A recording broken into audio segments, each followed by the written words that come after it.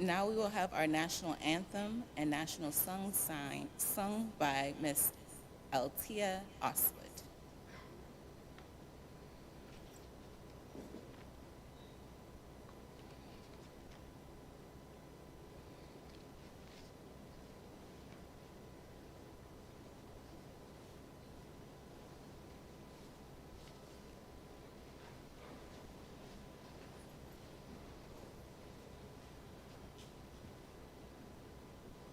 Good morning.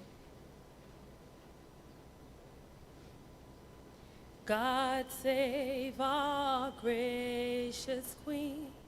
Long live our noble Queen. God save our Queen. Send her victorious, happy and glorious, long to reign over us. God save our Queen. Oh, we salute this land of ours, our country we declare, this promised land with its beauties grand, though small it is our own. Turks and Caicos, Turks and Caicos, our country firm and free.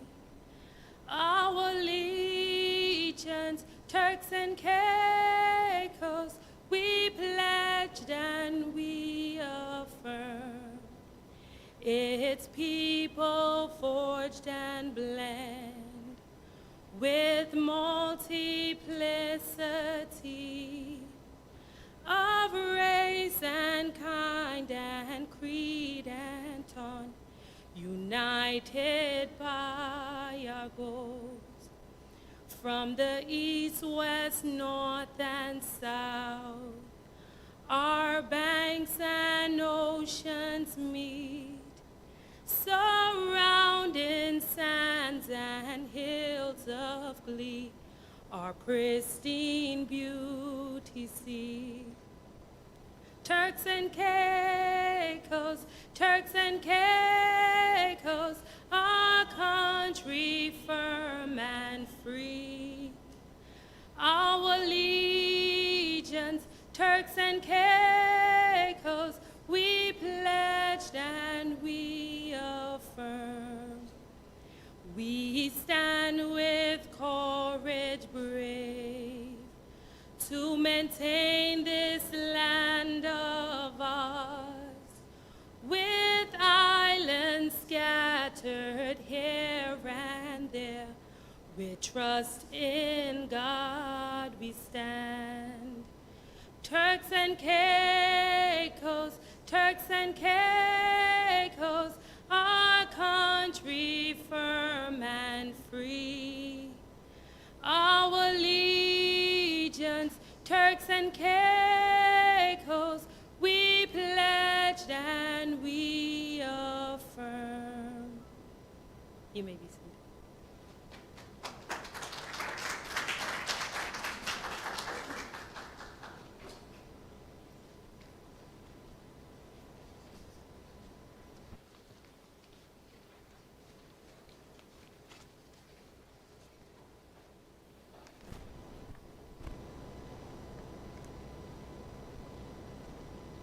Thank you, Ms. Osgood.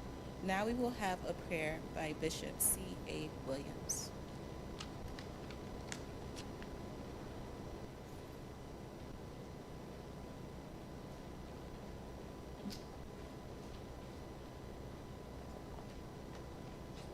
Let us bow in prayer.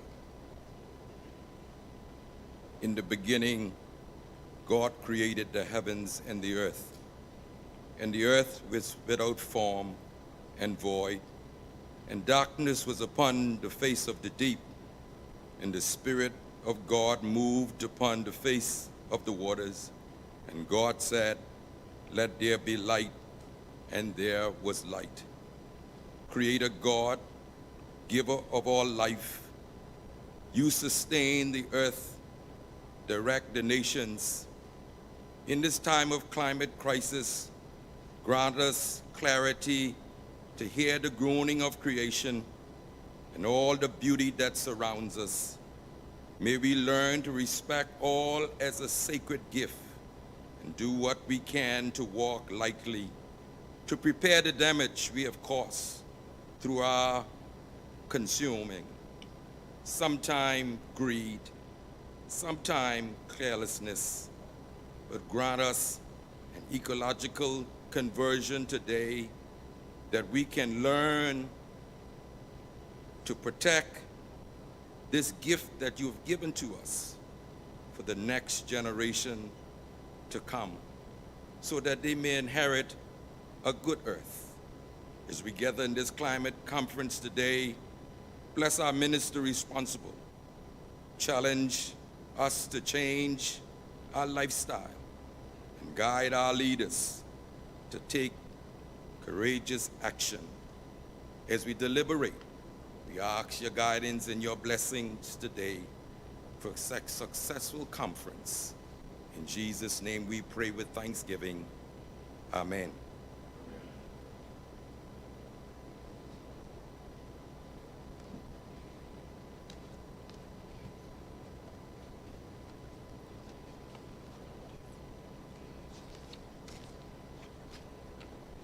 Really quickly, I would like to go over some housekeeping before we get started with the summit.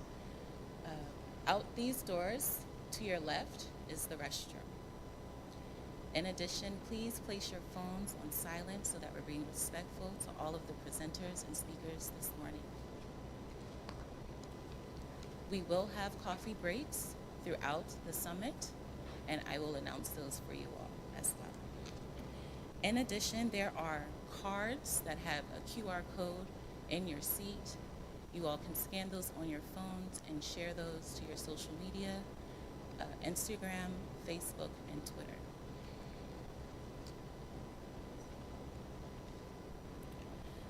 Next, we have greetings from Tracy Knight. Next, we have a welcome from Cheryl Ann Jones, Permanent Secretary of Tourism, Environment, Fisheries, and Marine Affairs, Culture and Heritage, Agriculture, and Religious Affairs and Gaming. Please let us welcome Madam P.S. Jones.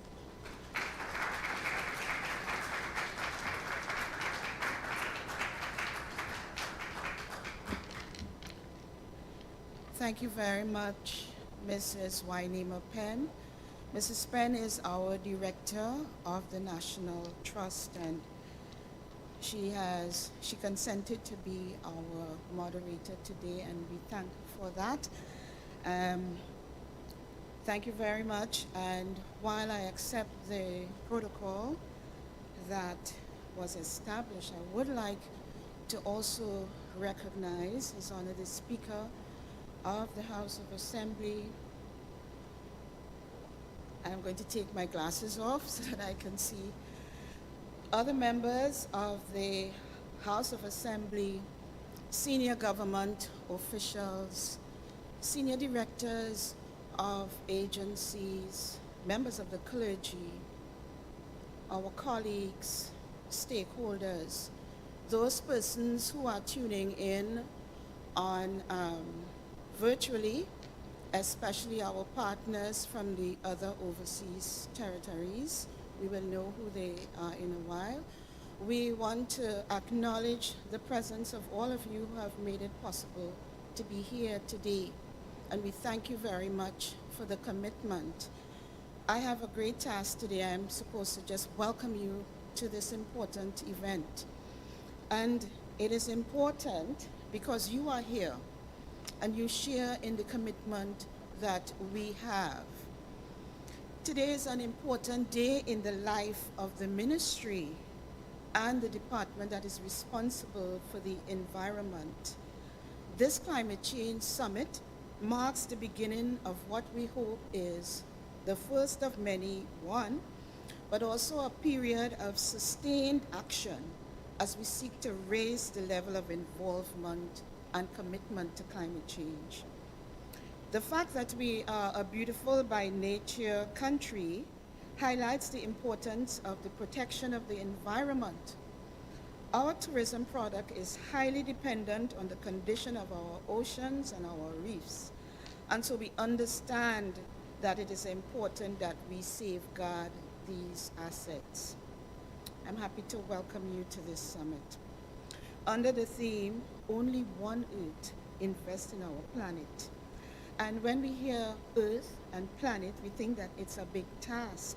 But today, we hope that you will recognize how the most minute of action can have an impact on change. As I look around the room and I hear from who are supposed to join on the monitor, I'm very happy and encouraged to see the mix of new and familiar faces who made it a business to be here. And we appreciate, while we appreciate everyone is here, I think who is here, I think it would be remiss of me to not highlight again His Excellency, the Governor, the Honorable Premier, the Honorable Speaker, the members of Cabinet, the Honorable Attorney General, the members of the House of Assembly, who are very busy and have taken the time to be here. We want to especially thank the persons that traveled from overseas to be here. They are right in front of us, and I'd like them to stand as we acknowledge them. We have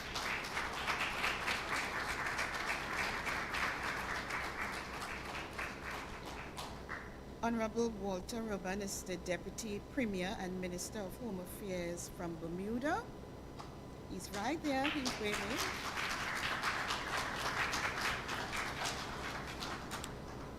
His colleague, Honorable Christopher Famous.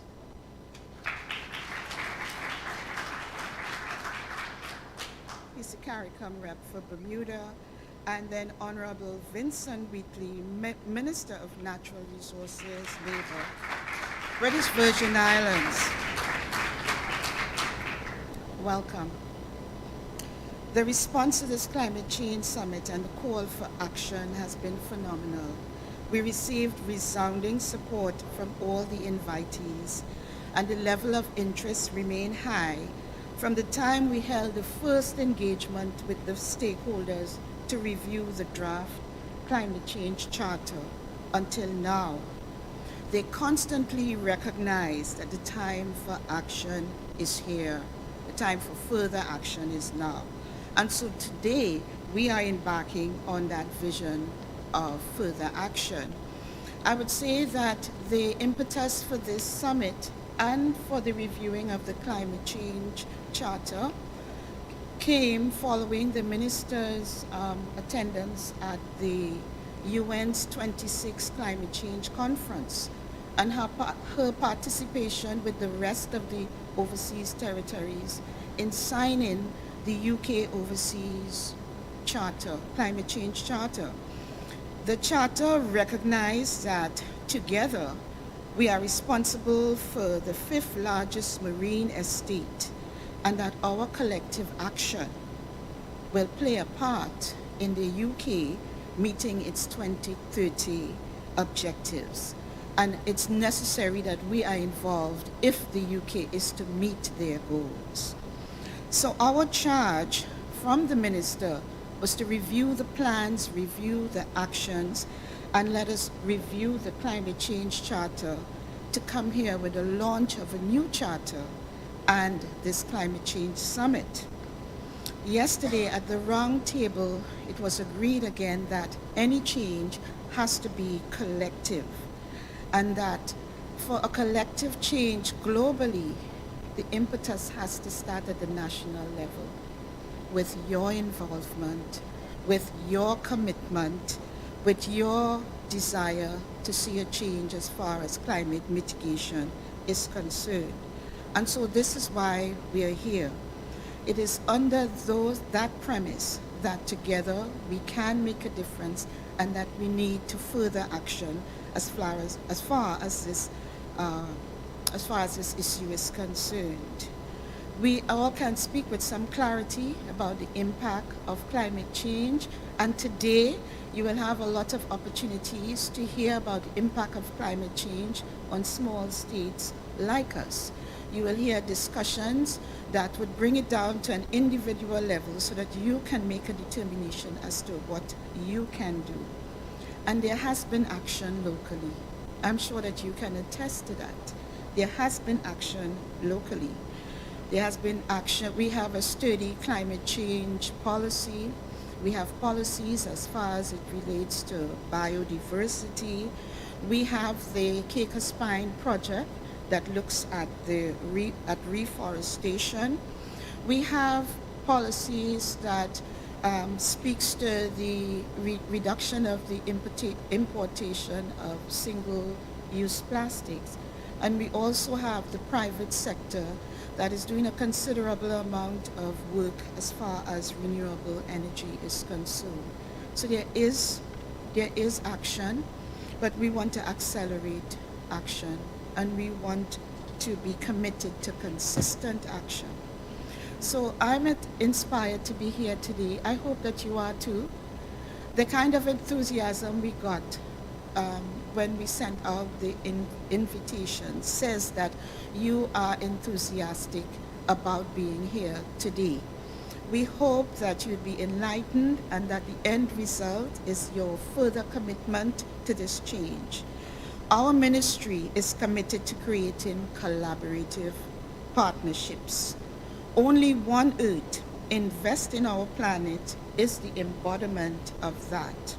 The years of sustainable gatherings has culminated in this summit this morning until later the signing of the charter. Today, you are solidifying your commitment to climate change action by being here and being witness to the signing of the climate change charter.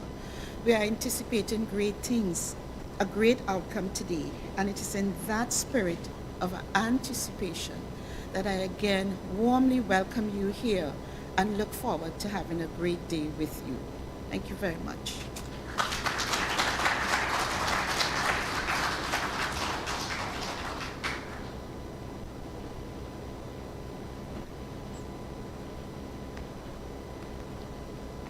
Thank you, Permanent Secretary Jones. I also wanted to share with you all some impacts of climate change during our short moments. More and more countries around the world are experiencing record high temperatures, droughts, unprecedented floods, and other extreme weather events. According to NASA, the average global temperature has increased by 0.8 degrees Celsius, with 18 of the 19 warmest years occurring since 2001. The UN has warned if the average global temperature increases by 2 degrees Celsius, there could be a massive sea level rise. Almost all the world's coral reefs could die. So those are some of the impacts from climate change. Now we are going to have greetings by Ms. Tracy Knight, Chair of the UK Overseas Territories Association, representative for the Turks and Caicos Islands, via video.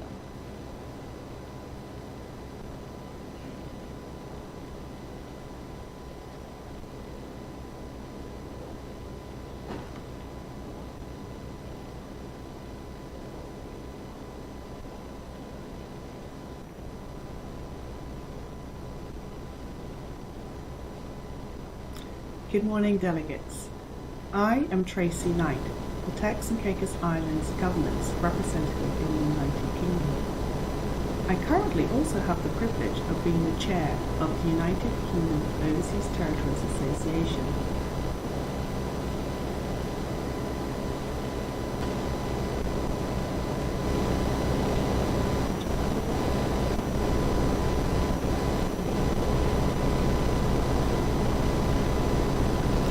Good morning, delegate. We are having sound challenges right now, but we have our technician working on that matter.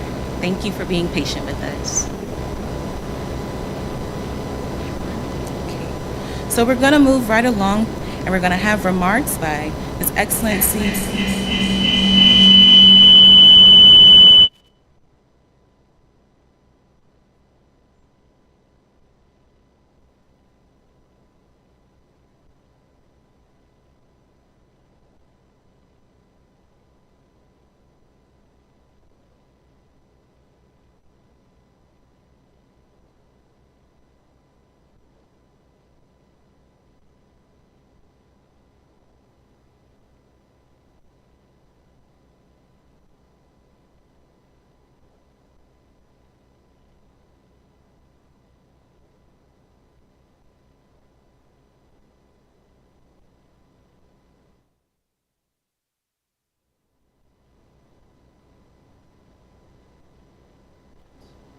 might have said, and just a huge welcome to our colleagues from Bermuda and the British Virgin Islands.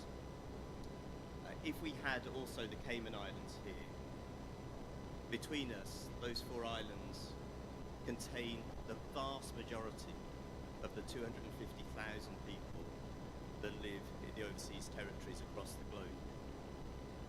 Those territories span 9 different time zones and sit in 6 different oceans of the world and contain every type of terrestrial environment, from glacier and ice sheets to mangrove and desert.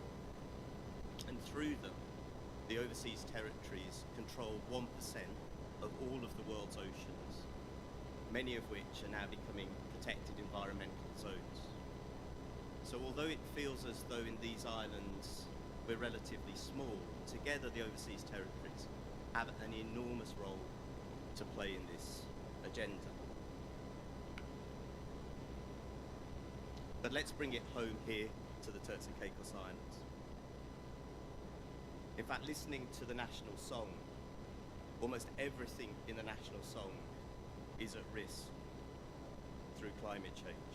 The Turks and Caicos Islands, like many small island states, faces challenges brought about by climate change. These include, but are not limited to, extreme weather events, coral reef bleaching, the loss of vital biodiversity. These threaten our lives and our livelihood. In the good times, we rely heavily on our natural environment for our economic well-being, while in the bad times, the power of Mother Nature can overwhelm us as a nation. While the TCI, along with other small states, contribute but a rounding error of global carbon emissions, we're on the front line of the consequences of climate change, and we are most vulnerable to its impacts. Our ability to cope with these challenges are exacerbated by our small geographic size, by our isolation, by our exposure, and in this final point, and we share this with the British Virgin Islands, the fact we're an archipelago. It's therefore imperative that we build resilience against these impacts. Over the next century, those islands in the Caribbean that understand that relying on resilience built before the event is a rather better investment than relying on recovery after the event will have enjoyed and continue to enjoy a vibrant future. The Turks and Caicos Islands and Bermuda and the British Virgin Isles and all the overseas territories must fall into this category. This summit marks the conclusion of the Turks and Caicos Islands Climate Charter Commitment, which is a roadmap on how the TCI will tackle climate change holistically and innovatively. Small as we are, we recognise that we all only have one habitable planet, and it's our duty to do everything within our power to preserve it for future generations. I look forward to a stimulating discussion as we create solutions today with tomorrow in mind. Thank you very much.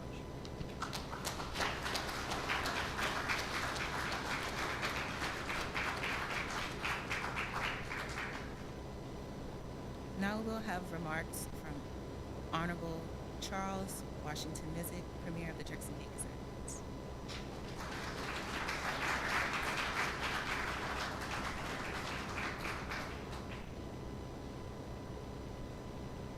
Good morning, all, and welcome. You look beautiful from where I'm standing. The Bible tells us that the earth is the Lord and the fullness thereof, and all they that dwell therein. Some of you know that scripture was. In the Genesis story, it also tells us that he gave us dominion over this earth, which basically means that we are trustees. And I think that is very critical, a very critical context for the discussion today. The Turks and Caicos, the contract that this government has shared with you have a theme running through it that is triple bottom line sustainability. We have to have a functioning economy that generates goods and services so that we can maintain a decent quality of life. We have an obligation to provide social goods for all of us. In fact, I believe there are certain social goods that are human rights, proper housing, the right to a sustainable level of income, and package that together with all of the other human rights. But equally important is the right, which is a collective responsibility for us to protect our environment. And in the Turks and Caicos, over the years, there have been evidence of environmental degradation in housing, the way we dispose of waste. And I think those are some of the things that we now have to arrest. But again, in this particular case, small is beautiful. And the only reason why due respect to the governors and the reference made to the vast oceans that are part of the overseas territories and are the UK responsibility for those overseas territories. One of the only reasons why this is our importance to the UK have become so elevated is because of this. And so that's why I say small is beautiful in this particular case. But I think it must go, and I must say that the UK has been doing its part in helping to finance some initiatives in the overseas territories, such as Darwin Plus and a number of other initiatives. And I think perhaps leading by example, and I'd like to pivot on the words of the Prime Minister of Barbados.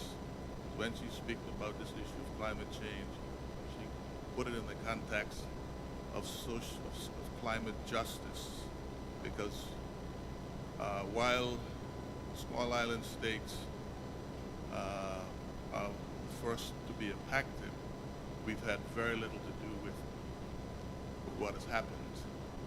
And so I think it's important, and that's why she's made such tremendous ripple around the world at COP26. She made it very, very clear that it is not we don't have the resources.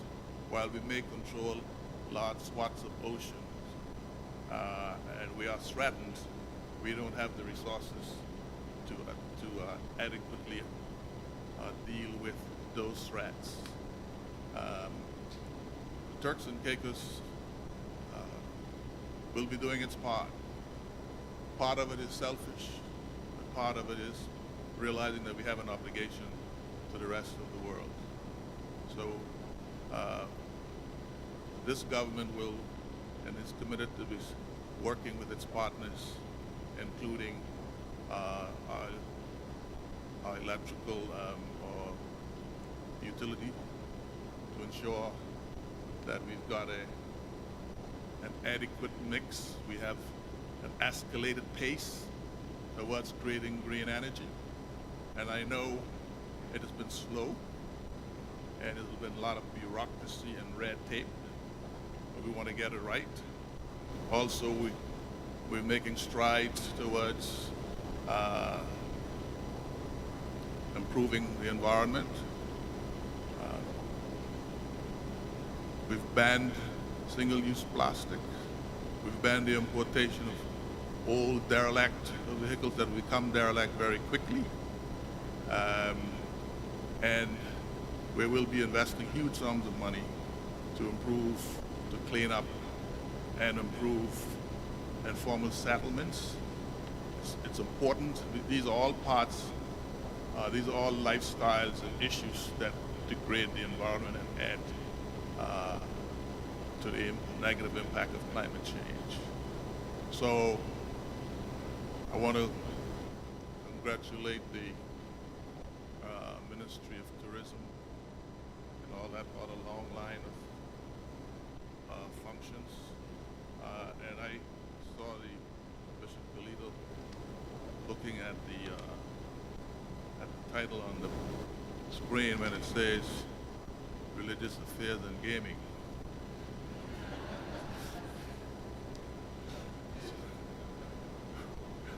We'd have to change that. I think we have to, we can't have religious affairs next to gaming. That's almost as bad as global warming. But anyway, I'd like to congratulate the Minister for Tourism, Honorable Josephine Connolly, the Permanent Secretary, and all of the functionaries in the ministry and in the various departments and statutory.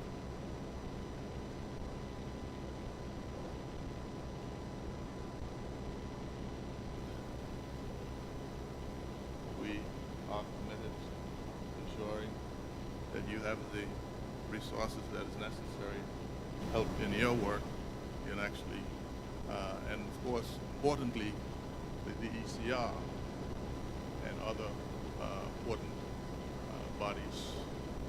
And I think they're also hugely responsible for helping organize this event today. I want to thank, at the expense of being repetitive, I want to thank my colleagues from Bermuda and from the British Virgin Islands.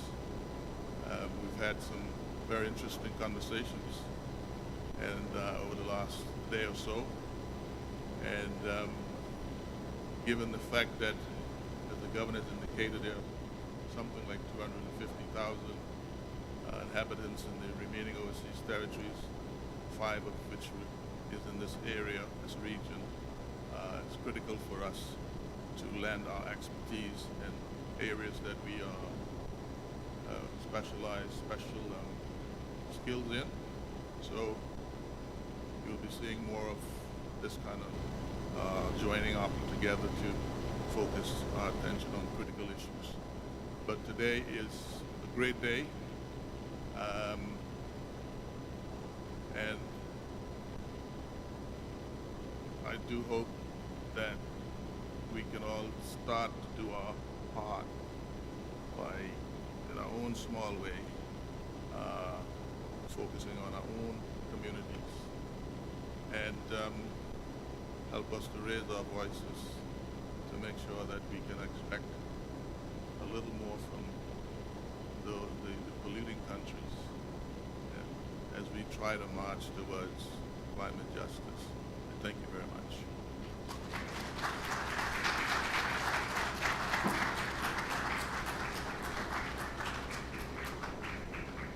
Thank you, Mayor. Next, we will have greetings from Tracy Knight, Chair of the UK Overseas Territories Association.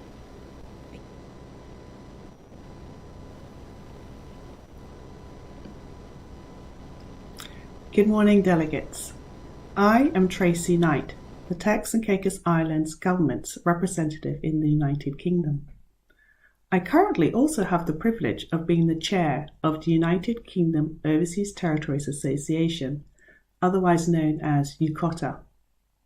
I hope in the next few minutes to provide a brief overview of the work that UKOTA has undertaken to highlight and address the impact of climate change in the territories.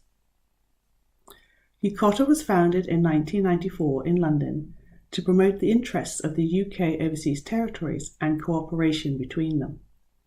The 12 inhabited territories are all full members of the association.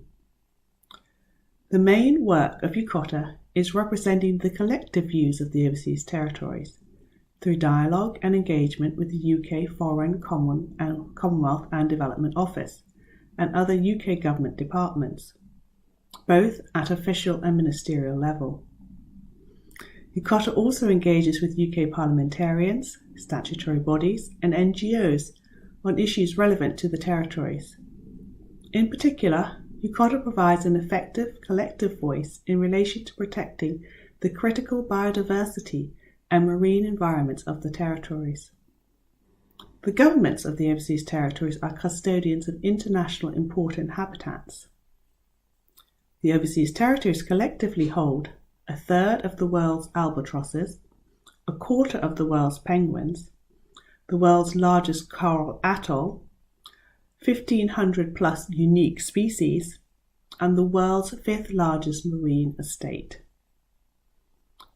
Climate change will have a profound effect on our environments, economies, and societies.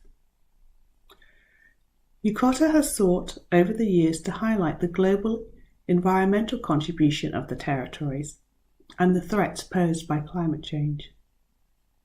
UKOTA engages with the UK government in relation to their biodiversity and environmental programmes, such as Darwin Plus, the Blue Belt Programme and CSF-funded programmes. None of these programmes, however, provide funding to directly address climate change resilience and mitigation in the territories. Furthermore, the territories are not eligible to access international climate finance. UKOTA thus has for a number of years, and in particular post-Brexit and the loss of European Union funding, lobbied the UK government for a dedicated climate change fund for the territories.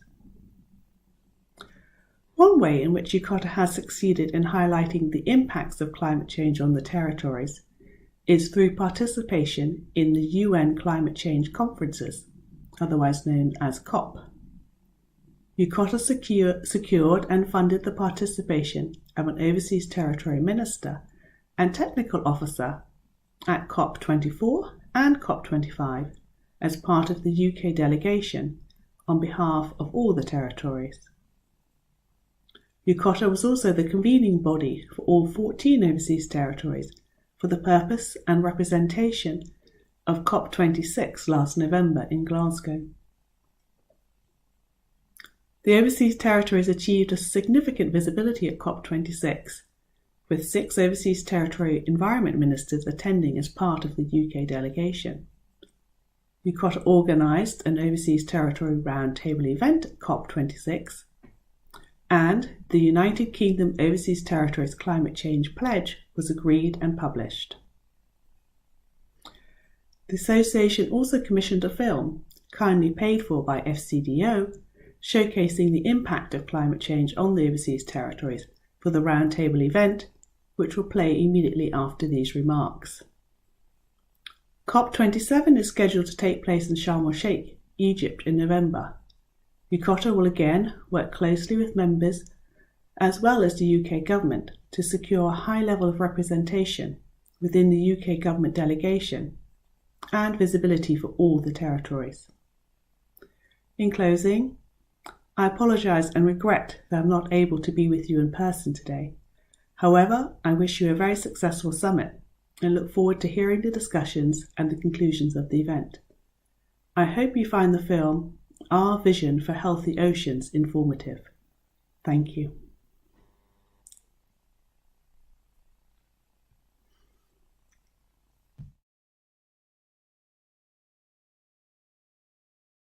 The United Kingdom and its overseas territories constitute the world's 5th largest marine estate.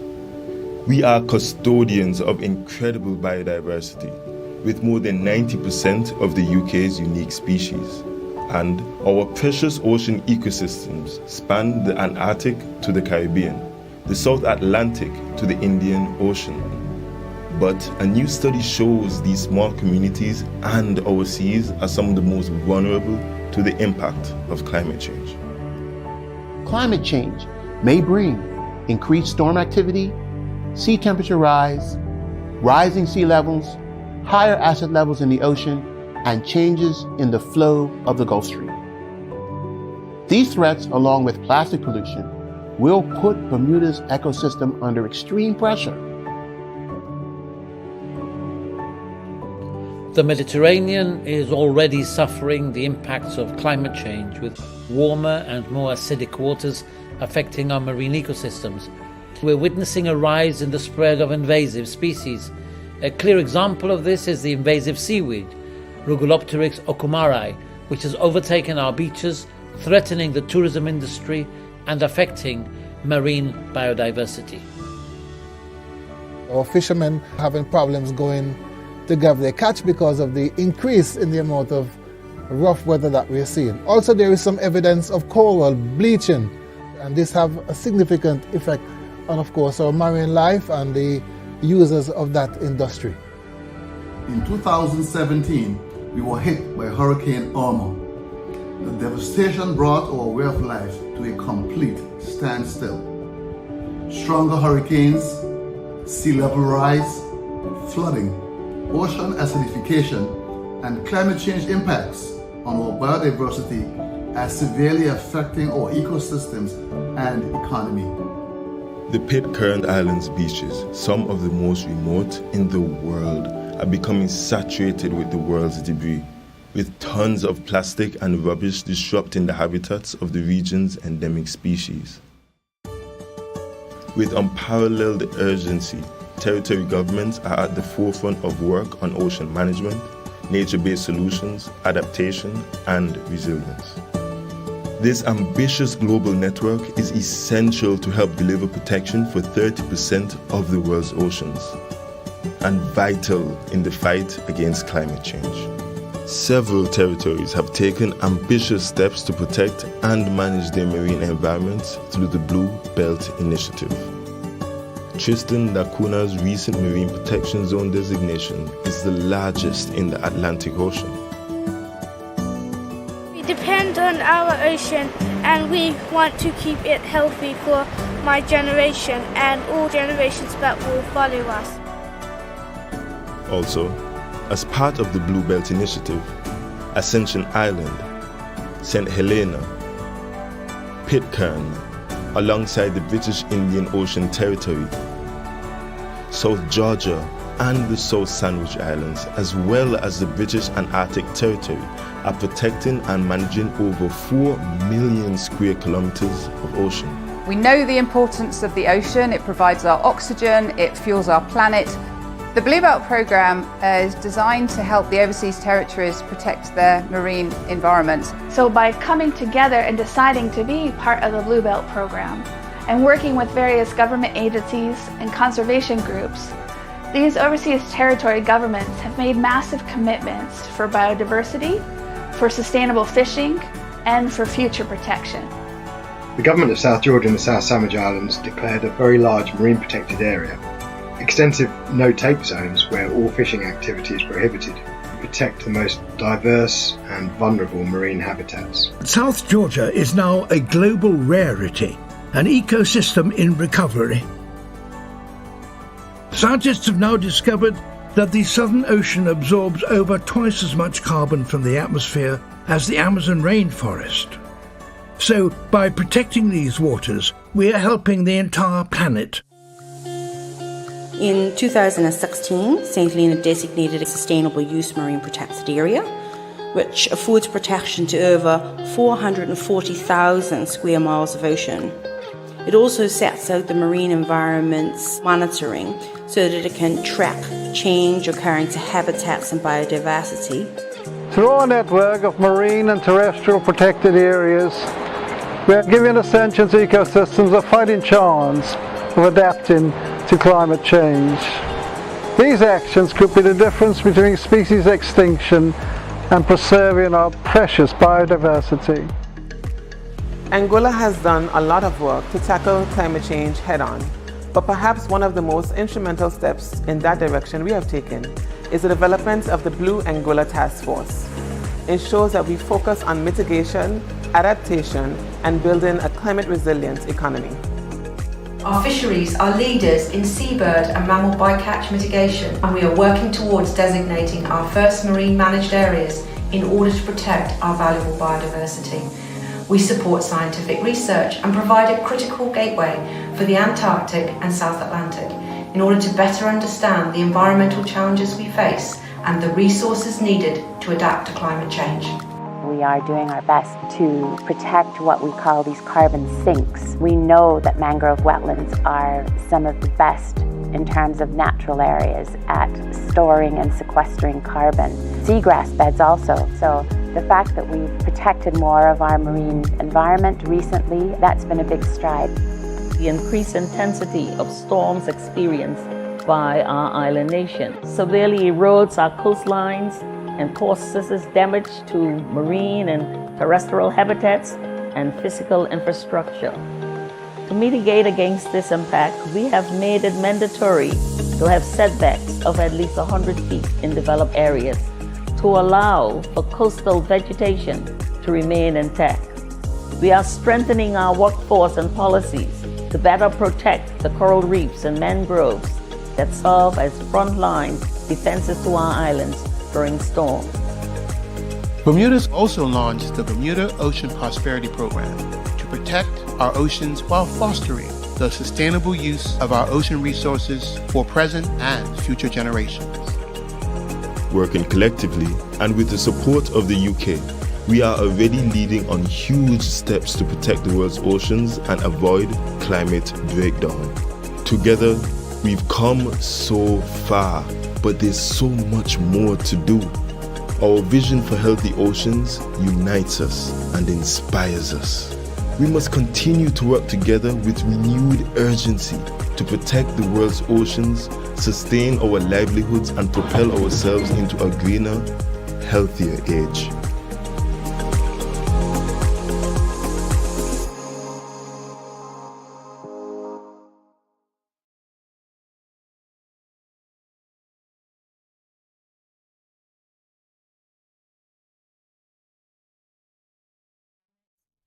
Honorable Josephine Conley, Minister of Tourism, Environment, Fisheries, and Marine Affairs, Culture and Heritage, Agriculture, Religious Affairs, and Gaming. Let us welcome Honorable Conley.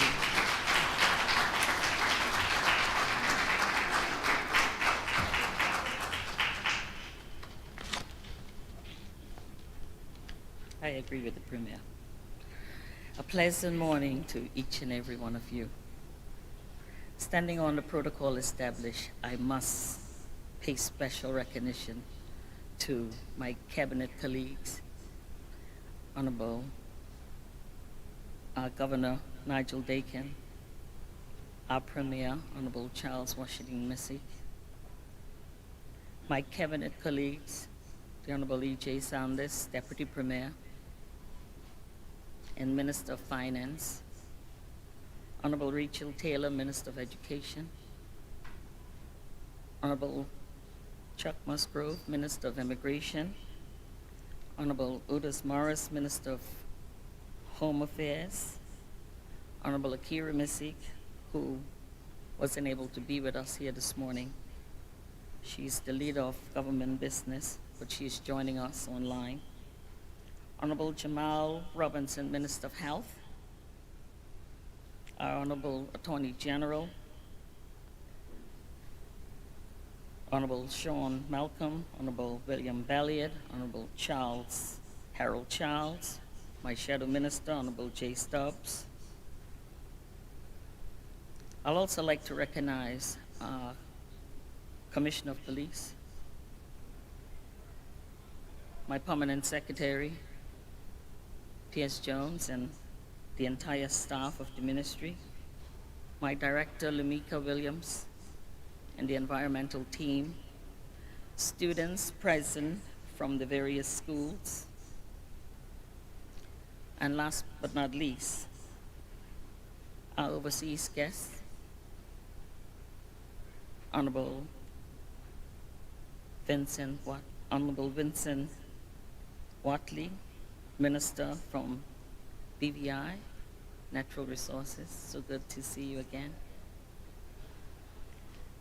And our Honorable Walter Rubin, the Deputy Premier of Bermuda, along with Honorable Famous, special friends,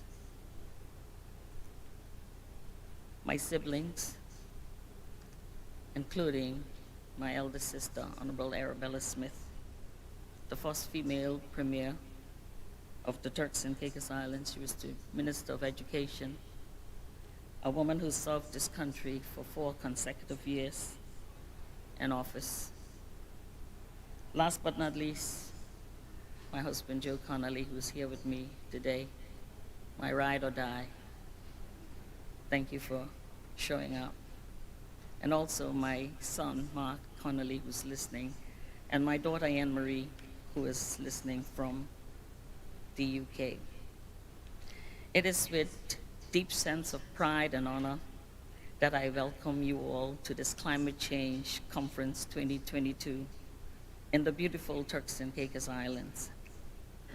And I do so being mindful of the sentiment of Barack Obama, who said that no challenge poses a greater threat to future generations than climate change. Thank you for being here today as we celebrate Earth Day with the Turks and Caicos Islands first Climate Change Summit. Climate change is an abstract concept to many of us, one that we hear all too often about and yet do not always appreciate the implications of.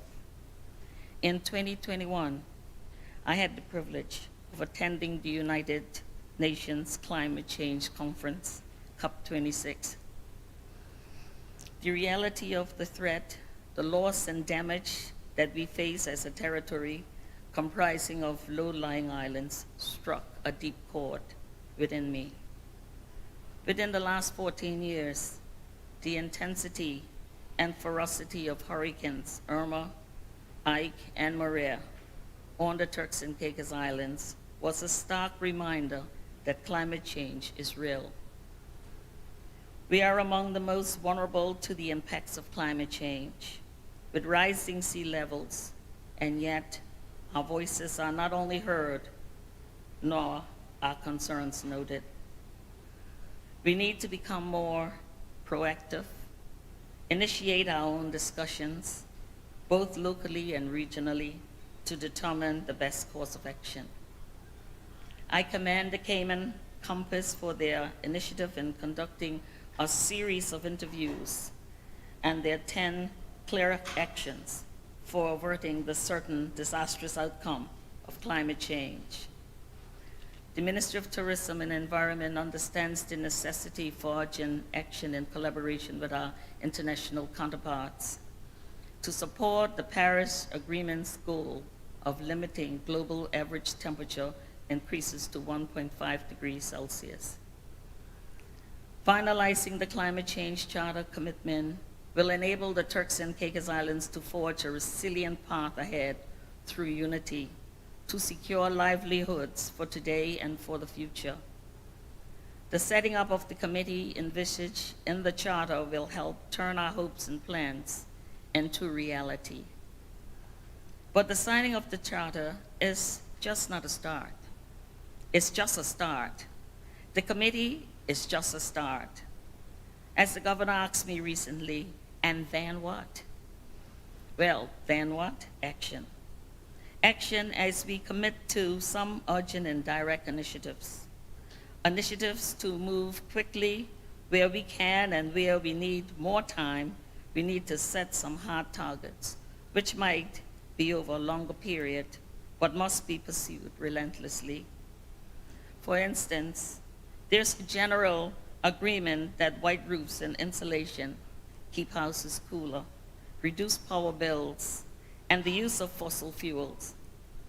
It is an immediate action that can be pursued, an apparent easy win for everyone, so let us make it happen.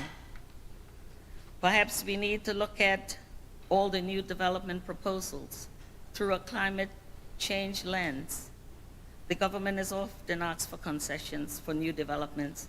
Perhaps we need to ask before granting concessions, has the project been built in a way that helps fulfill our climate change charter? Our target from moving from fossil fuels to renewable need to be set this year with the assistance of our friends from Fortis. The fact that such steps will help with our energy security is just one more reason if saving the planet was not enough. These targets have to be fixed and supported with realistic plans. I would like to thank the Honorable Walter Robin, Bermuda's Deputy Prime Minister and Minister of Home Affairs, and Honorable Wheatley from BVI. I thank you for your enthusiasm to share your experiences and knowledge on the matter at hand today. Conversation and collaboration are key to ensure a resilient region and effective representation on a global platform. Thank you. I was intrigued to hear from the representative from Bermuda about the fund they are setting up to encourage the use of renewables. Well, many years ago, Bermuda took our salt, so perhaps you wouldn't mind us taking your ideas.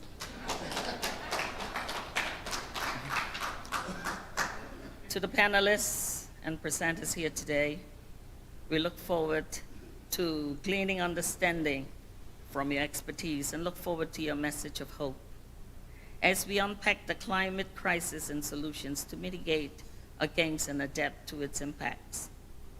Under the theme, Only One Earth, Invest in Our Planet, we hope that you, my fellow Turks and Caicos Islanders, will gain a better understanding of the realities of climate change and be assured that your government, through the Climate Change Charter, commits to protecting your lives, your homes, your environment, and your economy by building resilience, raising intentions on all fronts, and finalizing the implementation of the Turks and Caicos Climate Change Charter. Climate change may seem abstract, but it is, and will continue to impact all of us. It is only through collective collaboration today that we can ensure a resilient tomorrow. And finally, I want to thank my staff who work assiduously in bringing this to fruition. My permanent secretary, Cheryl Jones, my deputy secretary, Honorable Runley James, my DPS, Runley James, my DPS, Arthur Bean,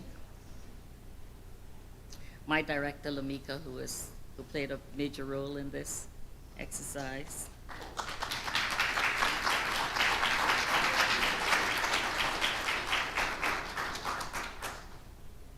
And also Amy, she was a great part of this.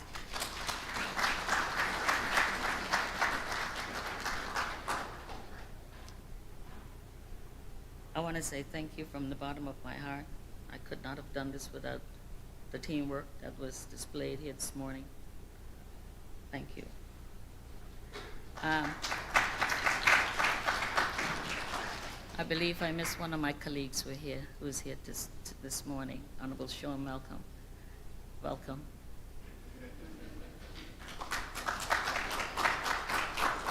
And my sister Abby just walked in with my niece. Welcome. I just want to thank each and every one of you for being here this morning, and may God continue to bless you. And let's enjoy the rest of the morning sessions. Thank you.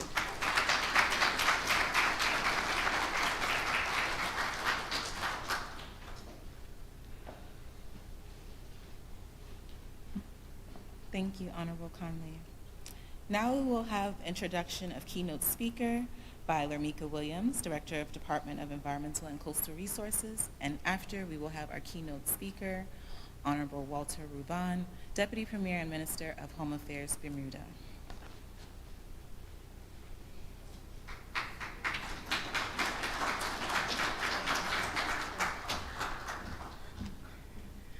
Good morning, everyone. I met Honorable Roban for the first time at COP26, he and Honorable Wheatley. And what stood out for me was his true love for the environment and his true love for seeing not only Bermuda, but all OTs live more sustainably and be more resilient to the impacts of climate change. Honorable Walter H. Roban is a graduate of Morehouse College in Atlanta, Georgia, where he received a bachelor's degree in business and international studies. He then furthered his studies at the University of Birmingham in England, where he received a Master's of Arts degree in international studies, specializing in international politics, political risk, and foreign policy analysis. When he talks, you'll understand. He has worked in the legal profession and also in the banking industry, most recently as an assistant vice president in the private banking division of HSBC Bank in Bermuda. In 2003, Honorable Roban was appointed a government senator, serving until 2006. In 2007, he was elected to the House of Assembly for Constituency 15, Pembroke East. After serving as a junior minister for Home Affairs, he was appointed to the cabinet in June 2009 as minister without a portfolio, with responsibility for municipal reform. He also held the portfolio of the Health and Environment Infrastructure Strategy from August 2009 until October 2011. Honorable Roban later served as the Minister of Transport from June 2012 to December 2012. Honorable Roban currently serves as the Deputy Premier and the Minister of Home Affairs. It is also to note that Honorable Roban has been the Minister for Energy, Climate Change, and Environment twice. So that shows his deep and abiding love for the environment and his real concern for all things sustainability. I welcome Honorable Walter Roban.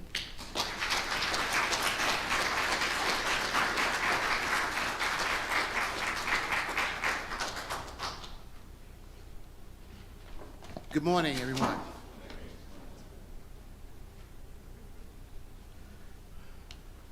Can't have anybody being injured at this wonderful event. Hope you're okay. Good morning again, everyone. It is truly an honor to be here with you all. Definitely the Governor, Premier, members of Cabinet, members of clergy, honorable members of your Assembly, private sector, participants, stakeholders, on all things concerning the environment.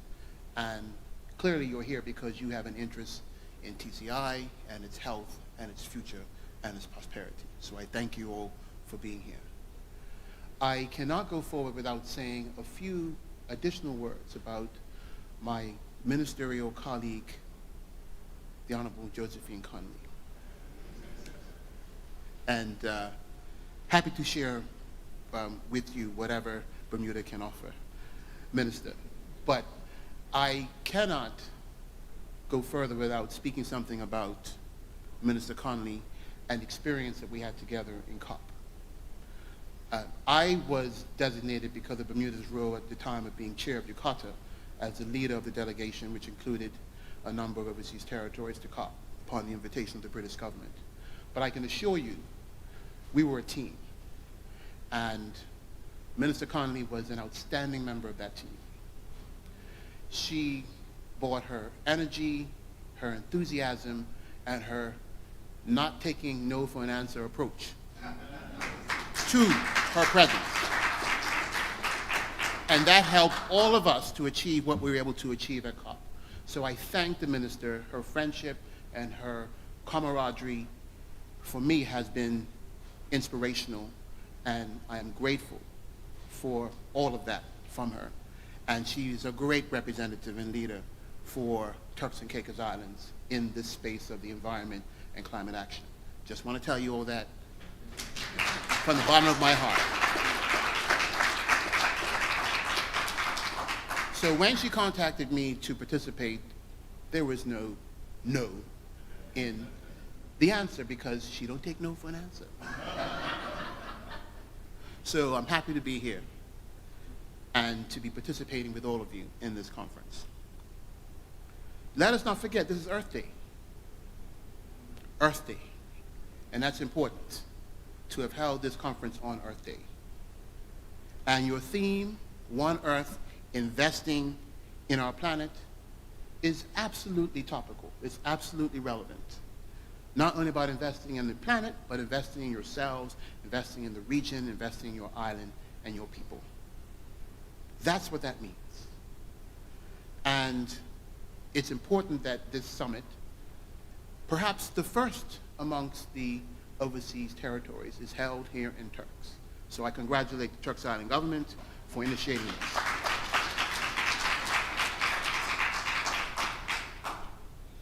And certainly thankful to the team that supports Minister Connolly, who has helped to put this together, as she articulated all of them and the work that they have done to get this together. As many of you are aware from statements that have been made since COP26, internationally and of course within the region, small island states are at the forefront, and other developing nations, of the impacts of climate change. We don't contribute the greenhouse gas emissions. We don't contribute most of the pollutants that are plaguing the planet in this area. But we're at the forefront. We're on the front line. Islands like ours and other parts of the world, we are seeing, you saw the film that was done about our oceans that we took to COP. You see the reality. We are at the forefront, and this is something that cannot be underestimated. Now, what else do we face? We face rising sea levels, which is a threat to every one of our island nations. And it's expected over the next couple decades, we will see more extreme weather events. There's going to be more Irmas. There's going to be more Marias. These were events that we normally had only perhaps once a century or once a lifetime. We're going to see more of that. That is the reality. That's the threats that we face. This will also include more intense storm and weather, higher sea levels and tides, increased and unpredictable rain and rainfall, which most of us have to rely on rainfall to replenish our groundwater and underwater supply. That could become more infrequent. Our marine ecosystems are at risk. The coral bleaching, things like stony coral tissue loss, and other issues that contribute, such as desalination of the oceans around us, is putting our marine situation at risk for every island. And this situation, particularly desalination, with sea level rise, could potentially affect our precious water supplies. There's our infrastructure, the infrastructure that we lay to ensure we have electricity, other essential resources moving through our communities. That could be impacted by climate change. What about our cruise ports? What about our roadways? The system that supports energy production and distribution, the low-lying areas, beaches that support the tourism industry that TCI and even Bermuda needs. We do not want to find a world where the beaches are gone, the temperature has risen so that the fauna is depleted or damaged, or it's so uncomfortable no one wants to travel to our region because it's too hot, it's too uncomfortable, it's too inhospitable. These are the things that we face with climate change. I know the importance that tourism plays to your current development, and I congratulate you on what you're accomplishing, but without the addressing of climate change, the continued sustainable prosperity in this space is seriously at risk. So it's vital that we commit to addressing climate change aggressively. It is also important that we assess our risks, but it's also important that we keep our people and the social cohesion and their health in mind as well, because increased impacts from climate change will impact all that. That impacts government expenditure, that impacts earnings possibilities, that affects opportunity. These are the things that we face. And we must, as governments, commit to a level of public sector financing and support, but also to encourage public-private partners in this effort. Now, I don't want to belabor you with all the problems that climate change faces us. You hear that all the time. We all hear it all the time. It's almost depressing when you turn on your television and you hear the stories of what's happening around the world around climate, the ocean pollution, plastics, the threat to marine life. It can be depressing. But we bring strengths to this situation as islands, some of which were articulated earlier today. Overseas territories are custodians of some of the world's most important habitats, from the Antarctic to the Caribbean to the Pacific to the Indian Ocean. We're everywhere. And we are custodians of important areas of our planet. And at the same time as we're the custodians, many of us are at the forefront of renewable energy, of nature-based solutions, adaptation and resilience, and protection, and also finding ways to properly finance what needs to be done. We're the ones pushing much of this. The issues around loss and damage were articulated by the island states most aggressively. And has already been articulated by a number of the speakers. The UK overseas territories in particular control or have responsibility for a fifth of the world's marine estate.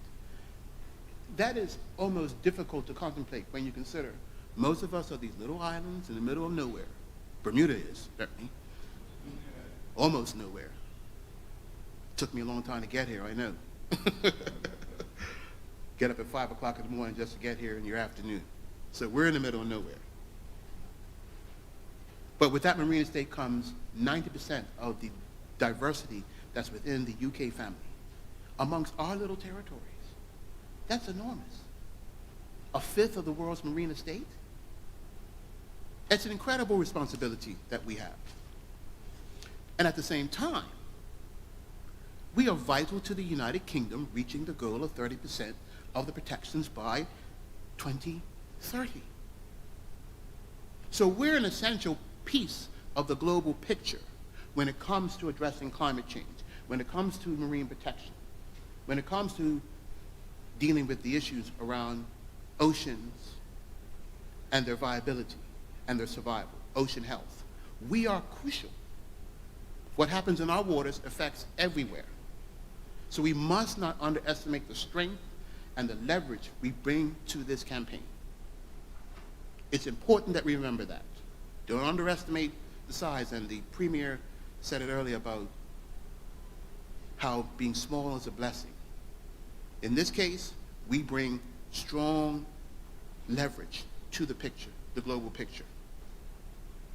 And we are vital to that effort that the UK needs to reach as a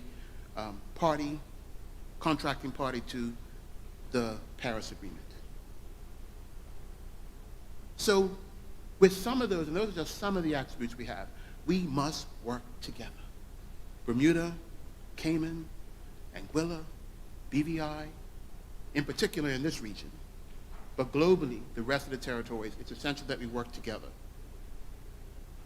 But we must, as a part of our solution efforts, clearly understand the risks that we face. The risks are real. And one of the things that we think is essential for all territories to do is to go through and have an exhaustive process of assessing the risks that is around your situation when it comes to climate change, and start that process. Because once you know the risks, you can prioritize them.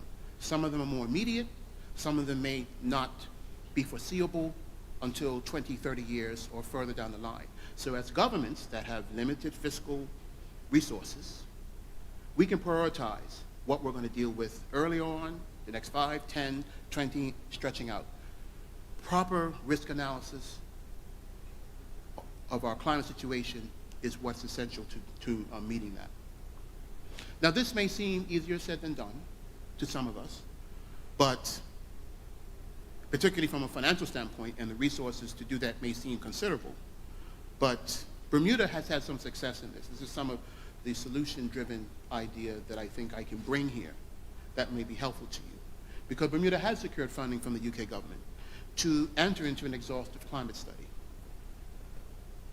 And our fiscal year ended the 31st last month, and we have successfully received that funding.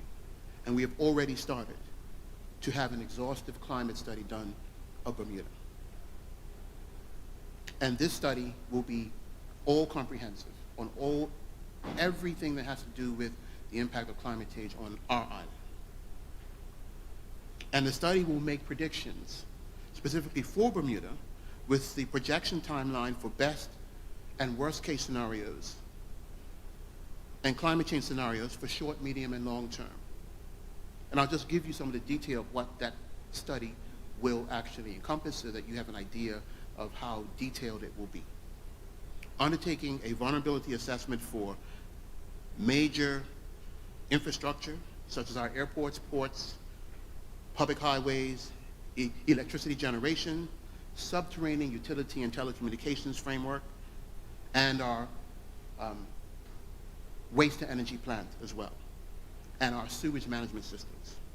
Identifying what effects sea level rise will have on waterways, inshore ponds, marshes, from an ecological perspective. Identifying government infrastructure and facilities located to the most exposed areas, particularly close to our shoreline, that may be at risk from erosion or inundation. Identifying agricultural areas that are vulnerable. Food security is human security. Food security is survival. Remember that. We cannot leave food security out of this picture. And so we will be ensuring the study looks at agricultural areas vulnerable to saltwater inundation and soil salination within the context of food security and cultivation. Of course, it's important that we diversify the ways that we pursue agriculture as islands, because obviously traditional agriculture has its limits, and other ways that may not have that exposure should be considered and taken on. We are doing that, and our study will help us to, at least from the standpoint of our land resources, understand what we need to do to protect them. Updating coastal erosion and flood inundation projections for the offshore bays, beaches, dunes, and especially those areas that experience a level of flux or change or shock from storms and hurricanes. Understanding the effects of coastal erosion and sea level rise will have a mean level sea level benchmark, thereby impacting waterfront properties. Like Minister Connolly mentioned, we do have coastal zone protection areas that are no-go areas to ensure setbacks from certain types of development. So those are important things, and we need to understand the long-term impact, and perhaps even to increase those thresholds or create new planning standards for coastal development over the rest of the inland development. These are the things that the study will help us to decide how we're going to shape. Identifying coastal areas prone to hydraulic erosion and or destabilization of cliff faces for our island. We are a limestone island, and our cliff faces have experienced significant erosion over the years, the last couple of decades at least. So we need to understand what will be the further long-term impacts on that.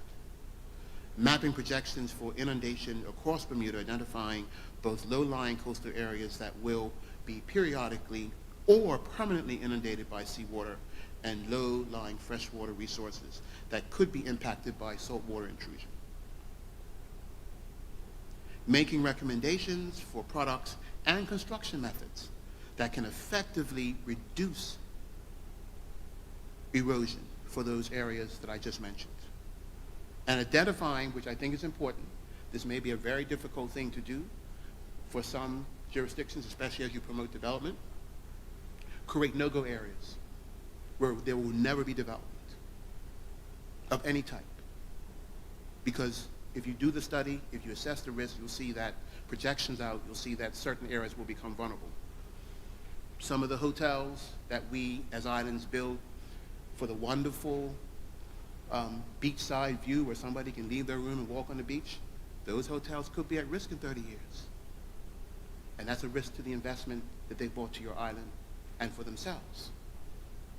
You don't want those beaches gone. You don't want those properties to be inaccessible or bad investments for whoever's invested in them going forward. So we need to have studies like this done so we can assess our risks, so that we mitigate those risks even as those properties currently exist or in place. And also identifying critical infrastructure components at risk in the near, medium, and long term. And one thing this study is going to do, it's going to allow us, when completed, to project out these impacts for 50, 100 years. That is how exhaustive the study is going to be. That's the sort of projections we as islands need to be able to have and understand and be able to contemplate in our decision making. Out that far, 100 years. We need to know what the impacts are going to be.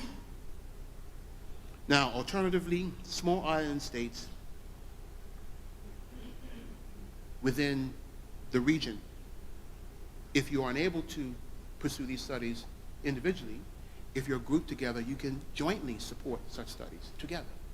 These are one of the ways that we can work together instead of taking on the full investment of those exhaustive studies on our own. And we can create a pool of resources that will allow us to benefit from the results of those studies. We must share the outcomes of these studies with each other, because whatever Bermuda learns about what's happening in Bermuda can benefit TCI, can benefit BVI, can benefit others. So this makes no sense, my island, taking our study and hiding it from anybody else. We should share it, and we intend to do that. That is our commitment, is to share with BVI, TCI, Cayman, Anguilla, and others the results of that study. These are just some of the things that we can do with others. And I also encourage you to benefit from academia. Academia is often keen to come into our territories and work with us to complete these studies. And sometimes they'll do it themselves without any financial commitment because it's a part of their own, building their own research base. So academia, international organizations, and research institutions are out there who want to work with us to study and do these studies. Pursue them, investigate, and invite them in on terms that are mutually beneficial to you. But we can share from all of this data that is produced because it will benefit us all. Now, I think it's also important to understand something very important to the picture that we must create for ourselves. And again, I congratulate TCI on your success in attracting development for your visitor industry. Bermuda would love to be in the same position you are, absolutely. We're kind of the mature lady of tourism. You're the Miss World of tourism.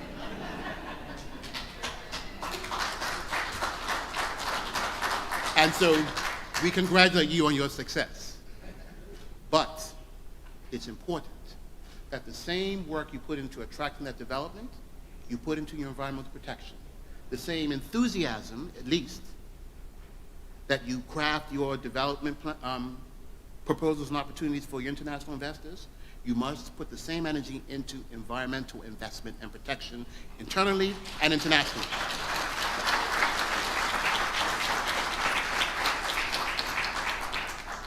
I think we have, as a global community, and time and experience has helped us to learn this, and that development is good, But we've now understood that some of that development wasn't as good for us as it should have been.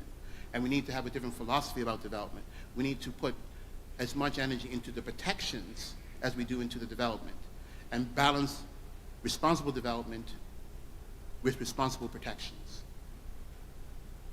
And this is important. I think that's the new philosophy we must pursue, even as we are doing these things to enhance our quality of life, to build opportunities for our people, which is so important. And the social emphasis that the Premier made is so crucial as well, because we're trying to build a good social framework for our country so that the social fabric is supported and benefits the people. But we must put the investment into that environmental protection as much as we put into the economic development. That is going to be crucial going forward. And it's also crucial that we have robust regulatory frameworks, particularly for environmental protection. Bermuda has done a lot of work in that. Happy to share that with further with TCI and other islands. Some of the we've had environmental protection legislation since 1600s. So we have a history of it, and we've been, even in the last couple decades, been doing a lot to enhance legislative protections and also enforcement. It is crucial that with the robust environmental protection framework, you have good enforcement and you balance it. And we're always pushing, and we have a strong presence of our environmental organizations like our National Trust, who, and I as a planning minister, I see their objections to development all the time, all of the groups. But they play a role in supporting the robust enforcement and protection. So we must work with them to ensure, if that's the philosophy that we wish to build around partnership and working together, work with them. At the same time as they fulfill their mandates, governments and other organizations must fulfill theirs, but working together with them and ensuring robust regulatory framework around the environment, even around the energy sector, is important. We must also look to encourage, of course, outside investment in the green technologies, solar, wind, ocean technologies, and have a coordinated strategic approach to climate change around these technologies, and to effectively devise and implement dynamic overarching plan that will mitigate and adapt to the effects of climate change. So as we bring these technologies online, we should do them in a way that doesn't further violate the environmental priorities, but advances clean air, clean water, better land management and use and conservation, and was maximize our understanding of various initiatives, because from these experiences we will build up our own wealth of knowledge, because self-sustainability is crucial as you do this. This is not about building dependence on the outside. It's about building sustainability and reliability on the inside. We must work on training our own people, building up our own expertise in research and in management of environmental systems, energy systems, and all those procedures that we need to ensure the protection of our agricultural framework. We must build local capacity so that we can be self-sustaining.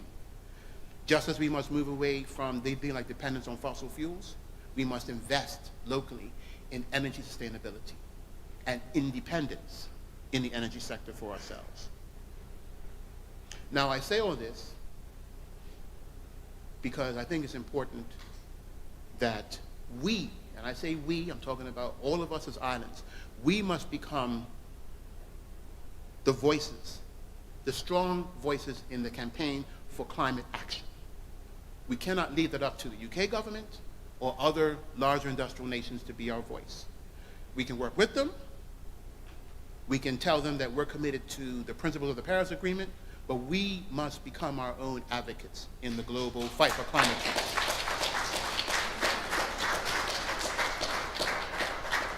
So as we welcome the cooperation with the UK government, we as overseas territories must work together. And one of the reasons I've come here, because I wanted to come as a symbol of my commitment and my government's willingness to partner with the Turks and Caicos and with our other overseas colleagues coming out of the COP26 experience to move forward together with one voice on climate and on the environmental protection. Now, as I close, I'd like to say a few things.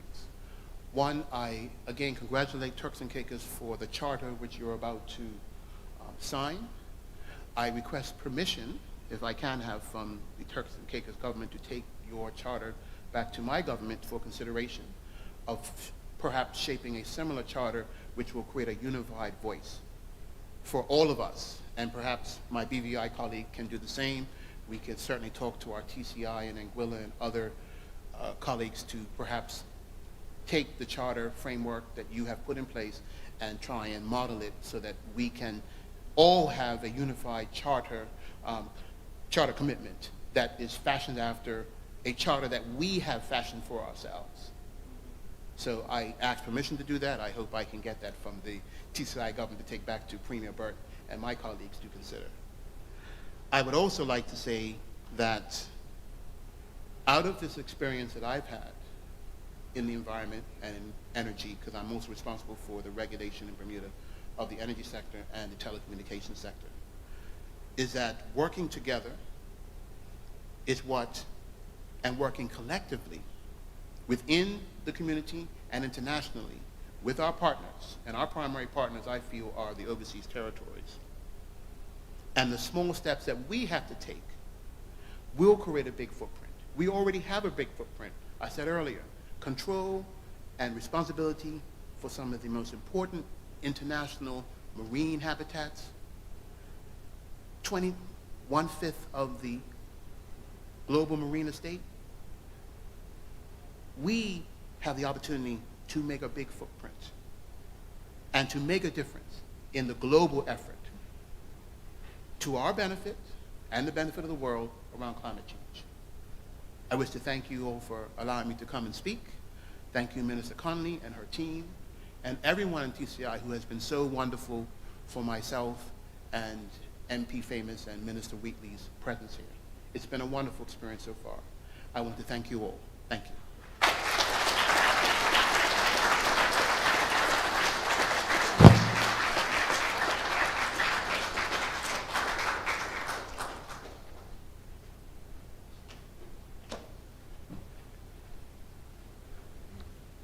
Thank you, Honorable Ruban, for your speech today.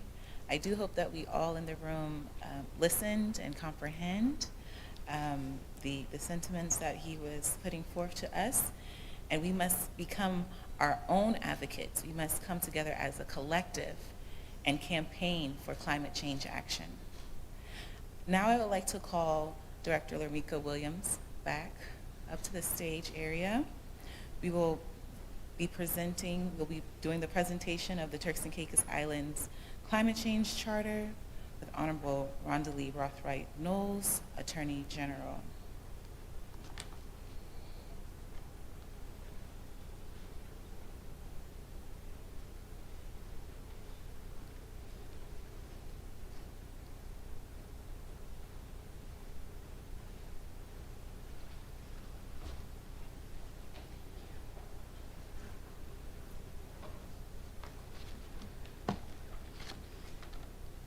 Thank you very much, and good morning to everyone.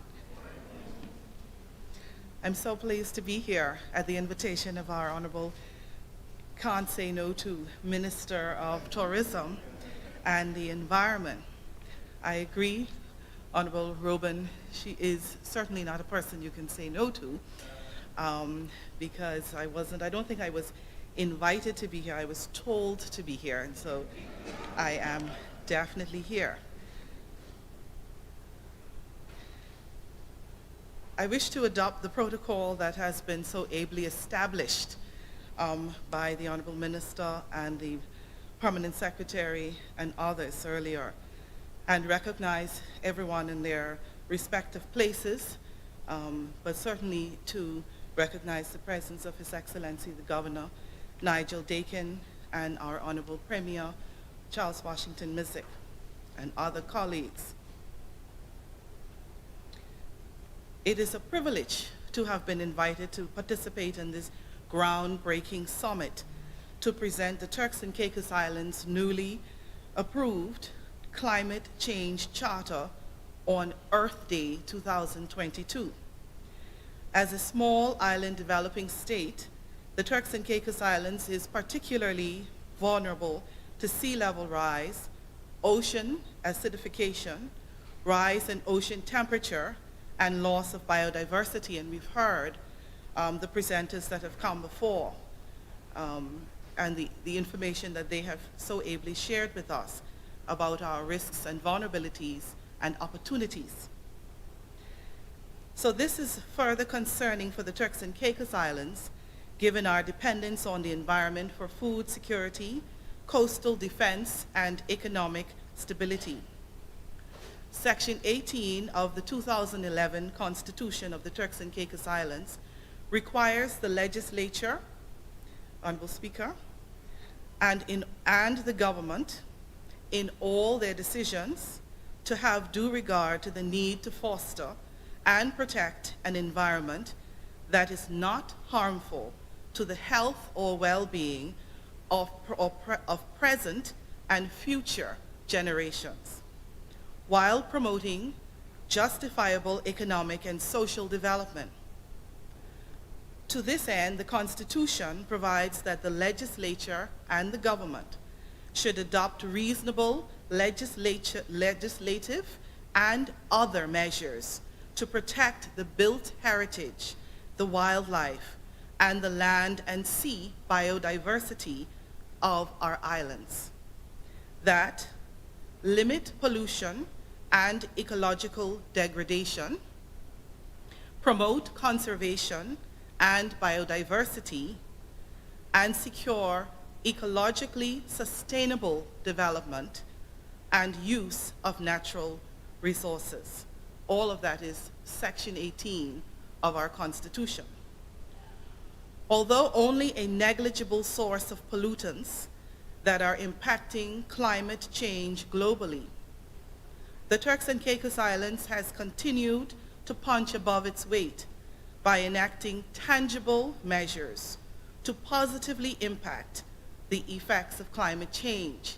And we've heard some of those measures mentioned by our Honorable Minister and other colleagues this morning. So I want to mention just a few more. On 5th of April 2019, the Plastic and Other Single-Use Products Use and Waste Management Ordinance 2019 came into force, prohibiting the stocking, distributing, or selling of any single-use plastic bag in these islands.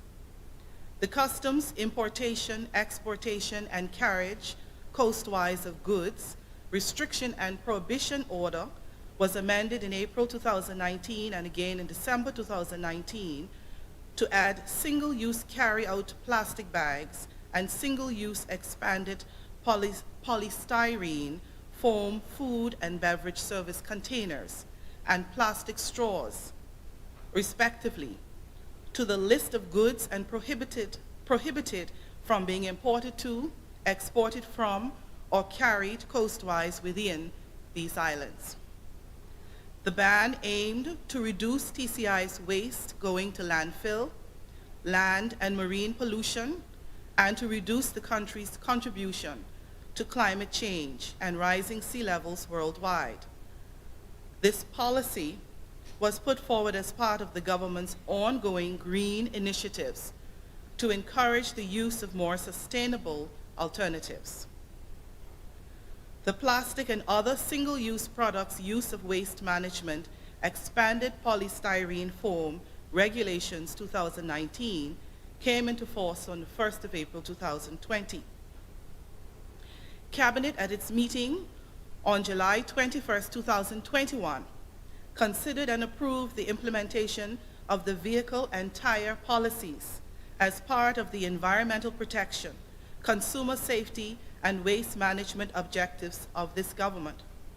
These measures also support the climate change initiatives which seek to reduce waste and emissions by limiting the improper disposal of derelict and abandoned vehicles and discarded tires, as well as limiting the use of less environmentally responsible manufactured vehicles here in the Turks and Caicos Islands.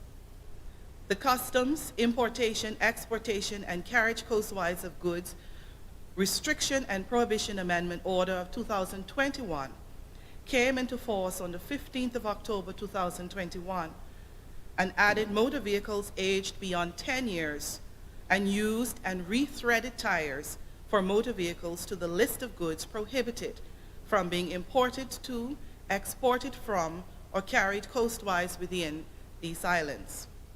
The Customs Tariff General Amendment Order 2021 came into operation on the same day, reducing the duty rates on vehicles by 25% to further support these efforts and to encourage the importation of newer and safer vehicles, models, and tires. The duty rate in each specific customs tariff band was reduced by 25% effective October 15, 2021. That added to the hybrids importation rate of 10%, which was already in place. In 2018, the Turks and Caicos Islands government drafted a climate change charter and a policy that provided an overview of the issues related to climate change and the proposed response. That initiative followed the environmental charter signed between the UK government and the Turks and Caicos Islands government on the 26th of September 2021. The environmental charter includes guiding principles and a set of mutual commitments between the UK government and the Turks and Caicos Islands government in respect of integrating environmental conservation into all sectors of policy, planning, and implementation. And we have seen evidence of that commitment this morning. The Ministry of Tourism and Environment, I won't say the rest, Honorable Minister, through the Department of Environment and Coastal Resources under the leadership of Lormika Williams, has reviewed the Turks and Caicos Islands draft climate change charter and secured the final approval of Cabinet for it. It outlines the areas for climate change resilience and response for the Turks and Caicos Islands. The charter posits concrete climate change goals that will help the Turks and Caicos Islands better respond to climate changes. The Climate Change Charter takes the format of the 2011 Environmental Charter, and the guiding principles were taken from the Turks and Caicos Islands climate change policy. These principles are to recognize that climate change affects all people and the environment, that climate change affects vulnerable populations disproportionately, and that the effects of climate change on the environment can have permanent and irreversible impacts. It recognizes that climate change has unpredictable impacts on future generations, and to make decisions regarding climate change to prioritize benefits to future generations. And I see high school students sitting at the back of the room, and there may be others here from the college. To identify the cross-cutting climate change-related opportunities, costs, and risks in all government policies and strategies, to seek expert advice and consult openly with interested parties on decisions with climate change implications and relevant environmental impact, and to make best decisions using that advice and consultation. To aim for wise use options in development which have lower climate change impact, and which figure climate change projections into mitigation 1 century forward.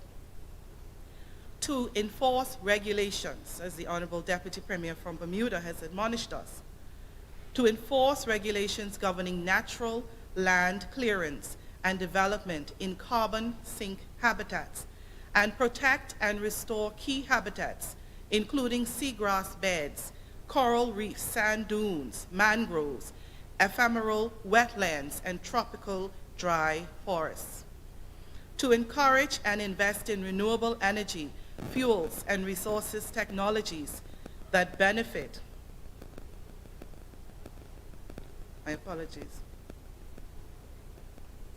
to encourage and invest in renewable energy, fuels, and resources technologies that benefit climate change mitigation, to require investors and developers to adopt genuine climate change mitigation technologies, to reduce the Turks and Caicos Islands' carbon footprint in the tourism sector, to contribute towards the improvement of the global climate change situation through public education and outreach to schools, decision makers, and the general public.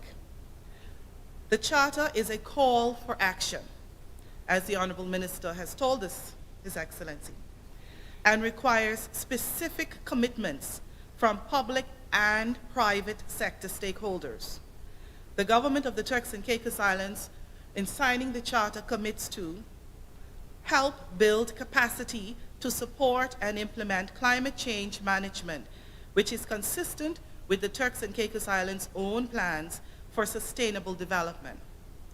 Use global and local expertise to seek advice and improve knowledge of technical and scientific issues, initiating, reviewing, and updating climate change legislation. Promote better cooperation and the sharing of experience and expertise between the Turks and Caicos Islands government, private sector, other overseas territories governments, and other states and communities which face similar climate change problems. Reinstate the Conservation Fund, which the Honorable Premier referenced, with earmarked components for climate change to establish public funding for projects of lasting benefit to the Turks and Caicos Islands. Ensure that legislation and policies reflect the principle that carbon-heavy polluters pay for prevention or remediation, and to establish effective monitoring and enforcement mechanisms. To encourage teaching within schools to promote the value of our local environment and effects climate change will have in the Turks and Caicos Islands, and to explain its role within the region and global environments. By signing the Charter, the private sector of the Turks and Caicos Islands commits to invest in renewable energy and sustainable building and operational practices. And in this regard, we see our Honorable Minister for Home Affairs is here, and he is about to champion in the House of Assembly the Renewable Energy Bill, working in partnership with our energy provider, Portus. Invest in and promote ecotourism, tree planting, and other environmentally friendly projects. Reduce wholesale land clearance and eliminate infilling or destruction of wetlands, mangroves, and seagrass beds. Take stock of private entities' carbon footprint and how they can be reduced. Ensure that environmental impact assessments are properly conducted before major developments and mitigation measures are executed. Create a coastal resilience plan for immediate surroundings. Example, re-establishing sand dunes, ensuring mangrove protection, and regulating sustainable use of the reefs. Promote corporate social responsibility that spreads awareness of special features of the environment in the Turks and Caicos Islands and the effects of climate change, and promote within the Turks and Caicos Islands the guiding principles that are set out above. Ladies and gentlemen, the Climate Change Charter is designed to be a complementary document to the climate change policy, which is a more detailed response to climate change. The Charter seeks to secure commitment from public and private sector stakeholders to incorporate climate change action into their day-to-day work. Developers who sign on pledge to ensure that they have considered climate change, resilience, and responses in their environmental statements and pledge their commitment to reducing their climate footprint and ensuring the environment is foremost in the development planning. Many congratulations to our Honorable Minister of Tourism, Honorable Connolly, and to her team on the delivery of this worthy initiative to protect the environment and the sustainability of our food security, biodiversity, coastal defense, and economic stability. Thank you.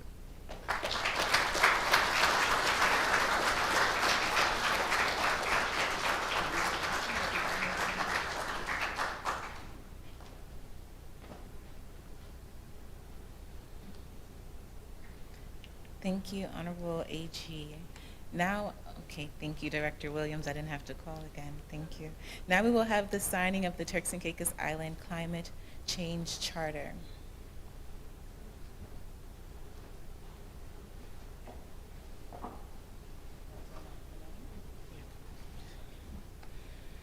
Thank you, Ms. Penn. Honorable AG, thank you. I didn't realize so much had gone on. When you said it was really a lot, and I must say, in regards to this charter, is one of the things that was really championed by our minister when we came back, that there needed to be some tangible partnership between agencies. As we move forward into this section, we have our partners, and I want to put everyone on their guard so they know.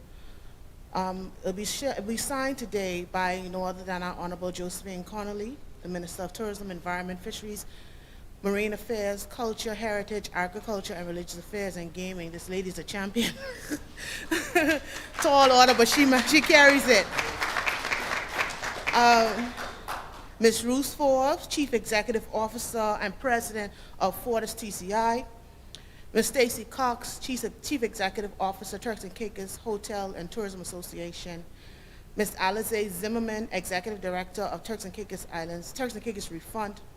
And Ms. Sherry Bell Parker from the Provo Water Company, I think Chief Water Analyst of Provo Water Company. So we'll ask Honorable Connolly.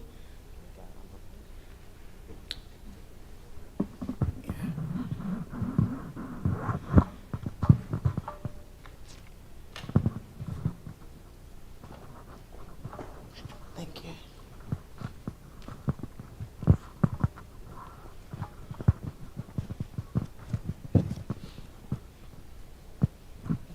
Today is a momentous day. I think you can take the big yellow pen. Honorable Connolly will sign on behalf of the Turks and Caicos Islands government in her position as the Minister for Tourism, Environment, Fisheries, and Marine Affairs, Culture and Heritage, Agriculture, Religious Affairs, and Gaming.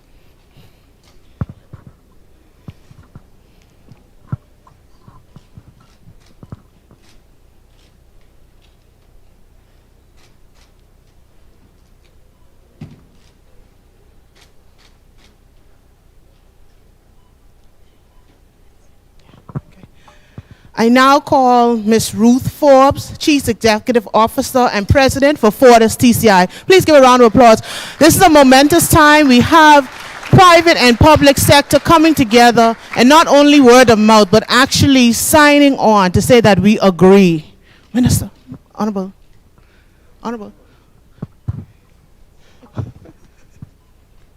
Yes, ma'am.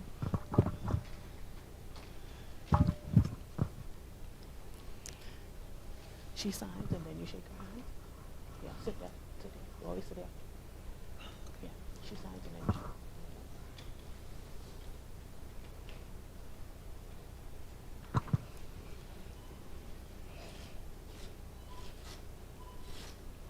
shake. You can have a photo.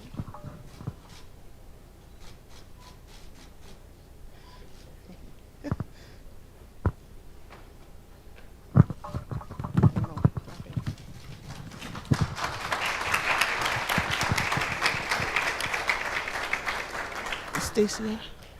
Ms. Alize Zimmerman, Executive Director, Turks and Caicos Islands Refund.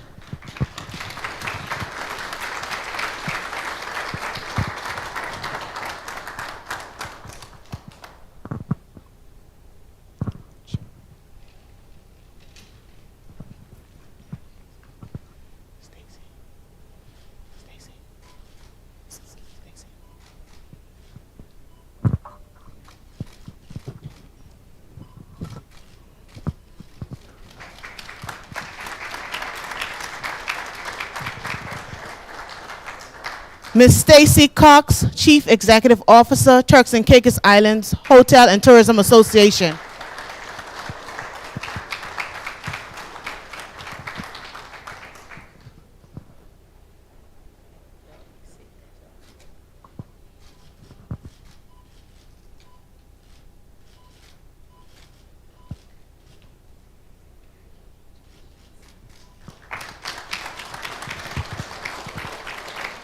Ms. Sherry Bell Parker, Chief Water Analyst for the Provo Water Company Limited.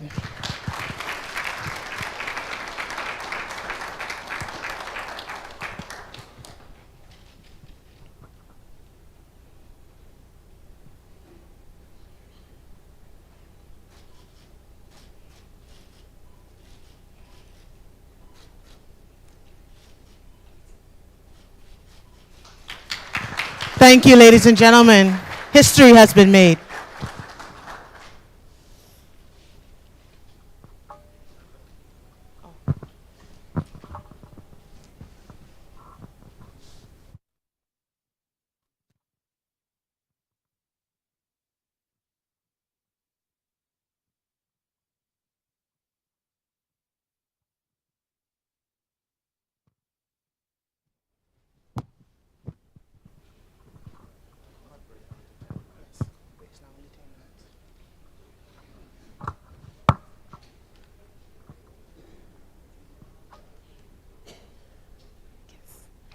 Now we are going to move into our coffee break.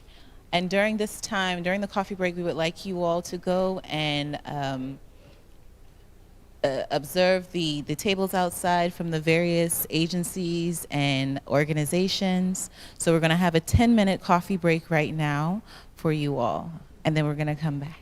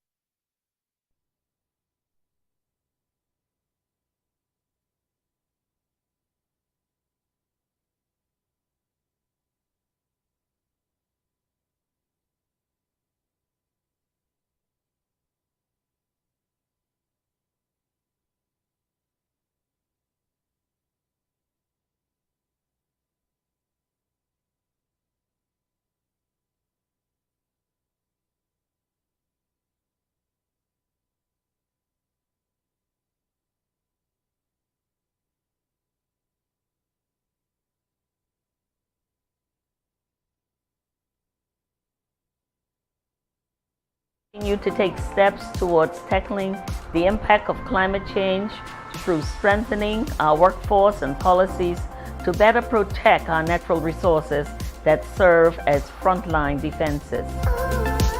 We must be able to weave this understanding and adaptability throughout the fabric of our government, services, and society so that we are better prepared to face changes that will come.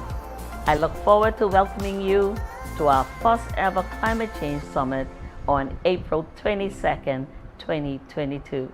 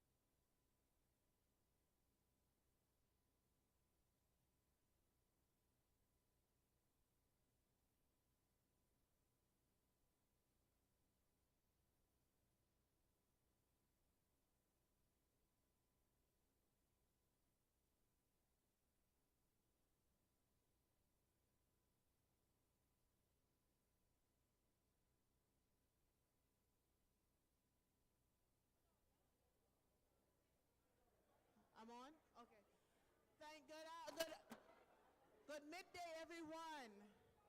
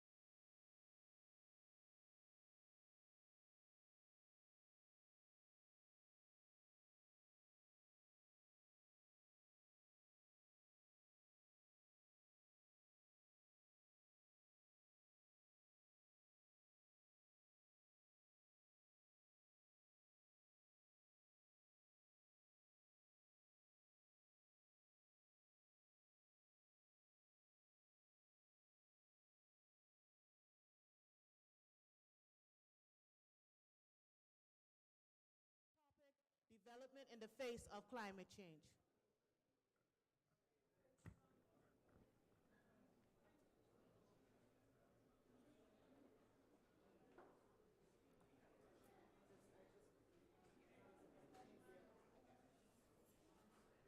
And then, how do we get it onto the presentation?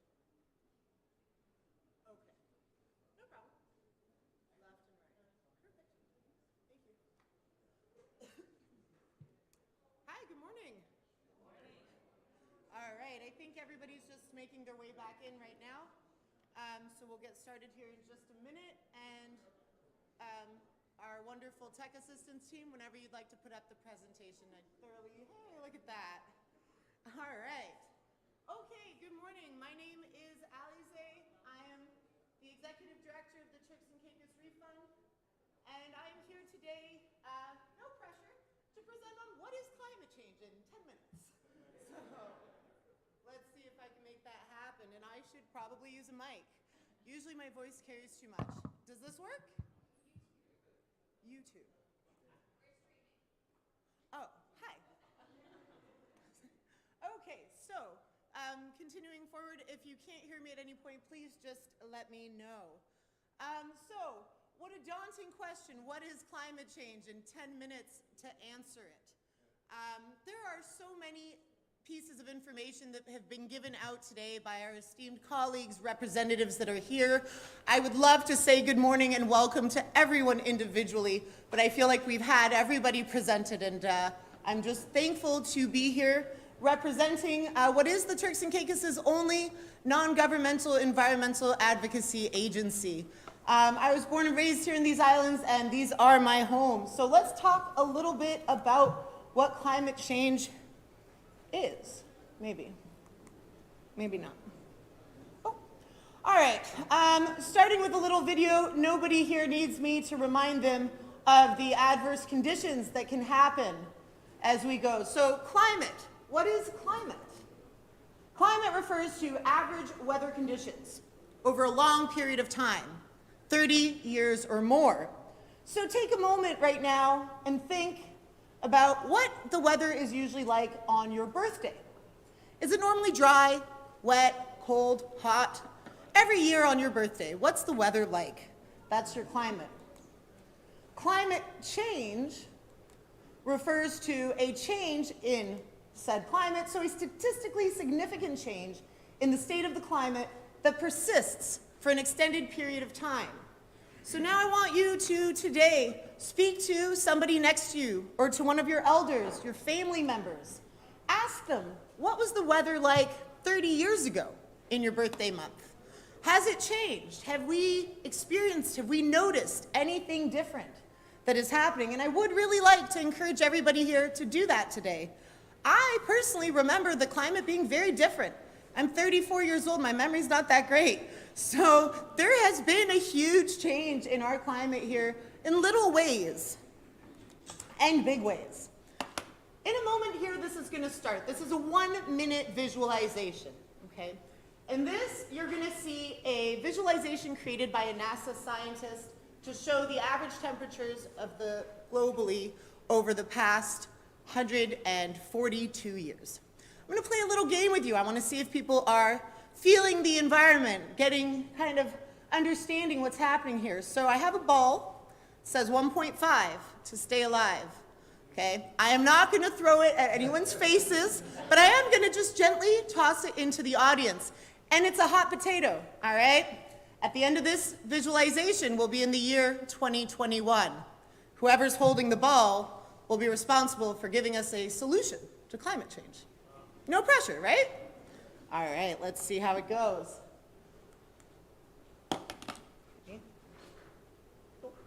All right, so while we're playing this, I want us to talk about the positive things that happen. How can we help climate change? Because all I'm going to be showing you guys today are photos of what climate change is, and it's not a positive thing.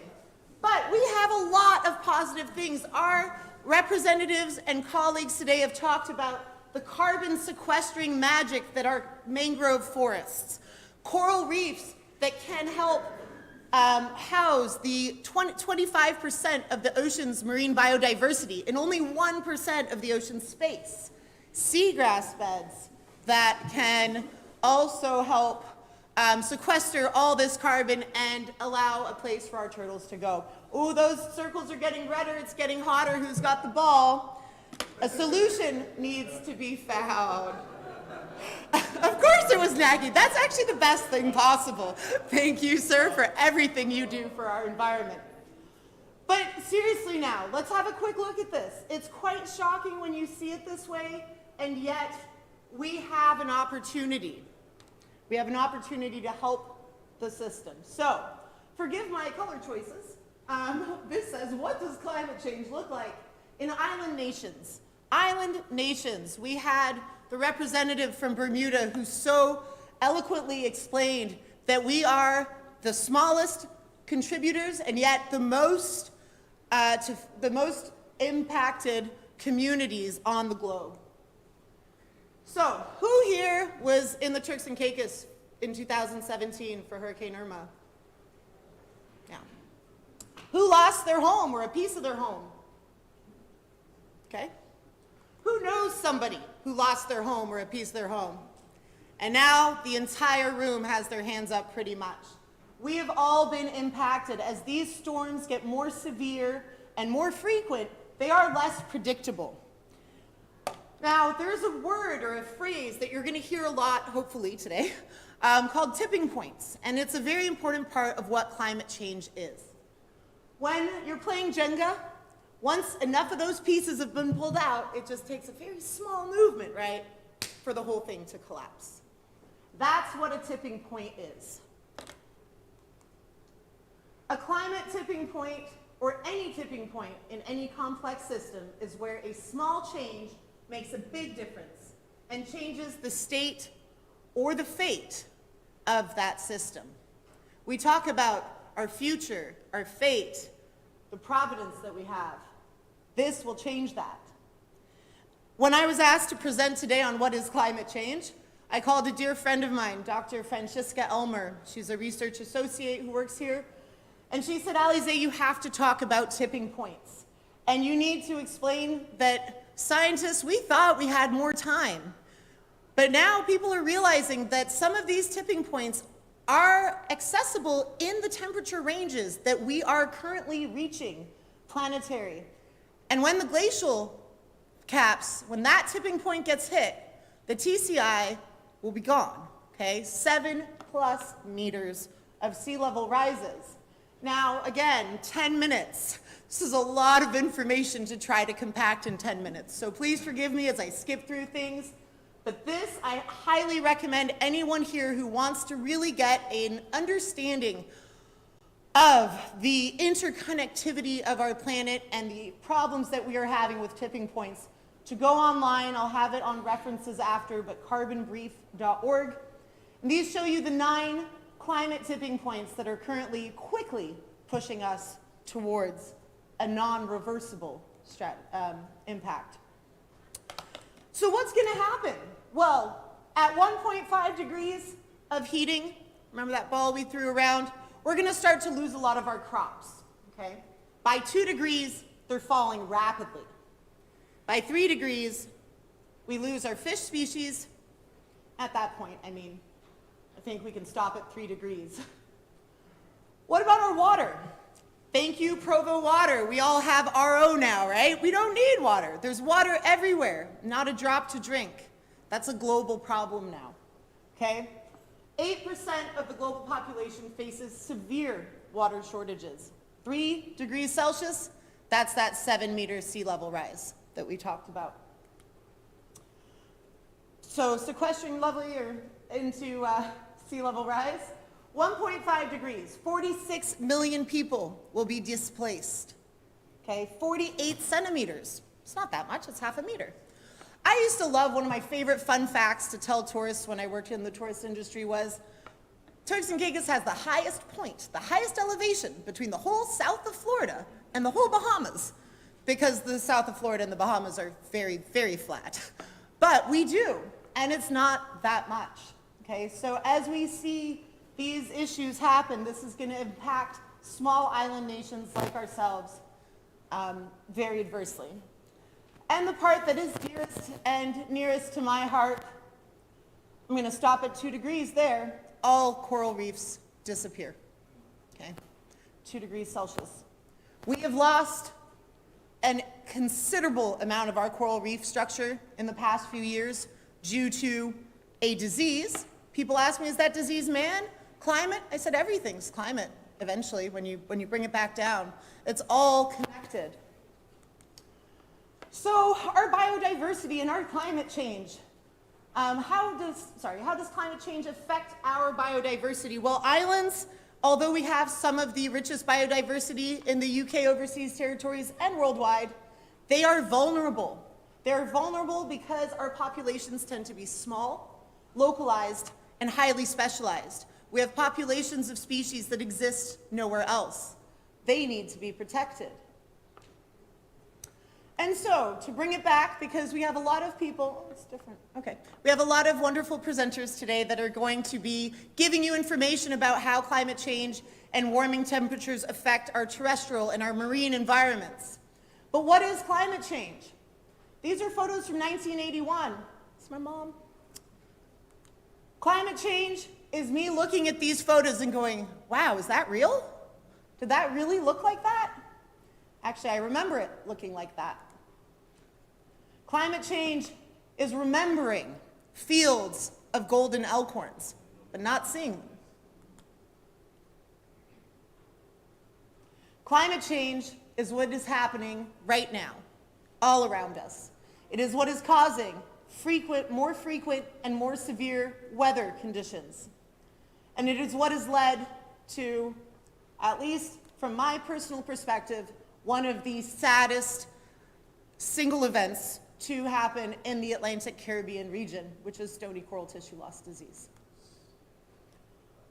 Anybody here who knows me knows that I have spent the last 3 years working on this disease, but we can slow the curve, and my computer has a different formatting and PowerPoint, so please forgive my presentation. But we don't need to remember it.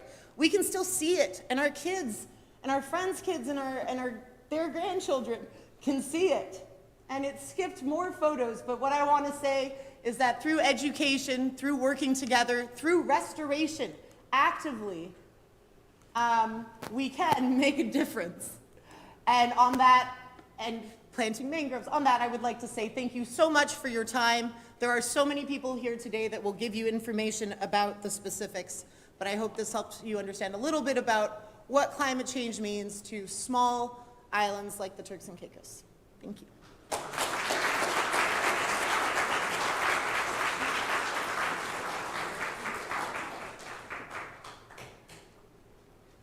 Thank you, Alize. We work very closely together, the TCI Refund and the National Trust, so it's always a pleasure to see her present and provide that information. Let us remember the tipping points. Small change makes a big difference.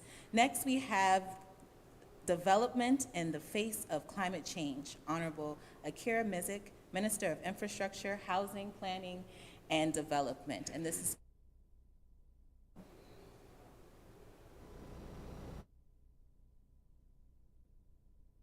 colleagues in the Turks and Caicos Islands, colleagues that are visiting in from various countries in the region, those that are logged in and virtually like myself. My name is Akira Mizik and I am the Minister of Physical Planning and Infrastructure Development, Turks and Caicos.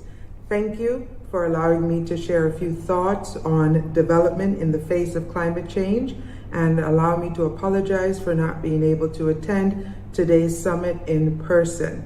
But nonetheless, we are here virtually, and it's just a mainstay of what we have learned over the last few years of making it work and bringing about whatever changes need to be done during this time. So, development in the face of climate change, TCI context. Here at the Ministry of Physical Planning and Infrastructure Development, we have launched the National Physical Development Plan.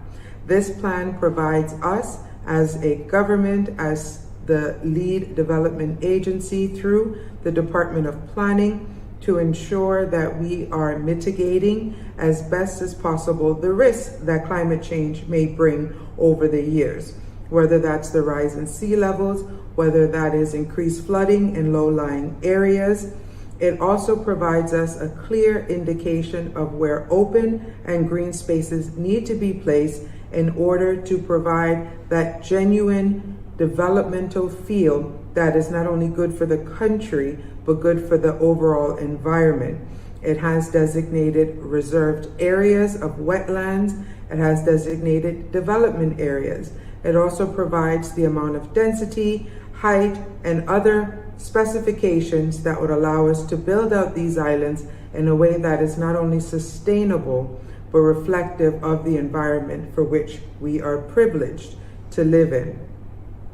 On the heels of the National Physical Development Plan, we are also presently working, thanks to our stakeholders and partners, the Caribbean Development Bank, with an international firm in Canada, CBLC, which I understand is also on the agenda later today, and they'll probably touch on the work that they're doing here in the Turks and Caicos Islands with us.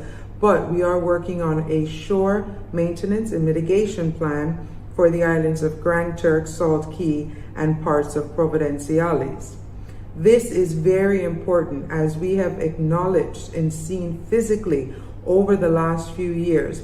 As the storms have traversed over our islands, we have had flooding and sustained flooding in certain areas due to the low-lying nature of the way we are placed, but also based on some of the development in the road networks where the proper installation of drainage mitigation factors were not done.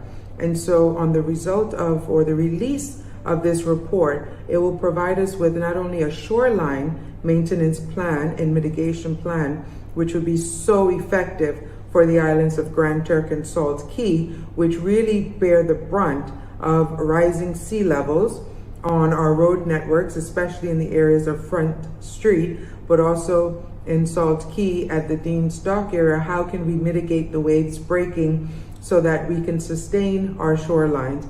It will also provide us with clear indication and guidance on the proper drainage networks that are needed here in the island of Providenciales. With the National Physical Development Plan and the Shore Maintenance and Mitigation Plan, these are ways that, as climate change is a factor in changing throughout the world, albeit small island developing states like the Turks and Caicos Islands are not significant contributors to the changes that are happening, we are the ones who will feel the effects of them before our bigger neighbors in the north, in Europe, dare I say the continent of Africa, and so forth. And so we have to ensure that as we develop these beautiful by nature islands, we do so with sustainability in mind, but also ensuring that enough mitigation factors are in place to assist us as we combat the effects of climate change. Another way that we are looking at mitigating the effects is seeking new technologies in construction, in density areas, in developing renewable energy, and finding ways that will assist us as a country in long-term sustainable acts to the benefit of our people, to those that visit us, those that invest here, and those who like to call this place home, as I do indeed. And these sorts of measures are not only one-term measures and cannot be done in silos. So we have the ability to work with our colleagues in the Ministry of Home Affairs and in the Ministry of Education and the Ministry of Health, and dare I say in the Ministry of Border Services, to find ways to reduce our energy costs that we are incurring as an administration, as a government operating, to find ways to encourage our citizens to reduce their use on non-renewable energy and the introduction of renewable energy sources and programs, and work with our largest partner, which is our energy provider in the islands. It is a hand-in-hand approach that one has to take in order for us to mitigate the challenges that we will undoubtedly feel and see over the next few years. We are but a global village, as we were reminded by a former parliamentarian here in the Turks and Caicos Islands.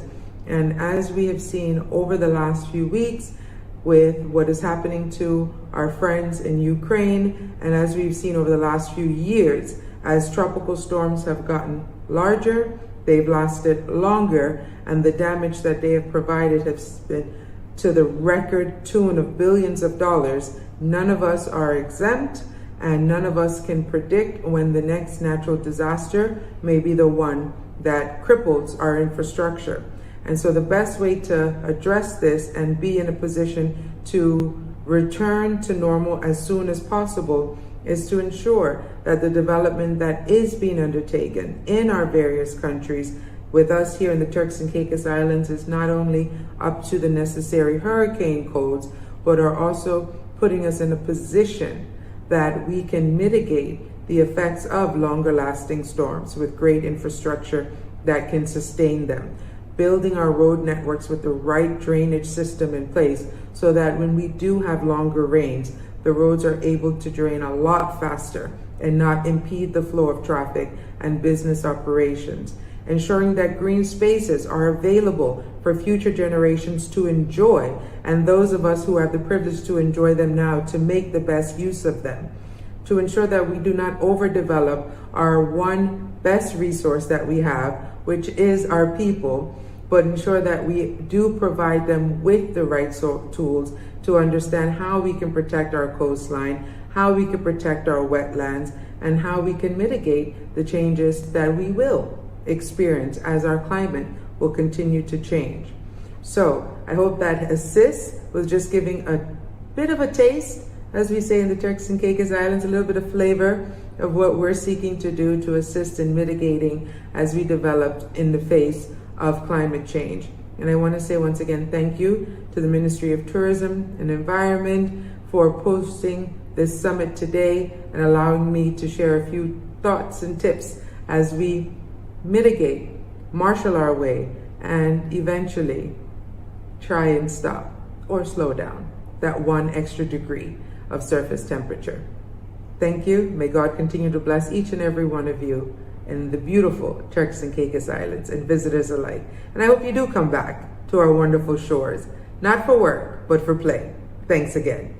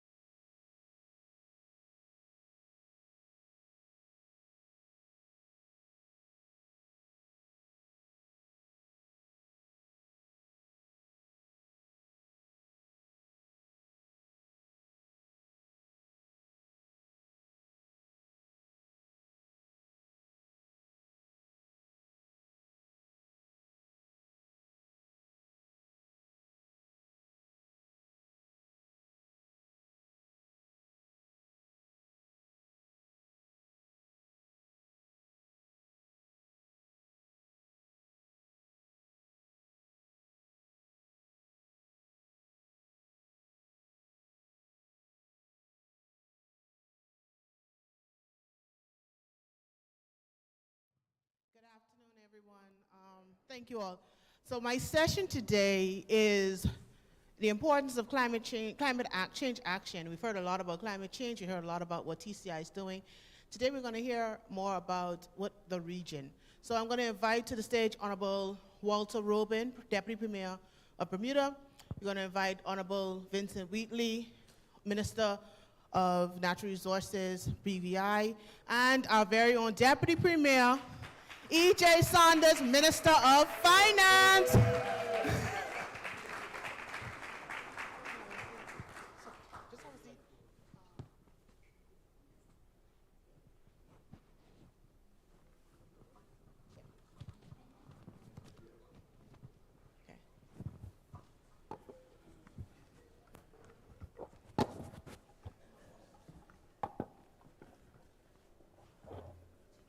Comfortable. Good afternoon, gentlemen. This conversation of climate change is one that we have really been into today, and I think a lot has been hit. But the purpose of this panel is to really get into more of a conversation about climate change, about what we're actually doing, the ins and outs of it now, and where do we see ourselves going. So my first question, and I'll start with Honorable Wheatley. I'll just start with him today. What are the examples of climate change impacts that your territory has experienced? Since we're talking about climate change and all the issues we've had, we've heard from Honorable Robin about Bermuda and where they've been. We've heard about TCI and where we've been. Let's hear what BVI, with the British Virgin Islands, what have you experienced in regards to climate change? Thank you, Madam Moderator. Good afternoon all. Deputy Premier. I will start by saying that climate change for us in the BVI is nothing abstract at all. It's a reality. And it started in 2017 we had a flood.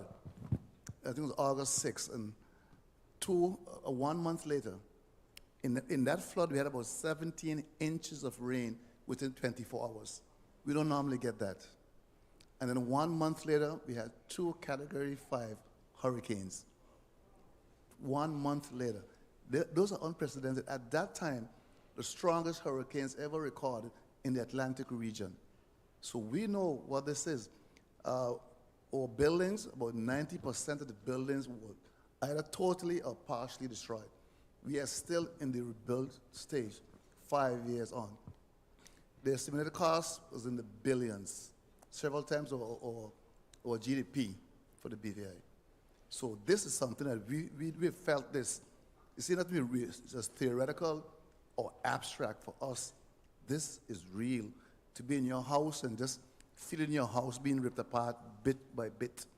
Winds 180 miles per hour, 180 miles per hour. The galvanized trees just disappearing. The sea rising up and coming inland with a force. So climate change is very real for us. We've had other impacts that started even before the hurricanes. We had, I think in 2006, coral bleaching. We lost a lot of coral in the BVI. And since then, we've had stony coral tissue loss disease that we are currently fighting. And even before that, if you go back to, I think, 1981, where we lost the black sea urchins, and they began coming back again, must have been 5 years ago. And we are now noticing they're starting to disappear again. Yeah, thank you. That's a lot of tangible aspects. Yeah. I think we think theoretically a lot of times when we think of climate change in the abstract. My next one is something that we always seem to lose track of and trying to reconcile: money. And in regards to money, I want us to talk about, given that our general economies are driven by our environment, no matter how we want to cover it, shape it, no matter what sector we're in, it is driven by our environment. If we have a stable environment, if we have stable shorelines, et cetera, our tourism booms, we have better food security, all of these things. How can we look at maintaining our economic security given climate change? And I'm going to turn these questions to the Honorable Saunders and the Honorable Robin as deputy leaders of their countries, of what is it in the economy scale when we think of it, how are we going to maintain our standards? On the side, you said. Yes. No, that one is yours. Yeah. Thank you, Deputy Premier. Thank you, Moderator. According to the last IPCC report that I've read, something like over $500 billion of climate-related disaster, climate-related costs of disaster year over year is what the world experiences. So the impacts of climate change and what many of our islands are exposed to are costly. This clearly puts a severe stress on fiscal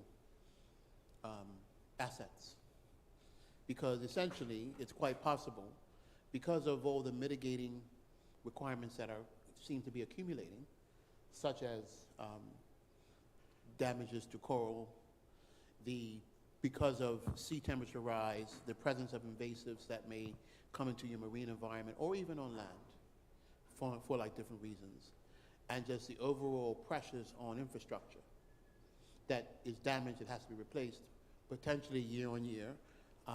We know that the Caribbean, every year, no matter what happens, the possibility of hurricane damage is certain. It's not hypothetical, as the minister has said. So these are costs that clearly every island, and even Bermuda, although we perhaps don't get hit as much as the islands here within the Caribbean proper, we also have had to deal with that, with major infrastructure damage from severe storms and hurricanes, and all essentially climate related. We've had a more dramatic occurrence of severe storm pressure as well. Last year, a Category 5 was coming our way, so we just dodged a bullet. If that had hit us, it would have been the most severe storm, I believe, in the Atlantic for many, many years, if it had hit us. But clearly, the damage that has to be mitigated for our island, it's almost as if we almost have to have our own contingency funds set up. But those are funds that you might have to take from, unfortunately, health and social programs to deal with that when you get the damage. That is the cost that this sort of circumstance brings to us. So clearly, it's going to mean adjusting priorities. That's why understanding the risks that we face is important, so that we can properly plan fiscally for these likely events as they may come. It's like difficult because you're almost dealing with what you're not sure is going to happen. If you luckily get past a year where you don't have severe storm damage, but there may be other things that you have to deal with, such as you have issues that increase, that like impact your fisheries. One of the impacts we've had recently that we've noticed is that our lobster fisheries have become, over the last couple of years, depleted. Clearly something associated with a change in the marine environment, and by extension, potentially climate related. Yes. Because even our individual fishermen can only fish so much lobsters. Yes. So it's not like they're depleting them, but we have a lobster season like you do. So we're seeing the impact on our fisheries. Those are costs that have to be borne as you try and mitigate or take action to reverse those sort of issues. And so islands are going to have to potentially plan for, and this is where the efforts of the islands has been important on mitigation and loss, is that we need to have support either by working together or potentially sources of revenue or grants that we can gain internationally to support the costs of things that we actually aren't responsible for necessarily, which is the damage from volatile storms, from the change in marine environment, our biodiversity within our marine environment, which ultimately impacts the economic livelihood and security of the country. So these are costs we're going to have to bear. I don't have any silver bullet plan for it, but I know that this is what we're facing, and we're going to have to plan and find ways to address, mitigate, and take care of those costs as they come along. Thank you. Honorable Saunders? Thank you. But before I go and answer the question, let me apologize the fact that I look far less than all of you beautiful people out there and over here. I just was traveling, so I don't look as nice as my Bermudian and BVI counterparts. I know because my country, I don't want them thinking that I let them down. Now, getting to the question, I mean, how do we protect the fiscal stability of the country in light of climate change? I think it's what he said was exactly the case in terms of the things we can control. But there's some things that we can control, and we have to look at it, I would say, from a carrot and stick type of view, but I'm going to put quotations around the stick. We know where we need to do. For instance, as an example, we know that we need to move to recyclable and renewable energy as an example. And so we have to de-incentivize persons for wanting to use fossil fuels and move them and incentivize them for using renewable energy. And one of the things I wanted to do and would like to be able to do is bring down the cost of importing, as an example, electric vehicles and hybrid vehicles almost to zero, outside of what you're paying for it.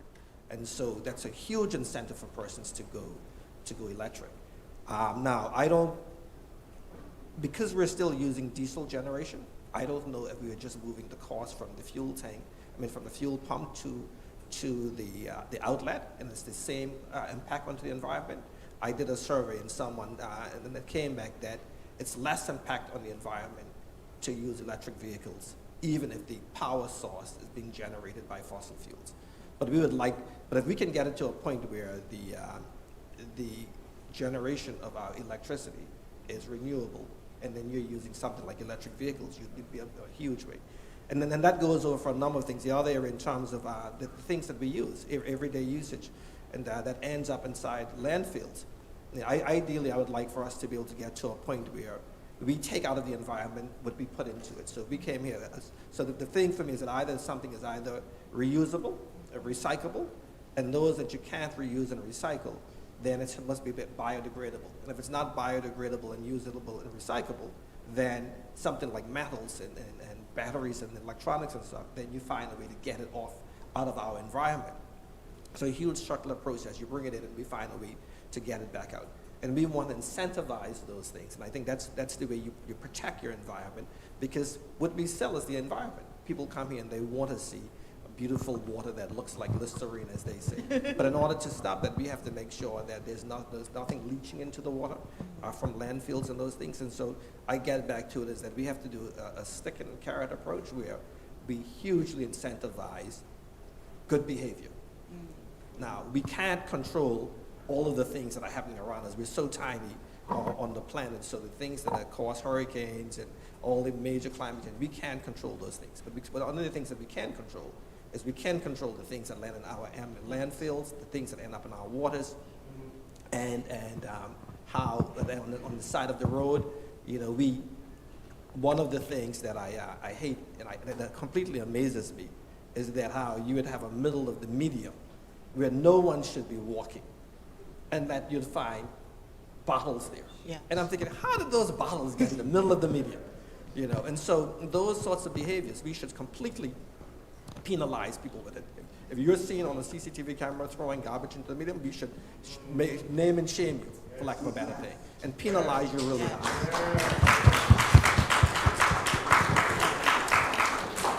And so that's what we get back to. So I would end by saying, to protect countries fiscally, we make the barrier very, very high for doing the bad things. I don't want to say sin tax, but health tax. We raise the taxes very high for you to doing the things that's going to hurt the environment, but we remove all the barriers for you to do the good things. I would have been, as an example, like I said, electric vehicles. We should be setting a target saying by 2030, 50% of the cars on the roads or something should be all electric or hybrid, and do everything that we can to make that happen. Yes, I think we had that conversation just yesterday, but we are for time. But I have one that I think a question that we really need to sort of bring back home, and I will start with you, Honorable Saunders, again, is as a region, and this was touched on in Honorable Rubin's speech, what do you think our role, like you said, we're a small territory, we aren't the major contributors, but we are the major feelers of everything climate, stronger storms, etc.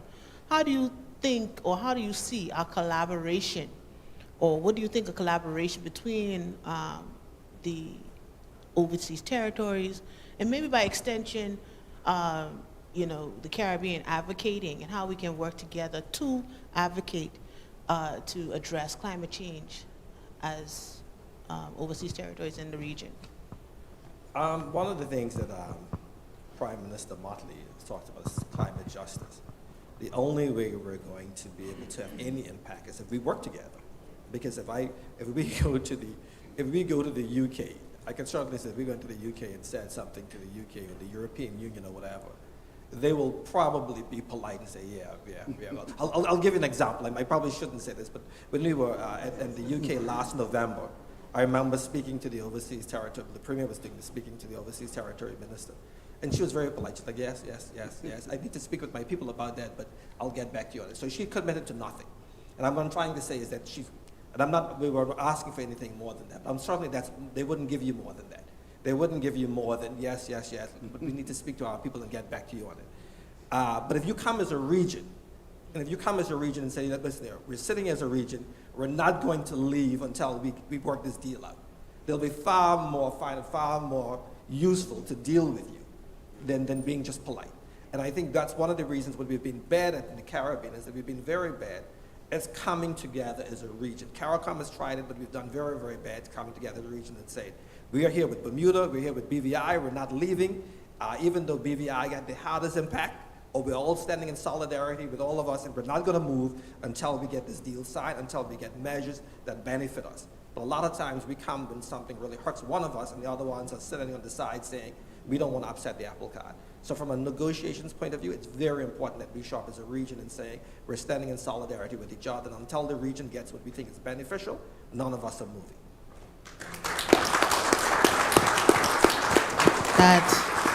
I don't know if anybody wants to come behind and add a little something into it, but. There isn't much to add. Yeah, I think. The Deputy Premier has said it in a way that I think has been echoed already at this forum. Yes. In that working together, leveraging the value we have in the wider global process, we can achieve. But we also must have an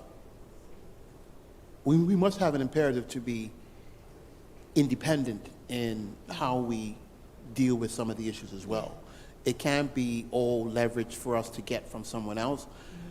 Working together must also be to leveraging what we have available amongst each other and using it wisely to reach the goals as well, because that we'll get nothing from, and we must almost go to the international community like we're not expecting anything. So we must prepare to do what we can with what we have. Very good. Yeah, there's very little left to be said. It is very true. The Caribbean islands, we are the least polluters, but we're in the front line for the effects of climate change. And apart from showing a united front too, whether it be the EU or the UK, it's important that we also do what we can in our respective jurisdictions. If we come together like this, we share expertise, we share resources, we share ideas, methodologies, and we just support each other in what we're trying to do. At the end of the day, we're all in this together. So when we show that united front, it is so important. We be a charter today, we're going to get a charter. We're going to try to make sure we all share a similar charter. You don't do a little tweaking with it. That when we have to get help from anyone else, it's a united call. Like Honorable Sanders said, one voice, yes. United. Thank you. Everyone, thank you very much. I really appreciate it. If we have any questions, we're open to take one question from the audience. Is there one question in the audience, if there's one? No? Well, gentlemen, thank you very, very much. It was enlightening, to say the least. Thank you.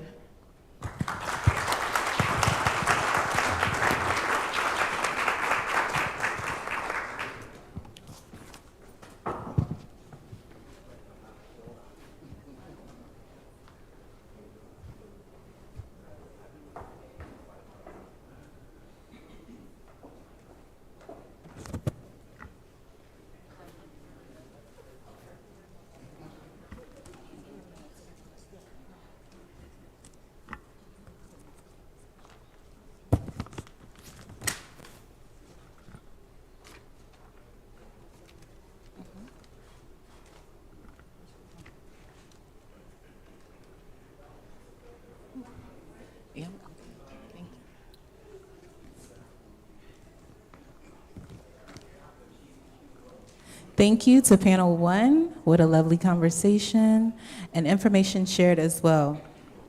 Now we're going to go into panel discussion number 2, green energy solutions.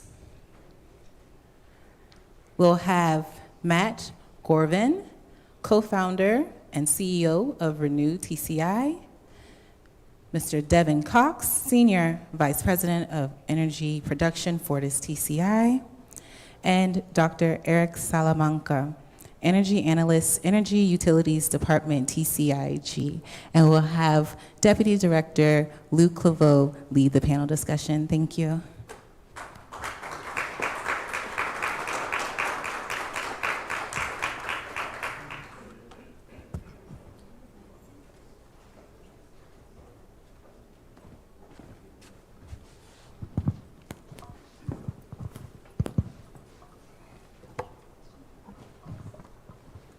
Good afternoon, all. Good afternoon. All right, now it's Afternoon. So it's great to talk about taking action, but how many know sometimes taking the right action is what we really need? It's not about taking any action, but the right action. So in order to take the right action sometimes, you need to discuss your solutions, discuss the problems and come up with solutions. So this panelist, number 2, we're going to discuss renewable energy solutions. Who in here uses energy, electricity? No one? No? We all do. So energy is a very important topic for all here. So we'll start with our very first question for the green energy, green solutions panelists. So the first question I would put on the floor, I would start with the Acting Energy Commissioner, Dr. Eric Salamanca. Could you kindly for us unpack exactly what green energy is and why green solutions are required to ensure climate resilience? Thank you, Deputy Director Clerbo. We know pretty well that the cause of climate change is brought about by greenhouse emissions. So when we know the cause, we can address the problem. So, as I said, the causes of climate change are emission of greenhouse gases. So we need to identify the greenhouse gases like carbon dioxide, methane, nitrous oxide, and others, and then address them. Okay, thank you.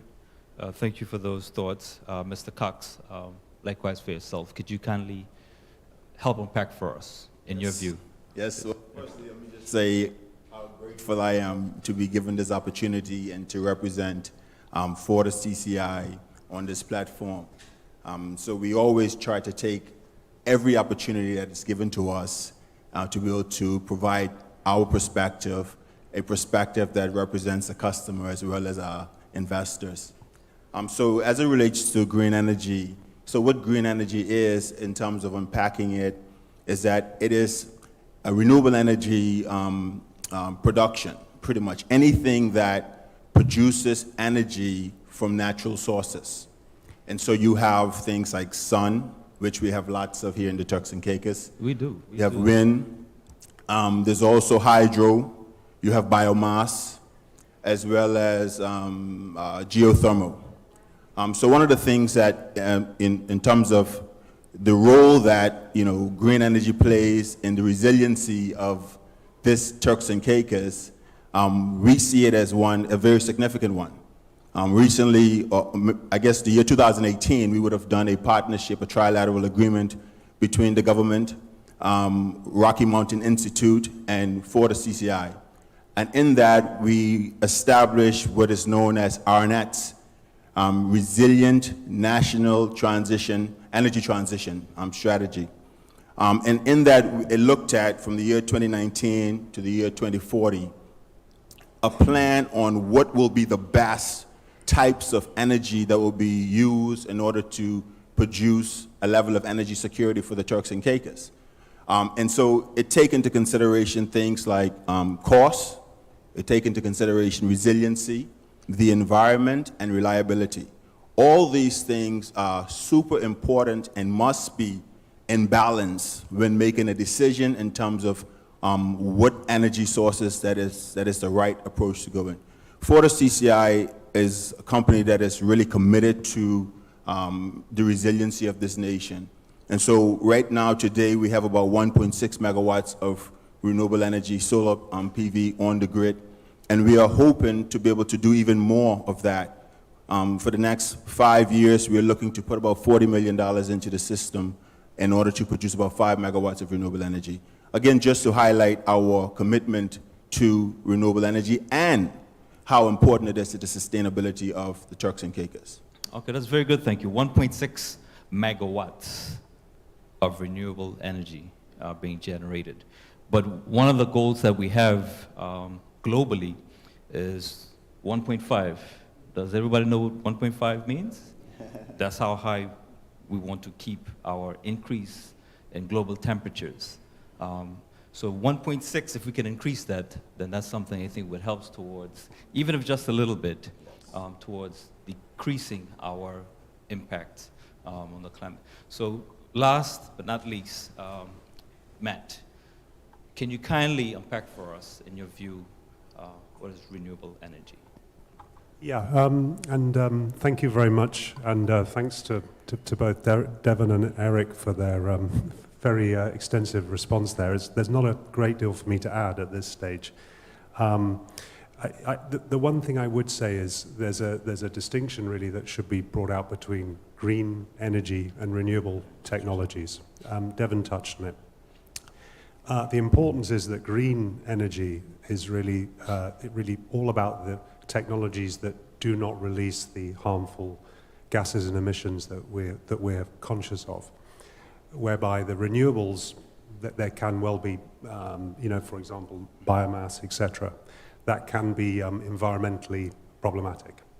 So, I think if we kind of focus in on the technologies, as Devon's pointed out, that have been included in the RNETs, I think the really important ones for here in Turks and Caicos really are sun and wind, and primarily sun, because we have an abundance, and because of our location and the other climatic effects, such as weather, it makes total sense.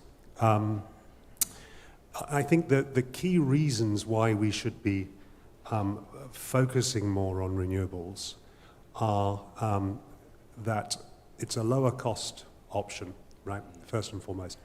Of course, in addition to the fact that it's environmentally better for us. The third factor I'd like to kind of bring up as well is that solar technologies in particular are produced locally. So that's quite important. If you think about the disruptive effects of supply chains, geopolitical problems, how we move diesel around the world, if you can produce energy locally at source in a distributed format, it makes much more sense, particularly for island nations like ours. So I think there's a number of good reasons. I'm sure we'll come on to this in the next question, but I think the real question is, how do we infuse the technology into the environment that we have in a way that's safe, reliable, sustainable, but achieves not only the environmental goals, but the economic goals. And I think that's the really big opportunity that I'm sure we'll talk about in a minute. Okay, thank you for your response. And whilst you're on the spot, if I can start my very next question with you then. What do you think are the current challenges that we as a country face in terms of moving forward towards renewable energy? Sure. Yeah, thank you.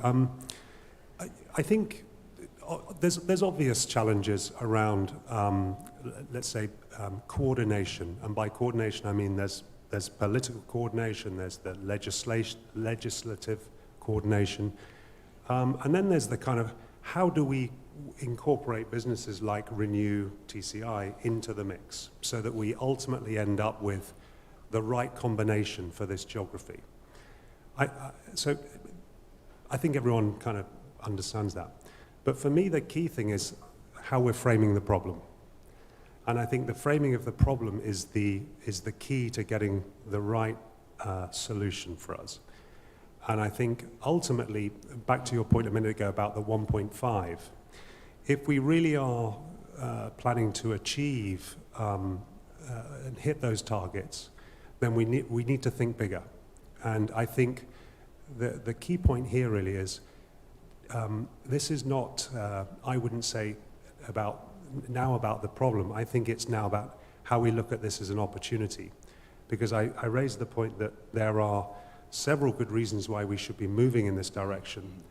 And actually it's about how we take advantage of the opportunities these present, rather than maintaining the mindset that we have, okay? And I think it was encouraging to hear the words EJ said earlier about kind of the carrot and stick idea, but I think the more we can encourage and the more we can all point in the same direction, those challenges, they're not insurmountable, okay? Okay, thank you very much. So the problem is all of our problems. Yeah. So we need to solve it together. So Mr. Cox, from Fortis' standpoint, what would you say are the major challenges hindering renewable energy solutions from being implemented in TCI? Yes, again, thank you. I would say the main challenge is, well, firstly, let me say that, you know, the Turks and Caicos and the Caribbean really contributes very, very small amounts greenhouse gases. With that being said, we still recognize the significant role that we play, especially in the Turks and Caicos. But in order for us to make this a reality, and what I mean by reality is a significant contribution, a proliferation of renewable energy onto the grid, we need the regulations to be updated. And what do I mean when I say regulations to be updated? We need to have incentives, feed-in tariffs, things like that, that encourage persons to want to do renewable energy, that encourage the energy producer to want to do even more renewable energy. Because at the end of the day, it's important for all of us to have energy security.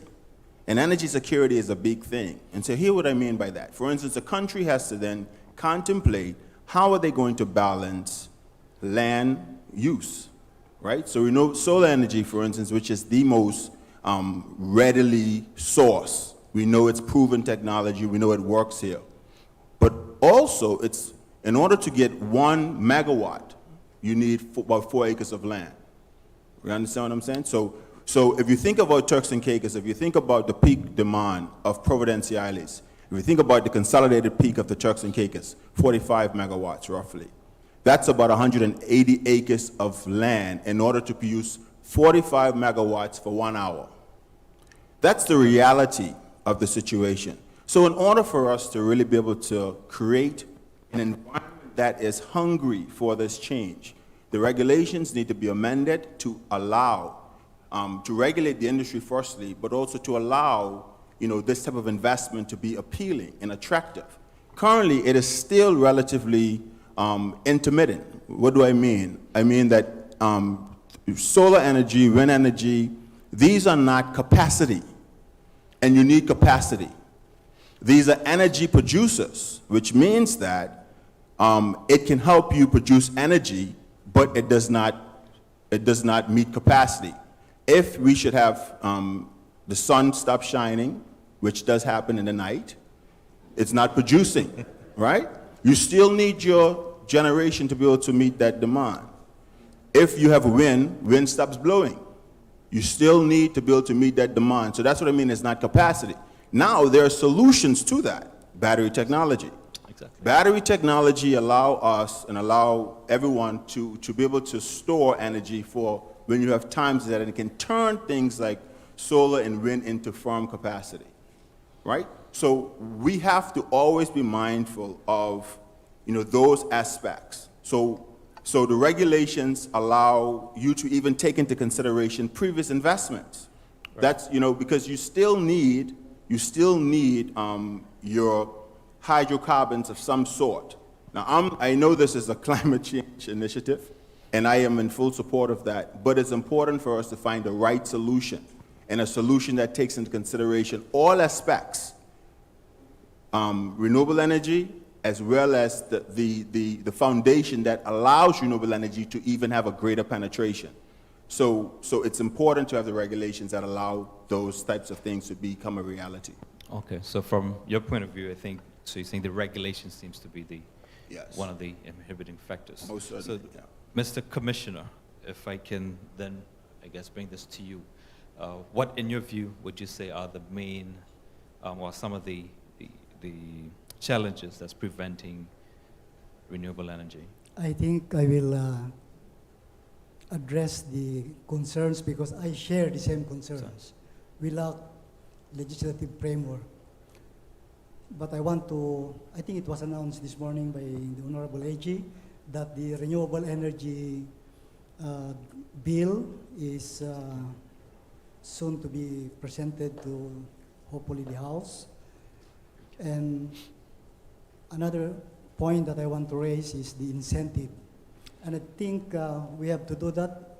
That was also included in the draft energy policy, that we need to provide incentives for those who are players in this area.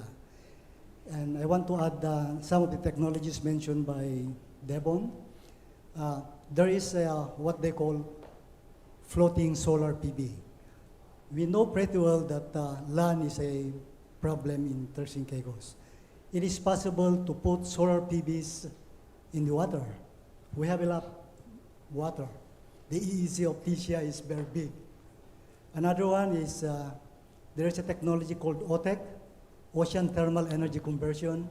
It will generate energy by a mechanism that will bring the temperature of the cold water and the surface. And I was in contact with the OTEC global company in UK, and they did some preliminary desktop studies, and they believe that it might work in TCI because we have deep water in Grand Turk and even in that side of Providenciales. There is another one, technology, which is also in support of tourism. Somebody contacted our ministry and our department on waste to energy.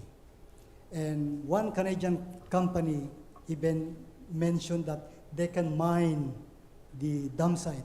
They can clean the dump site and they will convert into usable form, energy and other product. And another group just last week from Europe contacted us, and they want to invest on waste to energy. Okay, thank you very much. So we seem to have been taking steps towards solving some of our problems. So from a legislative standpoint, as well as finding out what are the key measures that we can take. So Mr. Cox, if I can start this question from you. One of the major contributors, as you have mentioned, to climate change is burning fossil fuels. So how do you then propose that the TCI lower its dependence on fossil fuels? I heard my good uncle, the Premier, spoke about electrification of the vehicle sector. I believe that this is one of the major contributors to greenhouse gases. Recently, I was looking at a document of the U.S. Greenhouse gases emission inventory, and it has 25% of the electricity from combustion engines contributes about 25%. The transportation sector contributes 27%. So again, that's 2% higher. And so I do think this is one of the major things to look at as it relates to greenhouse gases emissions.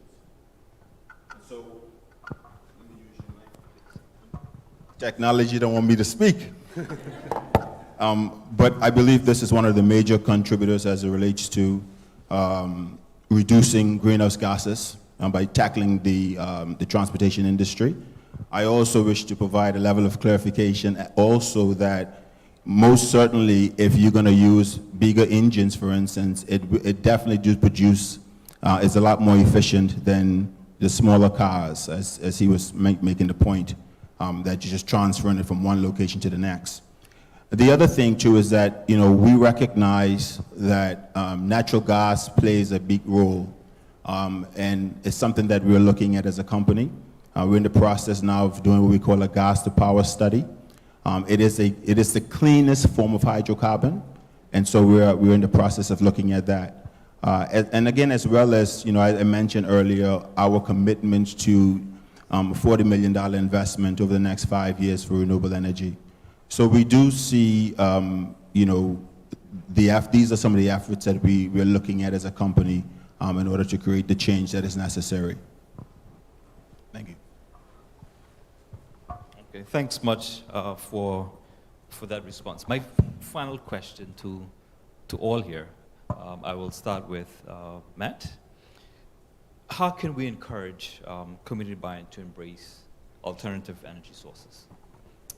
Yeah, that's a great question, and I think the one important bit that we tend to kind of miss in this conversation, and it's particularly true in the solar industry, where there's large investment required to build systems. No different to building a power plant, but nonetheless, it requires a significant upfront investment, albeit with renewable energies, you then get that, you get the run cost is significantly lower. So how do we kind of engage and get communities and groups involved? Well, I'll give you a couple of examples, and I think there's also a multitude of potential opportunities here. I mentioned this earlier, but I kind of think of this as a way in which we can develop new business models in small islands like this.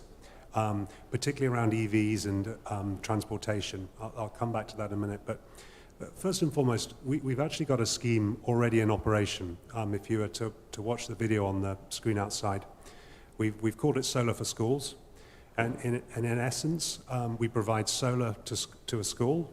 Our first scheme was a pilot. It's financed, it's built at cost, and essentially the school pays the same bill until it's paid out. Typically that's within 3 years, and then they've got a 25-year guaranteed system. So in essence, we're not only enabling them to have a lower cost energy system, a cleaner energy system, but there's an educational element too. We're open to doing that more broadly. I think in terms of solar technologies, it also enables local production and distribution, and I think there's a number of schemes that could be in place for community schemes. I think that would be something that would be a great thing to do with Fortis. Community solar, where people invest. The important bit here is it doesn't have to be purely Fortis making the investment. There could be partnership models, private finance models, etc. So I think back to my point earlier about how do we frame the problem, I think it's about looking at this more broadly and looking at the different business models. Finally, I just quickly talk about electrification vehicles. And Devon made a good point here. We are working with Fortis to put the EV charging systems across the island. We're absolutely behind that scheme. But it's also important that we continue to roll out the solar and other renewable resources such that we can power those vehicles using green energy. And I think our view is, and hopefully increasingly Fortis' view is, if we can make that ecosystem clean, then we really are going to achieve our goals, because we're bringing the overall carbon emission down. Thank you for that. Mr. Cox, likewise, can you just, I guess, highlight for us how you think we'd be able to encourage the community to buy into our renewable energy programs? Firstly, I think it's important to think on today. And a lot of times it calls for bold decisions to be able to put mechanisms in place. But we have to think beyond today. And that's important. We have to think multiple generations in front of us. I was looking at the video where it showed what would a 3% increase do to the Turks and Caicos temperatures. Correct. Coral reef dead, right? That cannot, being someone from the Turks and Caicos, I put my lapel on here today because I am a Turks Islander. And it's important to me that we as, a utility provider, continue to do our part and to drive the transition. One of the things that we've done as a company is that we set our vision as transforming energy in the Turks and Caicos because we are committed to transforming energy. And if we can do our part, and it's summits like these that go beyond just awareness, right? I think we're all aware. We all know we have a role to play. But we need to turn that awareness into acceptance, that acceptance into action. And so I think if we continue to think beyond today, think multiple generations ahead, and do our part by continuously taking actions, we will see the change that we need to see. And obviously, just incentives, as the Deputy Premier mentioned. How do we incentivize people who are excited about things of anything that is low GHG emissions? So that is my contribution as it relates to how do we keep the excitement or going forward around this technology. And finally, Mr. Commissioner, can you, in your view, kind of help indicate for us how we can encourage the community to buy in and embrace alternative energy solutions? I want to start from where Mr. Cox stopped about actions. The Energy and Utilities Department have projects that will put their suggestion into actions. Just last week, we received an approval for about 1.5 million euro project for sustainable energy. And that project will consist of putting solar PVs into critical facilities like clinics and the DDME building because it's being used when there are hurricanes and other disasters. We will be installing 140 solar streetlights throughout Turks and Caicos. There will be trainings, there will be review of legislation and others in order to put the transition into a smooth way. And this morning it was also highlighted that we need to work together, we need to collaborate. And the Energy and Utilities Department, as of yesterday, I received 4 applicants, 3 students, internship from US. 2 of them are energy engineering students, master course, and 2 are undergraduates. And to be more detailed, 1 is from China, 1 is from India, 1 is from Poland, and 1 is from US. Okay. And also on partnership, I want to announce that the Energy and Utilities, I think even DCR was working with the Clinton Climate Initiative, and they are our partners. So we have some definitive actions to put the plans, to put the dreams into reality. Okay, thanks much for that.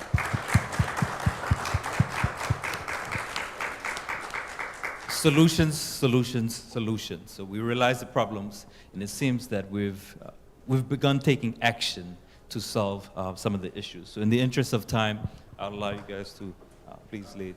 Thank you very much.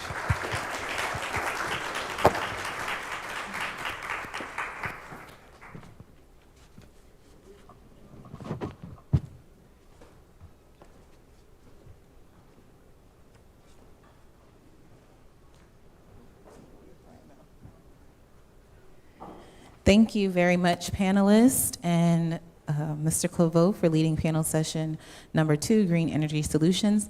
Now coming up, we have It's Getting Hot in Here, Effects of Global Warming on the Terrestrial Environment, Brian Naki-Manko, Assistant Director of Research and Development, DCR, and After and Hot Water, Ocean Temps Increasing, Alexander McLeod, Reef Specialist, DCR. Welcome.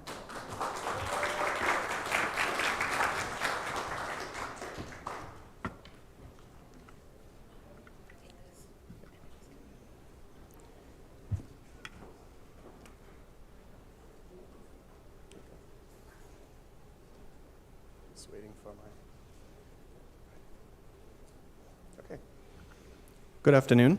I'm Brian Nakimanko, Assistant Director of Research and Development for DECR. The theme today, Only One Earth, Invest in Our Planet. We've heard a lot about money, and we'll hear a lot about money as the day goes on, but it's not exactly my area of expertise. A colleague and I were recently quipping about how we both lacked understanding of business and finance, and how this is not an uncommon theme in conservation careers. We tend to work towards passion for the intrinsic value of nature rather than the financial value. And we tend to favor our experience over material things. We noted that conservation jobs aren't generally brilliantly well paid. To wit, recent declaration of assets I had to make as a member of a board was wholly financially depressing. But this lack of interest in material goods and money brought the realization that our cumulative net worth is also not always that much. So like nature, we surmise that perhaps we as individuals are best measured in intrinsic worth. That having been said, I'll be introducing to you some of our wildlife and their worth and what the threats are and what we plan to do about it. Right. So go into some of the endemic wildlife. This is not an exhaustive list, but just to mention, Turks and Caicos is a tiny pinpoint on the globe. We have 8 endemic species of plants, 8 endemic reptiles, 1 endemic crab spider and 1 cave spider, 1 tiger beetle, 1 endemic butterfly, 1 endemic sponge, at least 25 different endemic cave crustaceans and worms. And all of these species found nowhere else on Earth. You'll notice the plus signs, that's for projection of sort of how many we think more there are that we don't know of yet. They have extremely limited ranges, limited adaptability to disturbance, and limited adaptability to invasive species. And I'll just note that we already did experience a large anthropogenic extinction event 700 to 1500 AD.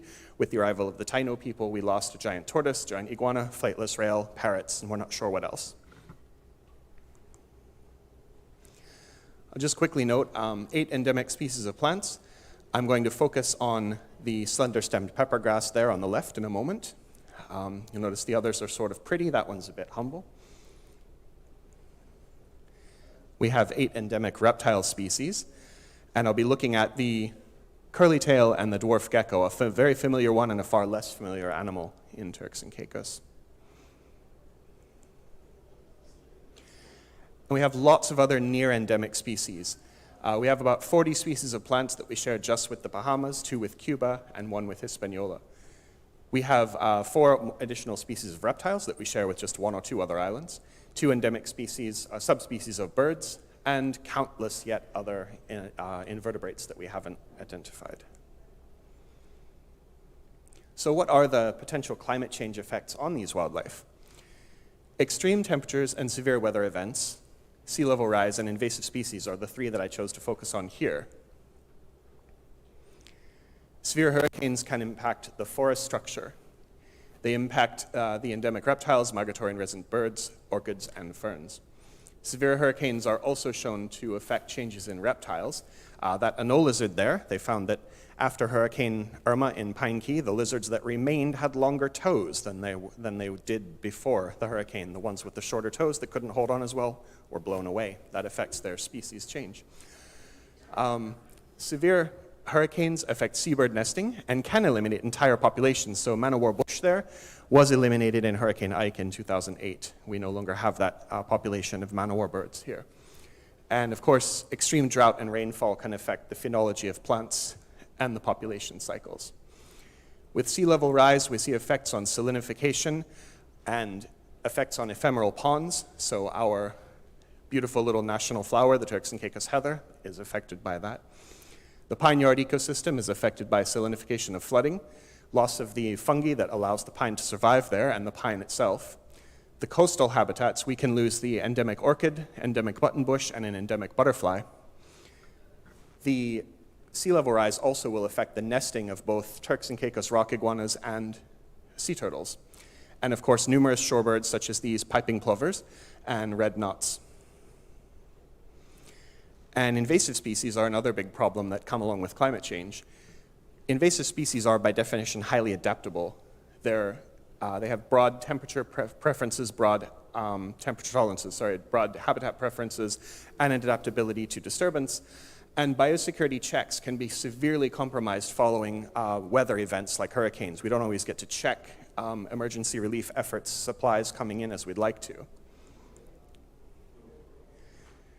So how does it affect these, the three that I mentioned specifically? The Turks and Caicos curlytail is one that we know something about its natural capital, although it's unassessed. We know that they control insect pests. They spread seeds, especially replanting forest clearings. And they provide a food source for bird of prey and boas. They also supply entertainment for a lot of people. My mom likes to feed them Cheerios. They do have some climate change threats aimed at them. One is the changes to the food source, Cheerios notwithstanding, limited tolerance to habitat disturbance, and competition from the northern curlytail, a lizard on the lower left there, recently introduced from the South Florida. It's actually originating in the Bahamas, and it has a wider temperature tolerance, a more general diet, and it's very tolerant to disturbance. It doesn't mind living around people. It's also way bigger than our native one. This is the Caicos dwarf gecko. Its size is smaller than its name in 12-point font. It's a tiny little thing. What is its natural capital? We don't really know. Does it control insect pests? It's the food for the pygmy boa, but does it have some medical property we don't know about? We just don't know yet. But we do know the threats against it, highly sensitive to disturbance.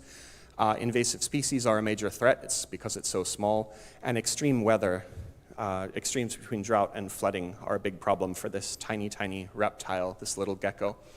Just to note, the male is down there with the yellow head and the female's at the top with the spots. And how about a species we know almost nothing about? Slender-stemmed peppergrass. This plant is about 3 inches tall. It exists as a plant only for about 6 weeks of the year above the ground, and it's endemic to the Turks Bank. It's so far only been found on Grand Turk, nowhere else in the world. The rest of the year, it exists as a dry seed in the soil bank. We know it's edible, and that's about it. We don't know what it needs to survive, we don't know what eats it, and we don't know what pollinates it. Climate change threats just about everything. Sea level rise, drought and flooding, invasive species, especially grazing mammals and new weeds that might come in and compete with it. Plant pests, so biosecurity being an important concern there. And seasonal weather pattern changes for a plant that's only alive for 6 weeks of the year. Climate change is a severe threat. Just pointing out on the lower left there, that's how small it is. It's a tiny thing. So what have we done, what are we doing, and what do we need to do to protect things like the peppergrass and the gecko? We've done lots of work in terms of cataloging the biodiversity, habitat mapping, seed banking, pine yard restoration and management, bird monitoring, plant identification training, habitat assessment training, GIS training, and IUCN red listing training. We're still doing a lot of that. What we are doing, we're working on biosecurity and invasive species management collectively in government. We have now started the Tropical Important Plant Areas Assessment and Taxonomic Plant Studies with a new project. We're investigating indicator species and habitats, expanding natural capital assessment to know what these things are worth, revising protected areas ordinance, developing legislation policy and standard operating procedures, and of course training, outreach, and education. And what we need to do to protect these things.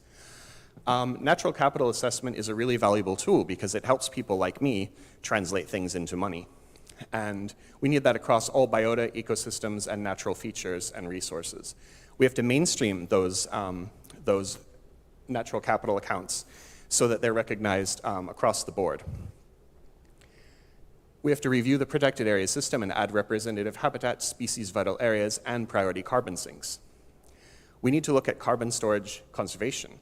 So reducing land clearance, halting the removal of mangroves and seagrass beds, and stopping the infilling of wetlands. We also need to look at enforcing legislation and increasing enforcement capacity. And finally, recognizing the global and touristic value of the intrinsic worth of these things. Just case in point, we had so far this year 4 different groups that came in just to see the reptiles of Turks and Caicos. So tourists do come in to see those. although it's not commonly above the radar. We don't yet have all the pieces of our puzzle together. As you can see, we need to know more about what we stand to lose. We don't yet know what ecological roles they all play. We don't know which pins, when they're pulled out, could cause the whole system to collapse. We don't know all of their natural capital. But in recognizing their intrinsic worth, there comes a demand for stewardship. This was mentioned by Honorable Premier. And until we know their natural capital worth, that stewardship is vital. They're all worth something. They all have a natural capital of some point. They're all translatable into dollars in some way. And I'd like to say, if we can have our gecko back up there, he might be the one to best insure it for us.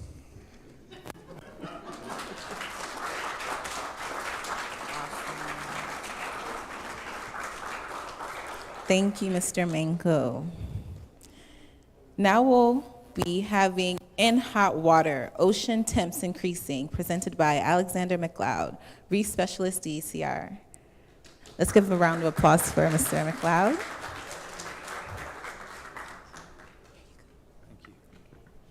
Good afternoon, everyone. So I've been given the task to talk about how climate change is going to affect us in the marine environment specifically.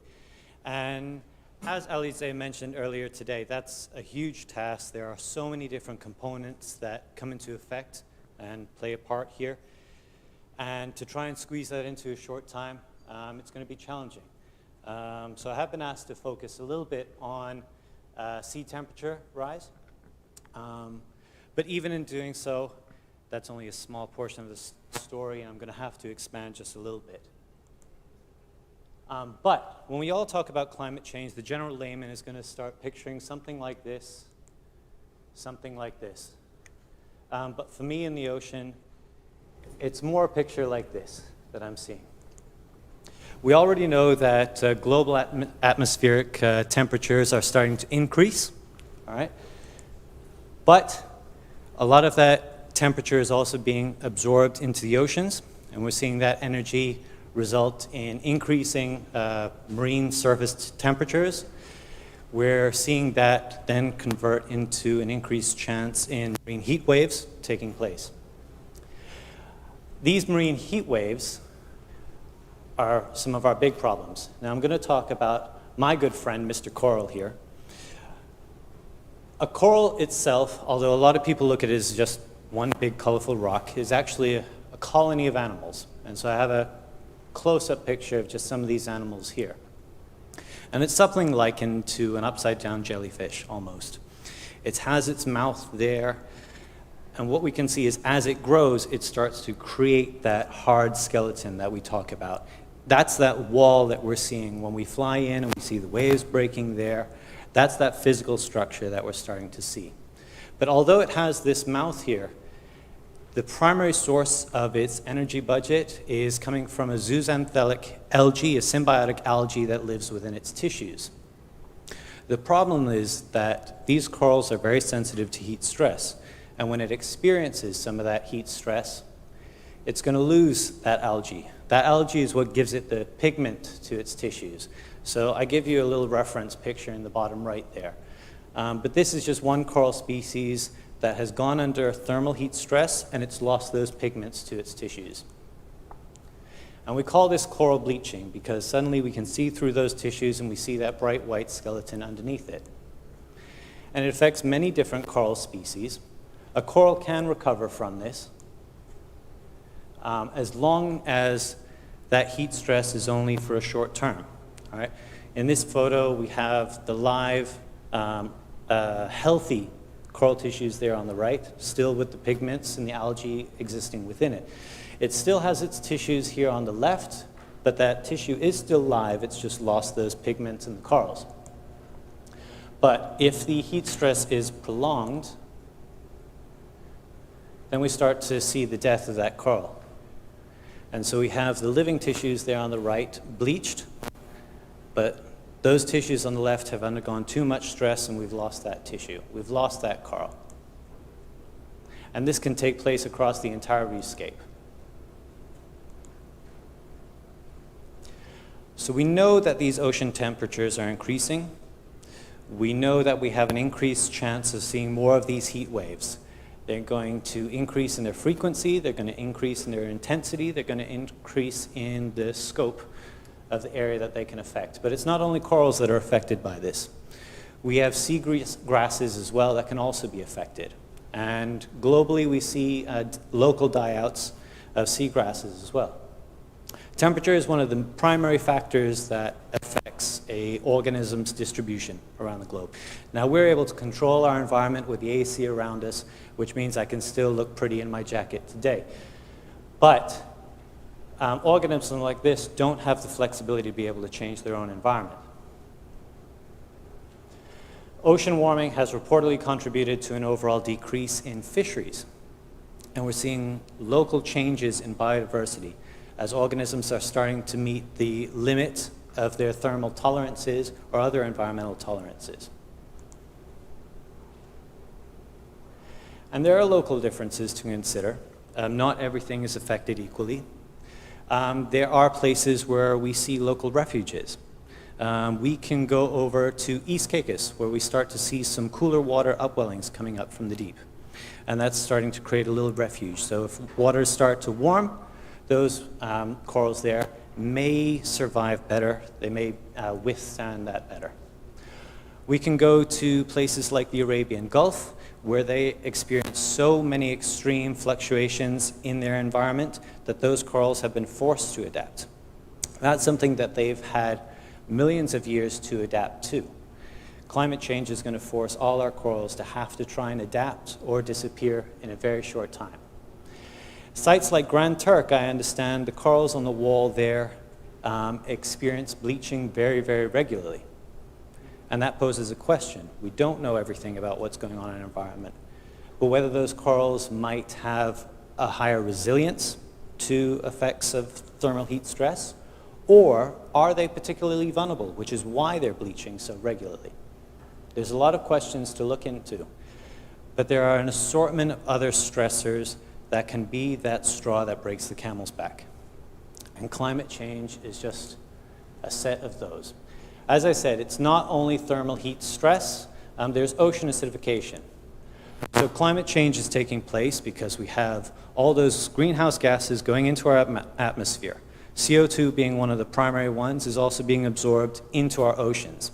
That's changing our ocean chemistry by creating carbonic acid in the oceans. That in turn, change in chemistry is affecting some of the biological processes in those organisms.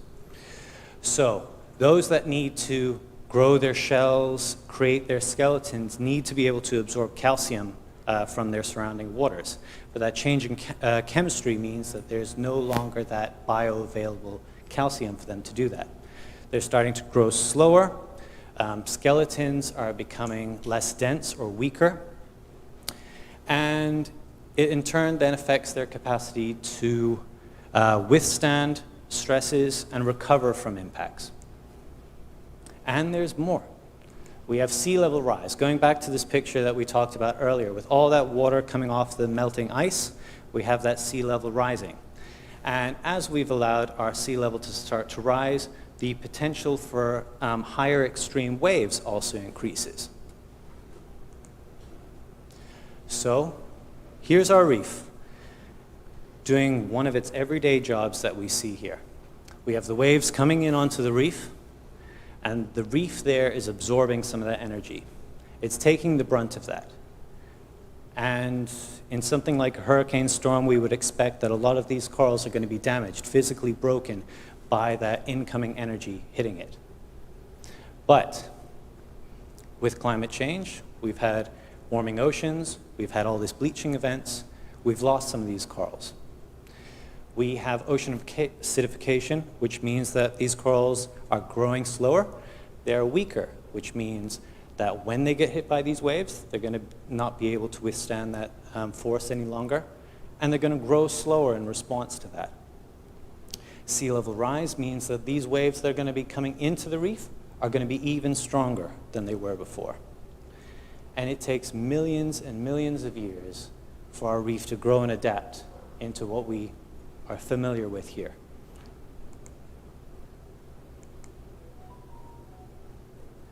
So as I said, our oceans and our marine ecosystems are changing. We have seen an assortment of changes take place on our reefs. There have been coral disease outbreaks historically and currently, as our honorable ministers have mentioned. We have lost some of those valuable herbivores in our marine ecosystems. We are very fortunate here in TCI that we have a lot of our parrotfish, and we have taken action to see those protected. But back in the 1980s, again, as we mentioned, we lost a lot of these urchins. That was suspected from a major disease die-out. But just February this year, we're starting to see a new disease die-out of these urchins, and they haven't even had a chance to recover from the 1980s levels. We're all familiar with the storm impacts and what we're at risk for. Coastal development taking place all across our islands, and of course, climate change, the components that I've mentioned today, and so many other components that take place. All these stressors on the environment, our human impacts, we have a major, major risk of losing a lot of our coral reefs.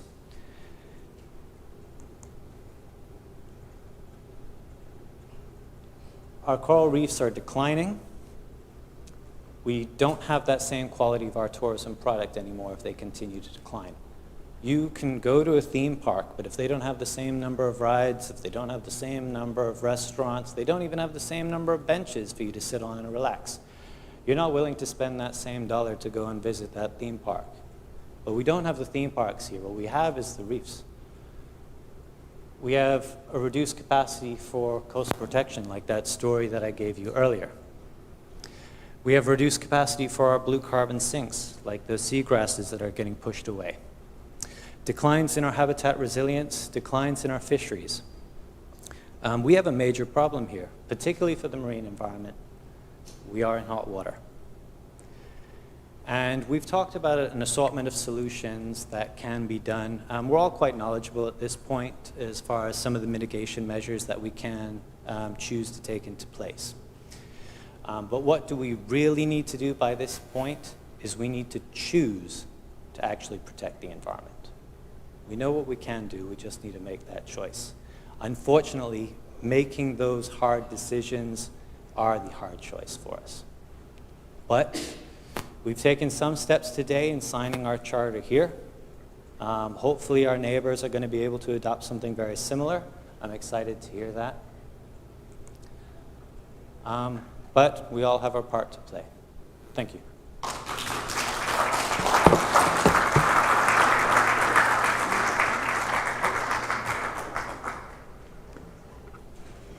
Thank you, Mr. McLeod. Now we're going to move into panel discussion number 3, climate change. What does this mean for tourism? We'll have Mr. Brian Bean from the Ministry of Tourism come and facilitate the panel discussion, along with Ms. Stacy Cox, CEO of the Turks and Caicos Hotel and Tourism Association, Ms. Angela Musgrove, CEO of Invest TCI, and Ms. Ocean White, Environment Policy Lead, Governor's Office. Thank you. So those persons can go ahead and start making their way up. Thank you.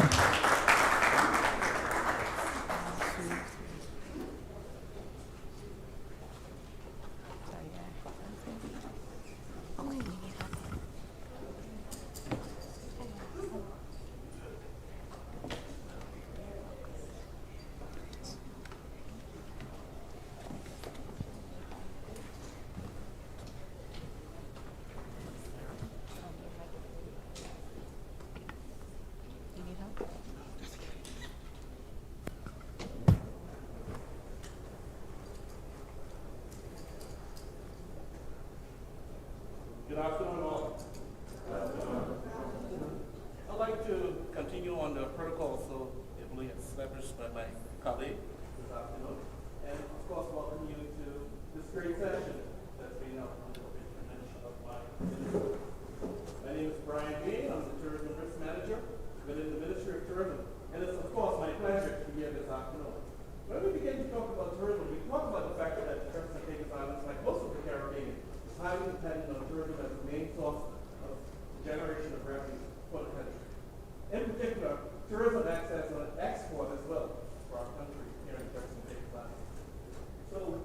afternoon, okay, my mic is back on. This afternoon, it's truly a pleasure to be on the stage today with some of the most beautiful ladies, of course, in the room. And that's something that we've noticed today, that the trend has been more within the gender, I guess, of ladies, so to speak. So without further ado, I would try to move straight into our presentation. Now, back to the whole topic of tourism. The Caribbean is the world's most disaster-prone region, as well as the world's most tourism-dependent region. So the whole issue is trying to strike that right balance when it comes to climate change. And of course, I would like to begin by posing our first question to Mrs. Musgrove. Okay, Mrs. Musgrove, welcome. Thank you. I'll give you time to get your mic. Good afternoon. Thank you very much. So this afternoon, we'll be discussing the topic climate change. What does it mean for tourism and, of course, investment? Climate change and culture. Our natural environment is inextricably linked to our culture. How will the predicted impacts of climate change impact our cultural use and associations of the natural environment?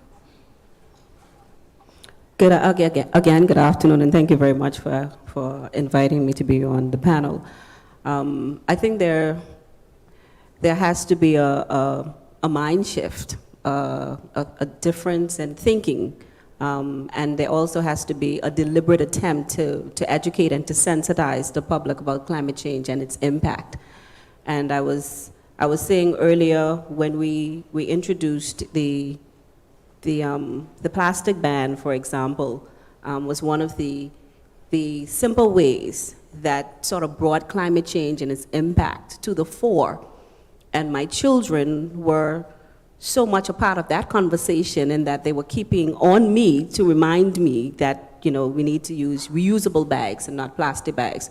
So that's a simple example of the way that we need to begin to educate, to sensitize, and start at the smallest levels in order for us to understand the impact of climate change and have that impact trickle down into actionable, impactful goals that we would see the impact on society as a whole. Right? Right, most definitely. And at this time, I'll shift it up a bit, shift gears, and I'll ask for Ms. White to jump in, and then we'll come to Ms. Cox.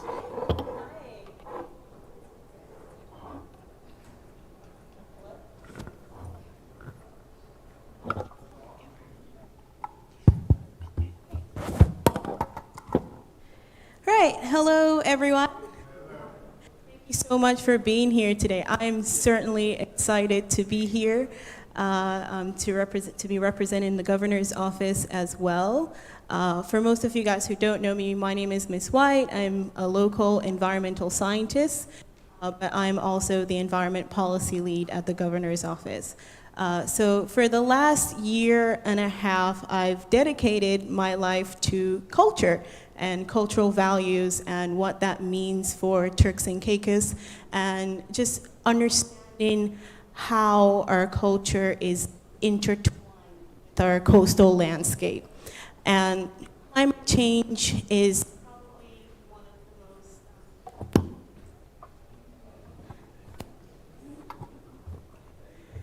All right, let's try that again. Climate change is probably one of the biggest threats that we have to our culture and cultural values. And it is most certainly, culture in and of itself is a difficult topic to talk about, because there's over 160 different definitions of culture. And it's even broken down into material culture that you can actually see, you know, our food, our dance, how we speak, how we dress, things like that. But also there are intrinsic values to that. So there are the non-material benefits that we get from the environment. And when you think of TCI culture, it's the coast. Everything about Turks and Caicos and who we are as people is so interconnected with our coastal landscape. It's in our national dress, from, you know, the colors that each represent the islands. It's in our song, you know, it's, you know, how our lives, how we live our lives, you know, from fishing and all of these things. And climate change definitely pose a threat to that. So it's most certainly a serious matter, but I'm also so proud to be here and talk about that today. Yeah. Well, we definitely welcome your comments. In fact, for the Caribbean, a large majority of our tourism product is actually nature-based, and out of that, a majority of it is coastal in nature. I can remember some time back, along with my colleagues from the Turks and Caicos Hotel Association and others, where the Turks and Caicos had the pleasure of hosting the Caribbean here in our country in 2008, where we had the Caribbean Tourism Organization host their Sustainable Tourism Conference. So being here today, of course, it shows that the Turks and Caicos, of course, is moving ahead when it comes to sustainable development. And without further ado, I'd like for Ms. Cox to comment. Thank you so much, Brian. And just to echo your sentiments, I remember several years ago, the minister and I attended Bill Clinton's summit on climate change, and then recently she participated in the Paris Initiative. And for a number of years, the Hotel and Tourism Association, through its sustainable tourism program, have gravitated to exactly what the government has put forward for Turks and Caicos. As a tourism sector for the Caribbean, and not just Turks and Caicos, we boast about sun, sand, sea. We speak about our coral reefs being in the top 5 in the world. And when we talk about climate change and the impact, I mean, if we were to get at the 2.0 degrees Celsius at some point, we're all in the red. Our industry has concerns, our livelihood has concerns, and everything that we know of or know of as a Caribbean nation that boasts about those 3 elements is at risk. Angela spoke about the steps that we've taken as it relates to reusable bags and reusable straws to an extent, but paper straws and stuff like that. I mean, those are amazing, but there's still such an amazing opportunity for more. We haven't even tipped the iceberg when we talk about the sustainability of global warming and just maintaining a level that we're all comfortable with. I believe there are huge opportunities, again, to be entrenched in the school. I was telling someone the other day, I said, we've done such an amazing job at speaking to the people in the room, but we now need to get to that housekeeper who's telling me now, you just took my trash bag from my bathroom, really, when you changed from plastic bags to reusable bags. So now the question that we have to always keep front and center is the why. Why are we doing this? Why is this important? Why is 2030 a goal for the world at a certain point? So as we go through these summits and continue these conversations, let's always remember to ask the why in everything that we're doing. Okay, well, let's just piggyback on what you just said. And in terms of climate change and tourism, how will it impact our tourism product, and how can we ensure resilience? I know that we have been doing numerous projects together, the government, the Hotel Association, and many of its partners, be it SEDEMA, CTO, or any of the international agencies. How do you see it in terms of ensuring resilience? Education, the involvement of our children, because our children hold us more accountable than we do. The other day, I was on a boat and I was chewing a gum, which is very rare, so I wanted to eat, so I took the gum and I just flipped it away, and then someone looked at me with a dirty eye and they were like, that's plastic, you can't do that. But it didn't dawn on me. I'm thinking, that's a tiny piece, that can be recycled, but there can be a turtle underwater now blowing up bubbles. But those are things that we all need to be conscious consumers in everything that we're doing. We, through, like you've said, through the Ministry of Tourism and many other entities, DECR, and CTO and Caribbean Hotel and Tourism Association, about 6 years ago, we established our Sustainable Tourism Program. And our Ms. Mona Beeson shares that. And when I say she is a tree hugger, going green, individual, everything sustainable, she is all about that. Within our membership, we have from the planting of trees in in Parrot Key, we have the tagging of turtles. So many people are using, obviously, the reusable bag, which is front and center. Gray water people have been doing that for a while. But we come to a point where we're all having the exact same conversation. Reusable bags, plant a tree, straws. What is the next? And when we head to the next, have we left anyone behind in our conversations? But we have been actively, and I don't think the next step is for our association is to engage the schools more. Before COVID, we had already lined up with the Ministry of Education to embrace our tourism club so that they can now start gardens in the schools and have a competition. And then the winners of those, take them to the Dominican Republic so that they can see what natural growth looks like. Take them to North Caicos, take them anywhere to give them that level of exposure and see what the impact of growing your own, climate change, and just recycling of goods how that can benefit us in the future. Sorry, I'm talking too much. No. And when I'm passionate about the education part of it because I heard someone said recently, oh, climate change is our kids' problem.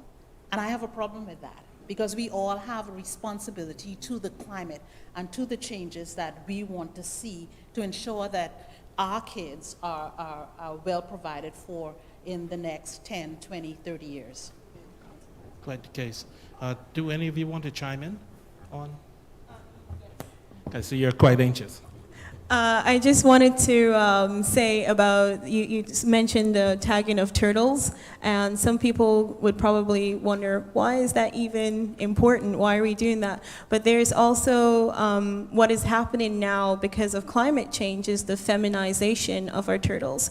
So sea turtles circumnavigate the globe, which means they don't necessarily stay in one place. So turtles that you see here, you might have been in the Bahamas and in other places. And we want to make sure we can track that and see where they're going, what they're doing, but also protect them in the sense that climate change is feminizing them. So turtles are reptiles. Their whole sex determination is based on temperature.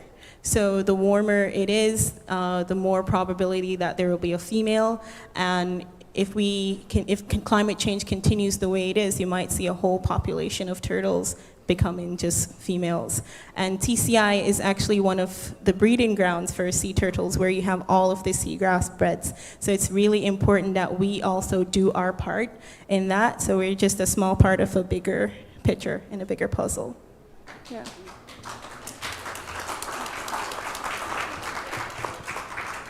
And when we begin to look at tourism, also we look at the investment side of things. Quite often we've taken what we in tourism call the boosterism approach, where we only talk about the good things that tourism can do. Tourism can bring jobs, tourism can bring infrastructural development and the likes. But the Turks and Caicos Islands, we're starting to take more of an integrated approach where we look at the pros and the cons. If I do this, what will happen? What will be the consequences? So as we take more of an integrated approach, looking at the pros and cons, I would pose to you this question, in particular for InvestTC, Ms. Musgrove. Climate change and investment. Investors come to us for our stability. How would the impacts of climate change affect investment, and what mechanisms can be put in place to mitigate these impacts?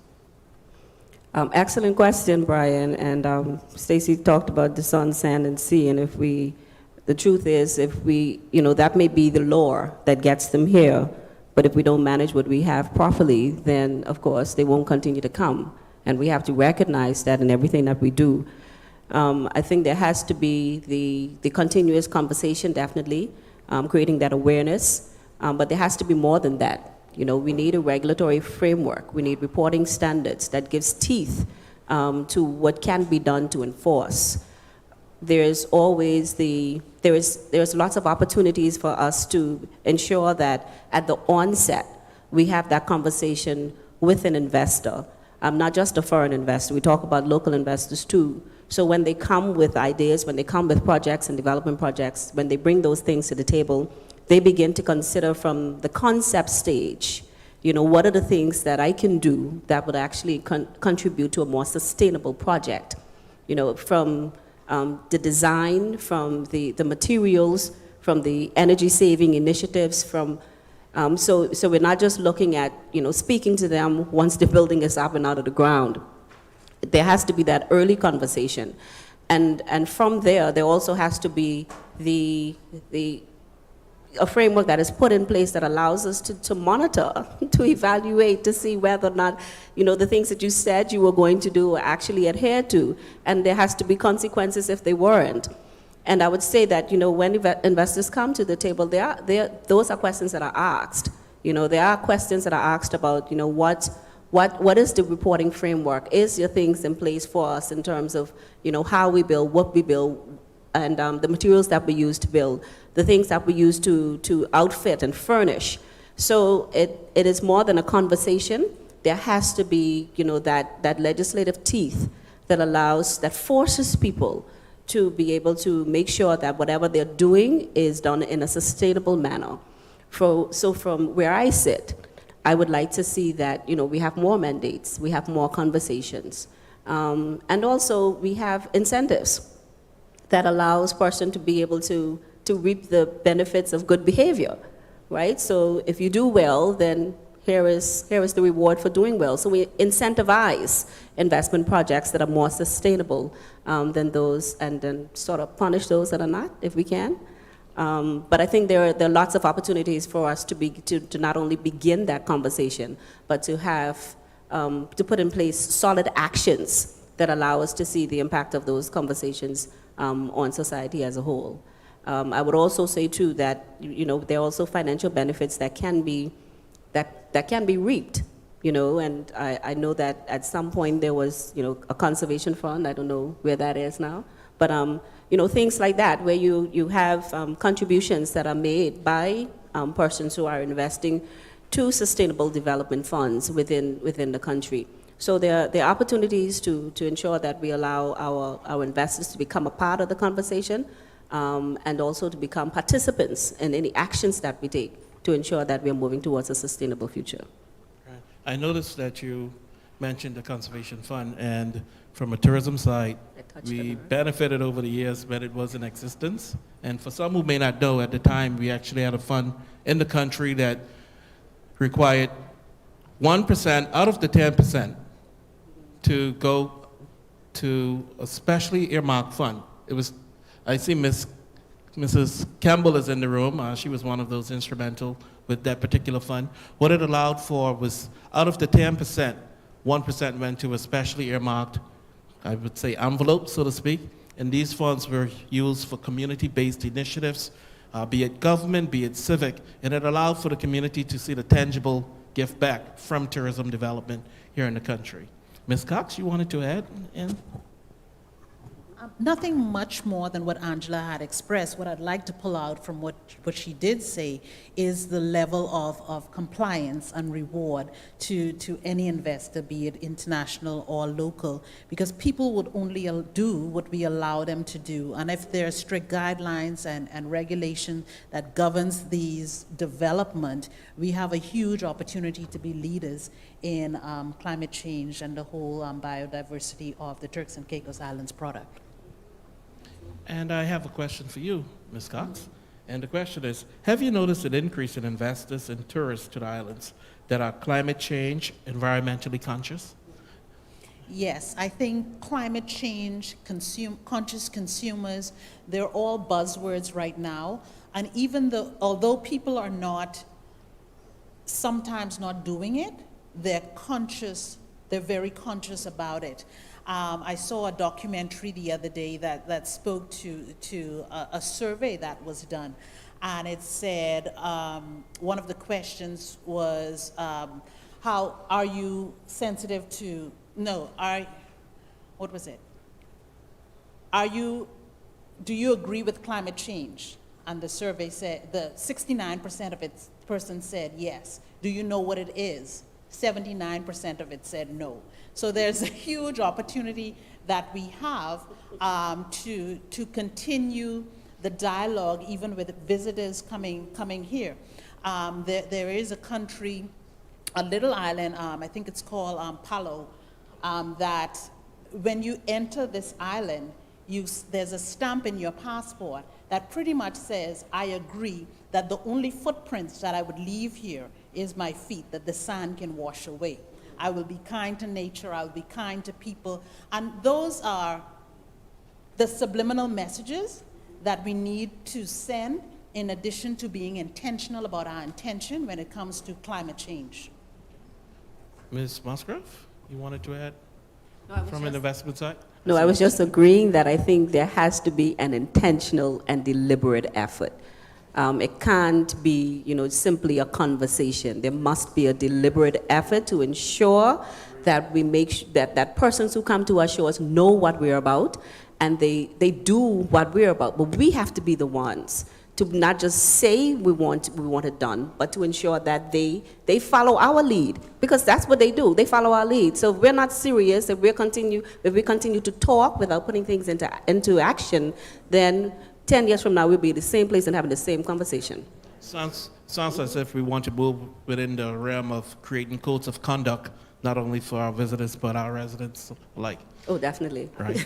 Ms. Wright, you wanted to add anything to that in terms of what you're seeing from your side, in terms of interest? Do you see people who are environmentally conscious, of course, requesting information about the Turks and Caicos, or just general inquiries? How do you see it? Yes, there have been more tourists coming here to participate in ecotourism, that's the buzzword that you say. Ecotourism is the new buzzword. And I think I went to a nature reserve here in the Wheeling area, and there were tourists there who came specifically to bird watch here in the Turks and Caicos. And that's not something that you usually see.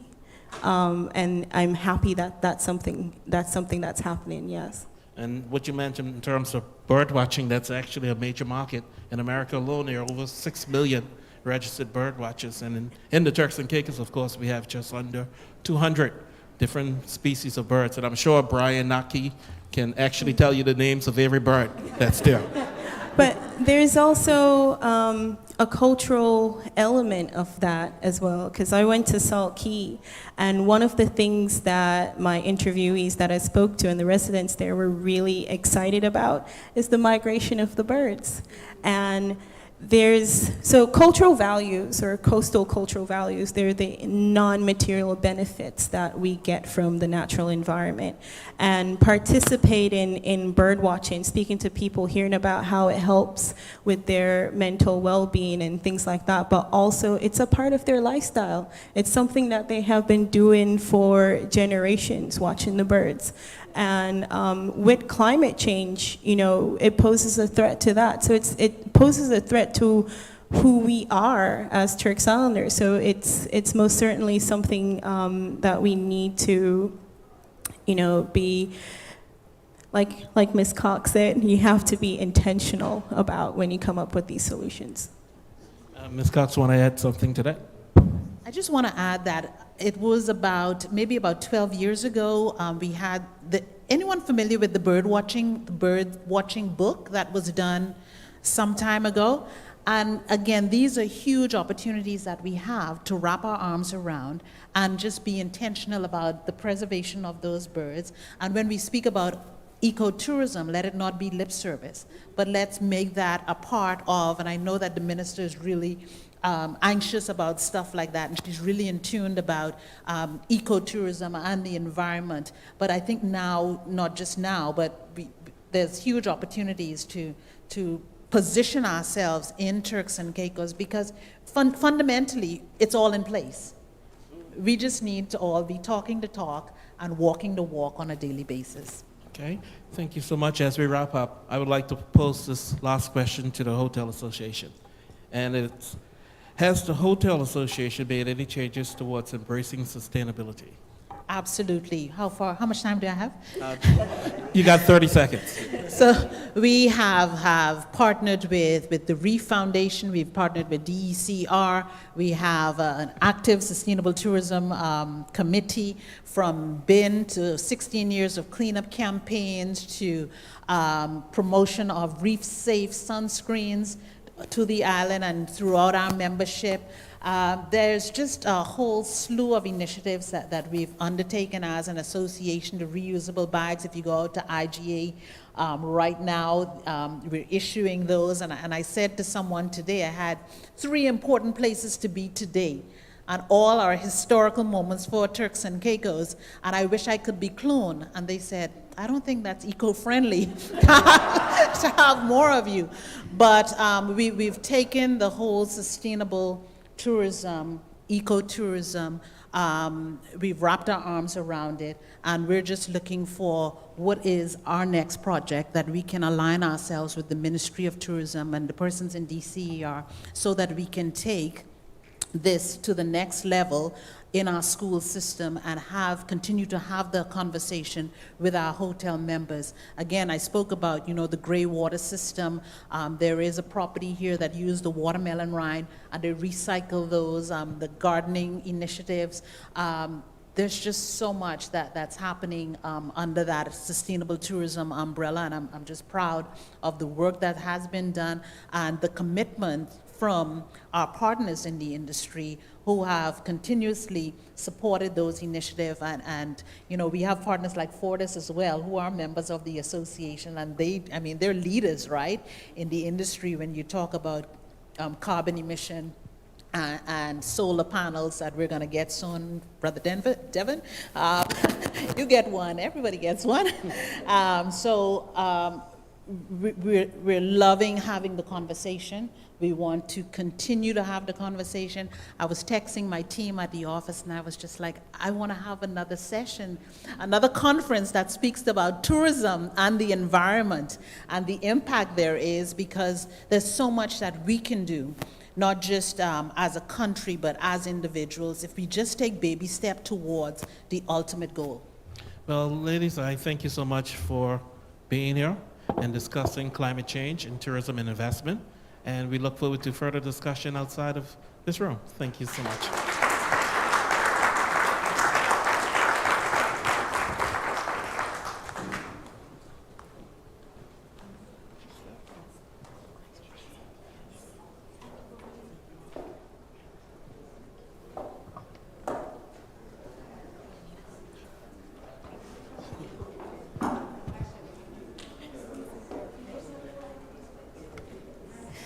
Thank you, panelists.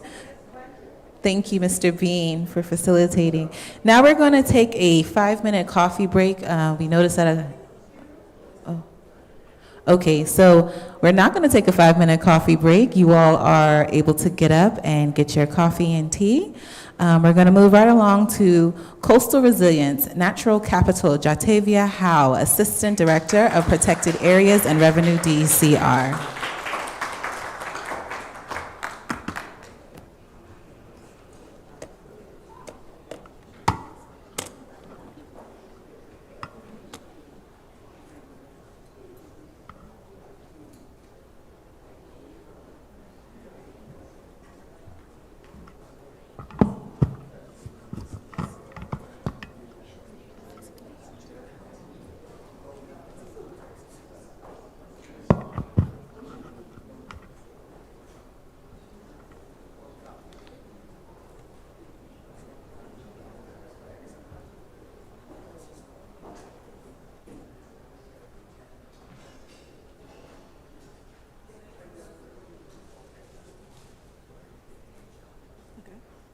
Good afternoon, everyone. With the protocol already being established, I just want to welcome you once again to this event, and I thank you all for joining us at this Climate Change Summit 2022. My name is Jatavia Howell. I am the Assistant Director for Protected Areas and Revenue for the Department of Environment and Coastal Resources, and I will be speaking to you about coastal resilience in the Turks and Caicos Islands. So what I'll do is give you a brief background of coastal resilience, what we are doing in the Turks and Caicos Islands, what I've been seeing happening in the other overseas territories, our stakeholders, our data gaps in knowledge, and then our future aspirations. So why is coastal resilience necessary? As Honorable Rubin gave mention to, we are expected to have more intense hurricanes and more flooding due to climate change. Our beaches are changing due to natural and anthropogenic or human forces. Over the period of 1990 to 2008, we experienced 165 natural disasters with an impact, damage, and loss cost estimated at $136 billion US. The beaches are changing, and this affects everyone. The coast is a place we are all attracted to for recreation, sports, and simple enjoyment. This constantly changing and hazard-prone coastal environment is also where the greatest financial investment is concentrated. What are the threats to our coast? The natural ones includes hurricanes and tropical storms, which occur between June and November, causing dramatic changes, usually resulting in serious beach erosion.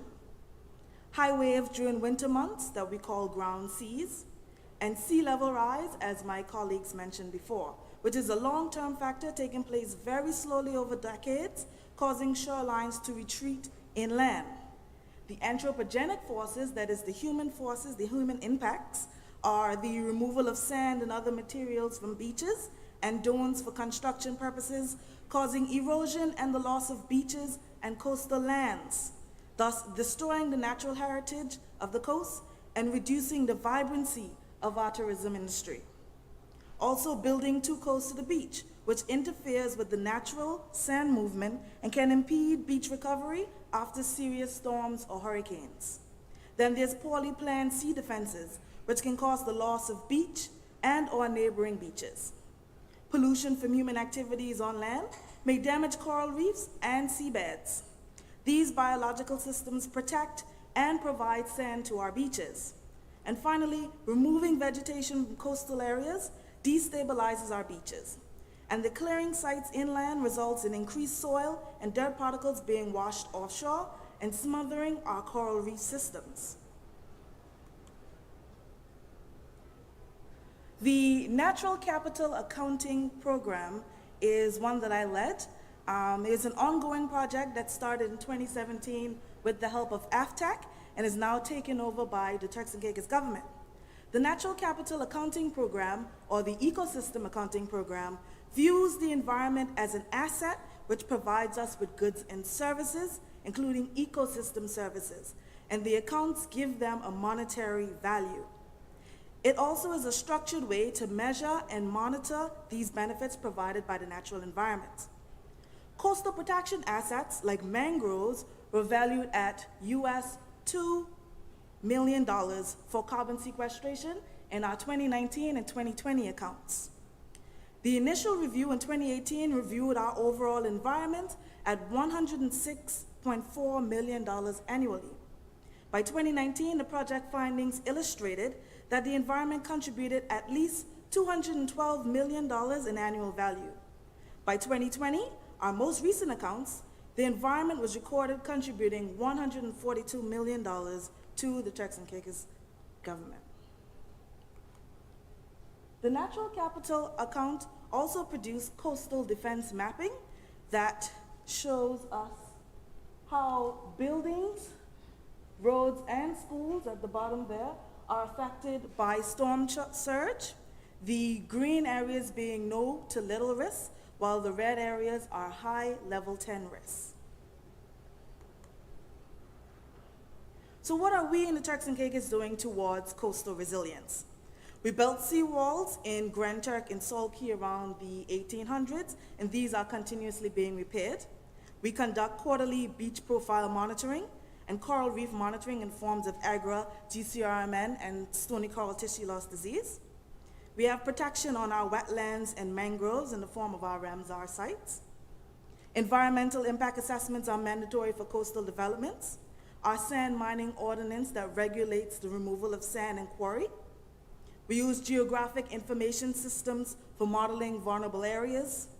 Ecosystem accounting, or the natural capital accounting, for policy and planning. We have marine spatial planning maps, and our current TCI coastal resilience, TCI climate resilience, coastal protection and management project that you would hear about in a few. to name some of the things that we were doing. And I attended a cross-territory workshop in Anguilla with the theme, Improving Coastal Resilience to Climate Action. So within the overseas territories, we are taking steps to improve our coastal resilience.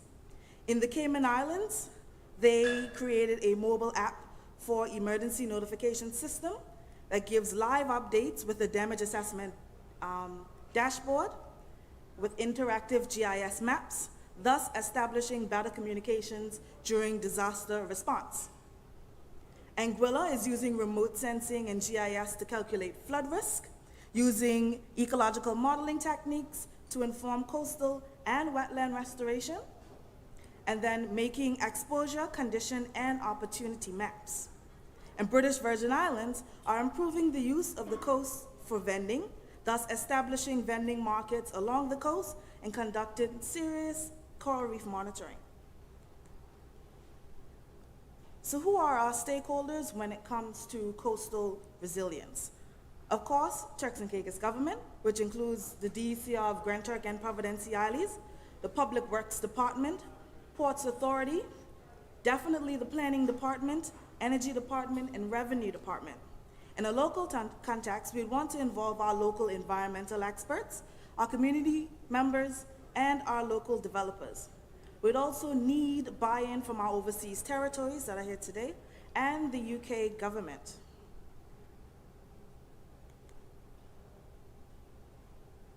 Our data and knowledge gaps. Our major data gap is mapping, and that is access to LiDAR data and GIS techniques, and then our soil and vegetation data, and categorizing our natural coastal protection data. In terms of knowledge gaps, we need more GIS specialists in our governmental departments. We need better historical data on past events like hurricanes and earthquakes. We need more accurate beach profile changes, knowledge on the importance of sand dunes when it comes to coastal resilience, and knowledge of the various laws that govern the environment within all of the different departments. And since we are now aware of our data gaps and our knowledge gaps, we aspire to implement and build on the Coastal Zone Management Plan, that is to properly rebuild the seawalls on Grand Turk and Sorokee, to create laws that protect all large mangrove sites and implement mangrove restoration projects. We want to indicate alternative areas around the Turks and Caicos Islands that can benefit from coastal resilience management. We also want to utilize ecosystem accounting, natural capital accounting for ecosystem resilience, improve our emergency broadcasting similar to the Cayman Islands. We need to better our research on sand dunes and monitoring illegal sand mining, using geographic information systems for modeling and mapping through remote sensing, and creating our own exposure, conditions, and opportunity maps. And then finally, to establish a British Overseas Territory joint climate change coastal resilience strategy. These are my references, and thank you so much for listening. I am here afterwards for any questions.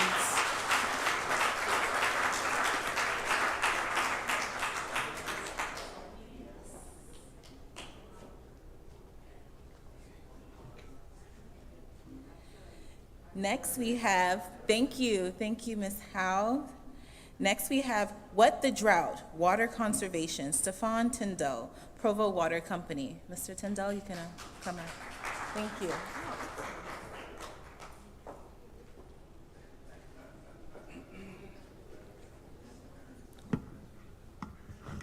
Good afternoon, everyone. Okay, so my task today is to talk about water. Kind of appropriate because I work at a water company, right? Well, it's more on how we save water and how you can save water as well, because it's the responsibility of all of us to conserve our waters. Now, what is water? Oh, all right.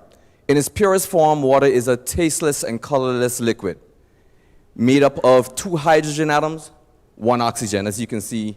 Let me see the point clicker. Yep. All right. 71% of our Earth is actually water. but only 1% of that is safe for consumption. So now, the Turks and Caicos is really known for our waters. What do we have? We have the sea, obviously one of our most treasured possessions that a lot of tourists come from miles away to just to see. We have rich wetlands and ponds, and also aquifers and groundwaters, which is where I'd like to focus on the most. So now, everyone, well, not everyone, but we should know that water goes through a cycle. Now, this diagram here is very busy, but I want to simplify it by just concentrating on the evaporation that happens from the sea, condenses into clouds, and eventually those clouds fall as rain, which is precipitation.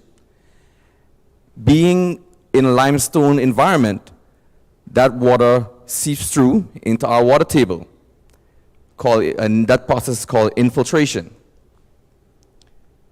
Now, when we look back at the history of the use of water in the Turks and Caicos, it would have been either from collection of rainwater or the use of our wells. Wells were scattered throughout the Turks and Caicos Islands. There were various community wells that were in different areas. But now, one thing that I'd like to bring to your attention is that we found that some of the wells in the Bight were the most reliable on Provo. There were times when people would trawl in their boats from Blue Hills to come to the Bight just to get water from the wells there when the wells in Blue Hills and the other communities were, dried up. Keep pointing there. But after that, the Turks and Caicos Islands government had an initiative where they dug about 5 trench wells to regulate, the distribution of water on the islands. And this had to go through a process of degasification or aeration and chlorination, which would disinfect it. Now, we needed to degas the water because in groundwater itself, we have hydrogen sulfide gas. You know that kind of gas that has the rotten egg smell? All right. Just having it there is unpleasant. So that had to be degassed and then chlorinated to kill all microbiological activities. And the treated waters were stored in holding tanks, but it still had to be trucked away from those holding tanks. Obviously, there were limitations. With the growing population, only 5 wells were being used for this production process. Now, these wells, you couldn't take from all of them at the same time. You had to alternate. So one day you would take from well 1, the other day you would take from well 2, the other day from well 3. And that was to prevent saturation of the water, because as those wells got lower, the water became more hard. Also, the chlorine was being eaten up at a rapid rate due to the high amount of sulfur that was in the water itself. All of that just to get water, something that a basic necessity. Now, some community wells had to be closed down entirely because there was some unregulated taking of those waters by, trucking companies. So what was the answer? Turks and Caicos Water Company had existed at the time. However, it was more expensive to buy the desalinated water. How much gallons of water do you think is in one of these tanks? Anybody? Who said 1 million? Correct. See us afterwards. All right. At the time, it was more expensive to buy this water. However, with the aid of an EU grant to start our pipelines, accessing this type of water became more feasible. Right about now, the Turks and Caicos Water Company has a capacity of 3.5 million gallons to be stored at any point in time. So that's 2.5 million gallons at the plant itself and another million gallons at the Susie Turn storage. Plans are in place as well. By fall of this year, we should have 1.5 million more gallons to be stored in a new storage tank to be built closer to downtown.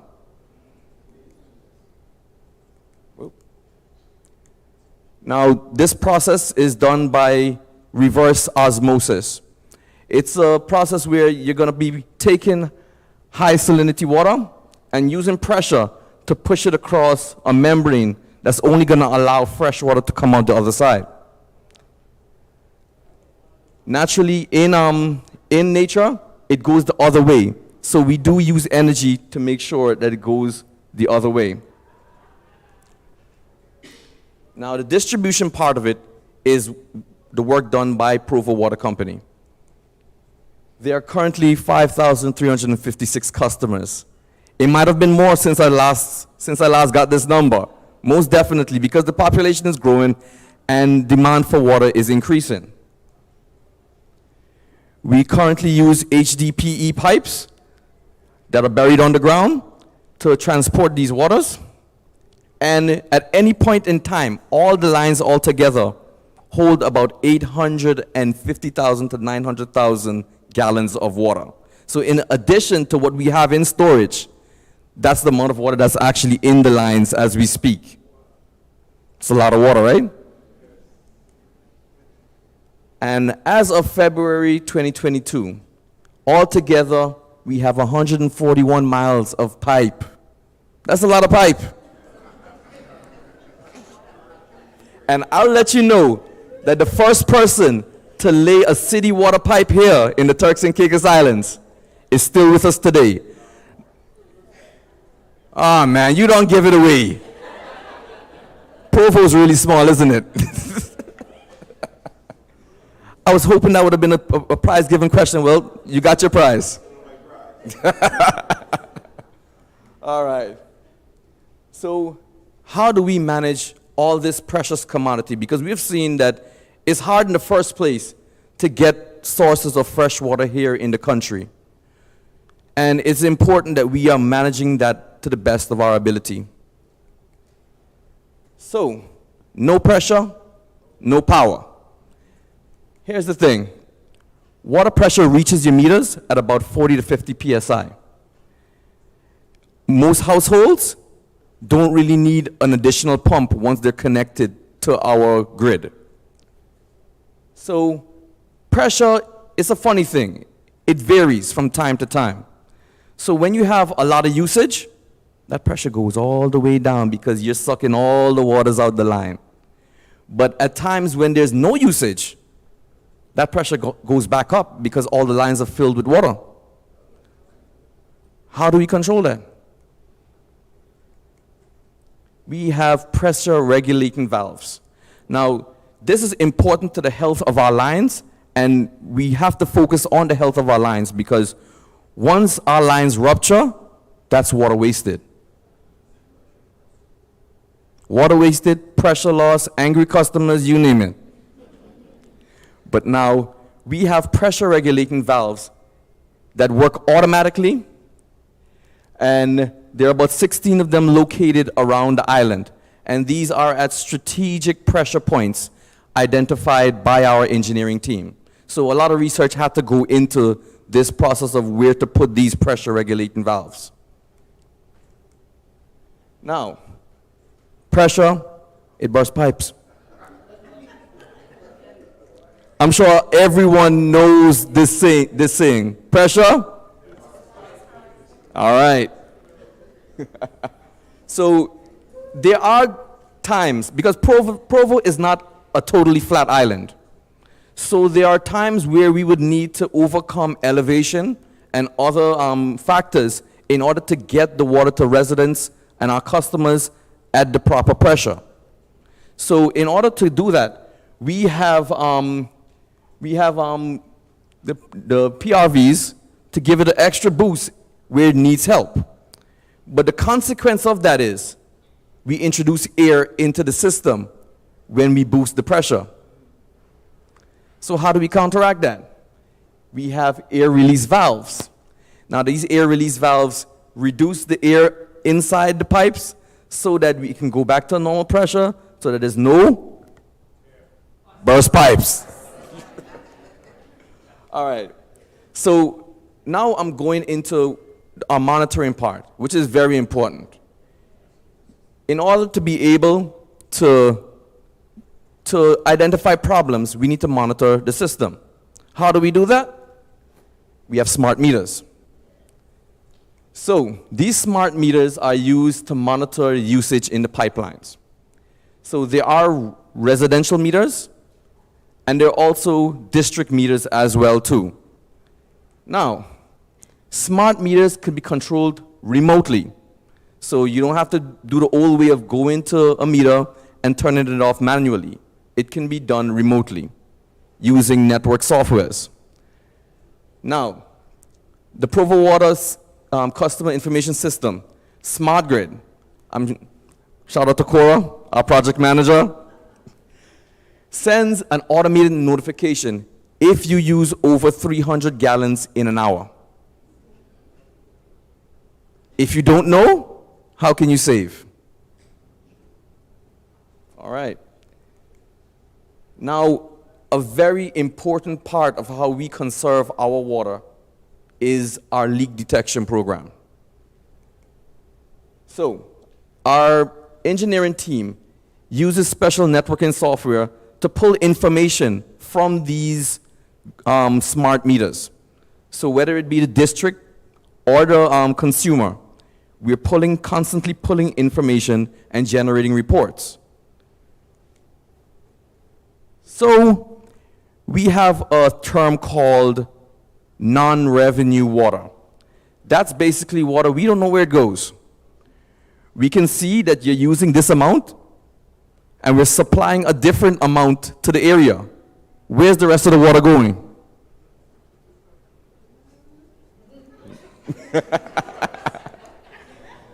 There's three main possibilities that could be the reason for this disappearing water. Whether it be faulty meters that are reporting bad numbers, whether it be illegal activity, because in this day and age you still have people stealing water, and leaks. So when we find the leak and identify the area where it is, we use one of our tools called isolation valves to shut down the water in that particular area. These are throughout the main line, and they are manually operated. So unlike the district valves and the smart meters, we have to go there ourselves and turn it off. Please do not abuse our team members when we have to turn it off, because it's for the conservation of the water. All right, but now I want to let you know that it's not only our job to conserve water. There's a part that you can do as well. And just like how we monitor our system, you can monitor your home. How? If you pay a visit to our booth over there, Sephora, our lovely Sephora, will let you know that there's a portal that you can use. Now, this portal is unique to your account, to your meter. And as you scroll down, because this is how the top of the page looks, and it gives you an update on your balance as well. But as you scroll down, you're going to come to a graph like this. And this graph, once you hover your mouse over it, it'll let you know how much water you've been using. So a trend starts to develop. And if you notice that something's wrong, that trend, some out of the ordinary, that trend is there, it's time for you to look at your pipes. And speaking about pipes, what is one of the biggest losses in households? Biggest water loss is deceptive, but it can rack up over time. Can anybody tell me quickly? Who said toilet? I don't have that much prizes. But it is the toilet tanks. Because when there are leaks in the toilet tank, the water can just flow and you don't know where it's going. Because it can be a progressive leak, and not that it's a big set of water, but it just goes unnoticed for hours upon hours upon hours. And the reason why I have a blue dye here, the reason why I have a blue dye here is because we have that dye that can help you identify if your toilet has a leak. Pay a visit to our booth. It's free. Bury your pipes. Now, we live in a hot environment. We're affected by sun. Pipes can become brittle. And having them exposed can, give the possibility of a person or animal or something walking over it. But you can bury them, not too deep. All right, using moderate pressure is very important as well. Some people want more pressure than the 40 to 50 psi that we offer from the meter itself. Now, especially in buildings where there are old plumbing, that's not good because it can cause rupture in the pipes. 10 minutes isn't enough. But now, we just come to our additional water-saving tips. Extra long showers, it's up to you. I know some people like their shower times, but extra long showers, more water wasted. All right, so increase in the use of flush-saving systems. So there are some flushing systems where you're not going to use as much water, but a vacuum helps in getting everything out. And turning off taps while brushing your teeth and washing your hands. Now, I just like to give a special thanks to the team at the Provo Water Company, because it isn't only the distributions, it isn't only the engineers. It's everybody's business to conserve water, and every one of us play an important role in identifying and executing the plan to conserve water.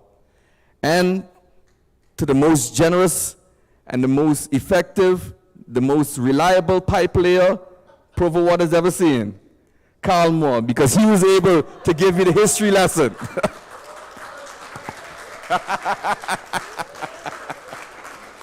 All right. Thank you very much for listening, and thank you for being interactive.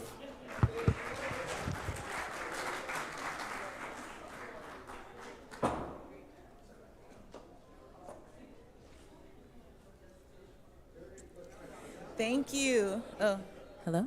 Thank you, Mr. Tyndall. Very informative. A lot of information I didn't know myself. It's everybody's business to conserve water. And just make sure your pipes don't have too much pressure.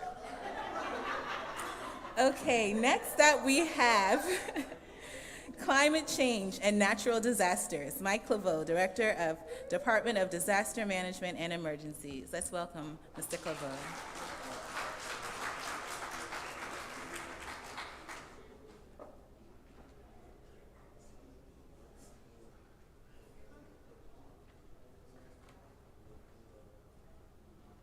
Thank you very much.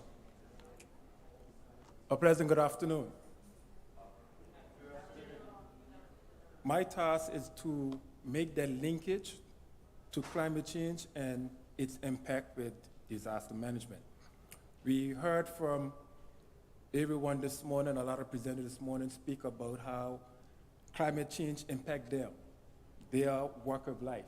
But the reality is, if you don't do nothing, it's going to become a disaster. And that's where my team come in. And the presenter before me said something about water is everybody's business. A good colleague of mine often preach, disaster management is also everybody's business, because we need everybody in here to help to mitigate the disasters. And most of the things I'm going to talk about, you probably would have heard them already. I'm not trying to drill it in your head, but just trying to make that connection.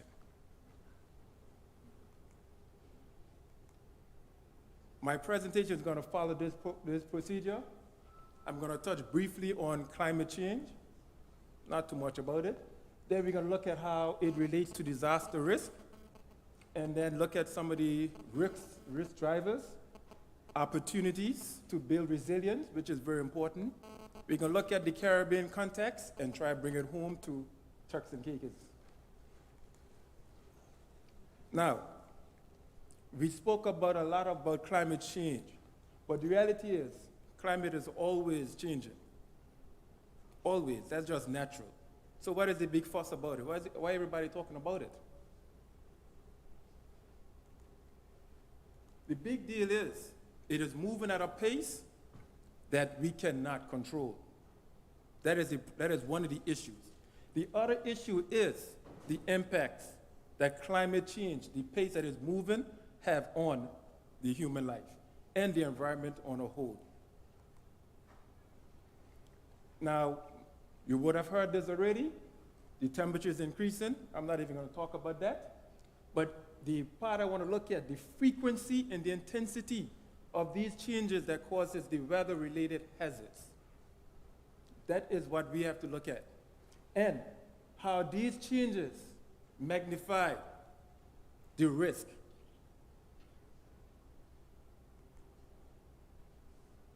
Now, looking at this report, we can tell, where's the pointer? We can tell between the years of 1960 to 2020, there has been an increase in the number of hazards reported. And this is continuing. So therefore, it is safe to say that climate change can be a factor that causes this. These are the risk drivers that we spoke about. Drought. We know what happens to drought. Sea level rise, we spoke about, presenters before me spoke about that. No one spoke about infectious diseases. Is COVID one of them? I don't know. I'm just throwing it out there. I'm not a scientist. But I do know all of this, you see up here, is a problem for disaster management. And if it's a problem for disaster management, it's a problem for all of us in here. So it's safe to say disaster management is everybody's business, right? Now, we're going to look at this quickly. Now, for you to understand your risk, you need to know what is your hazard. What is your hazard? It could be flood. Climate change brings flooding. It could be drought. And when you take that and times it by your vulnerability, how can you cope? Can you cope with flooding? Can your home cope with it? Are you on the beach? If we have a 10-foot storm surge, can you cope? Is your building strong enough? When you take that and times it with the hazard, that is your risk. And your risk can lead to loss of life, loss of property, and livelihood. But we can build better. We can build our resilience. The key is understanding your risk. Knowledge is very powerful, and this forum brings a lot of knowledge. So we need to have more like that.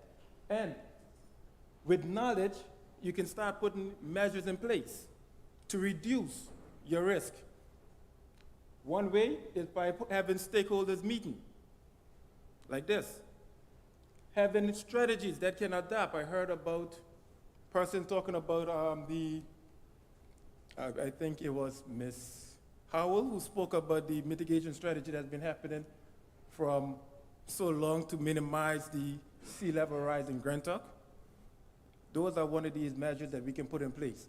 And we need a tool that can help for decision making quickly. Now, Brian Bain said it earlier, and I'm going to repeat it again. The Caribbean region is listed as the second most disaster-prone region in the world. Which is the first? Which is the first disaster-prone region in the world? No. Asia and the Pacific is the first. I would say the Caribbean is almost like a pot of soup. Any hazard you can think about, it happens right there. Last year we had a volcano in St. Vincent. Also last year we had 2 flash floods, one in Guyana and next one in Suriname. We have almost everything you could think about happening in the Caribbean. And it amounts to almost $3 billion in losses. It is one of the zones that is most susceptible to sea level rise. We spoke about it earlier. Now, between the years of 1960 and 2009, you can see there's an increase in the number of storms. And there's also an increase in the number of flooding. That is also continues up to this day. In fact, 2017 hurricane season was the 3rd largest destruction that ever happened in the Caribbean. And 2019 Hurricane Dorian is in the books of record for the most destructive hurricane that ever hit landmass. Can you say that the intensity is increasing? Turks and Caicos Islands is no different. We spoke about it, the panel spoke about it. It's a coastal community. It's located in the hurricane belt, and in fact, that is Hurricane Irma just coming right to Turks and Caicos.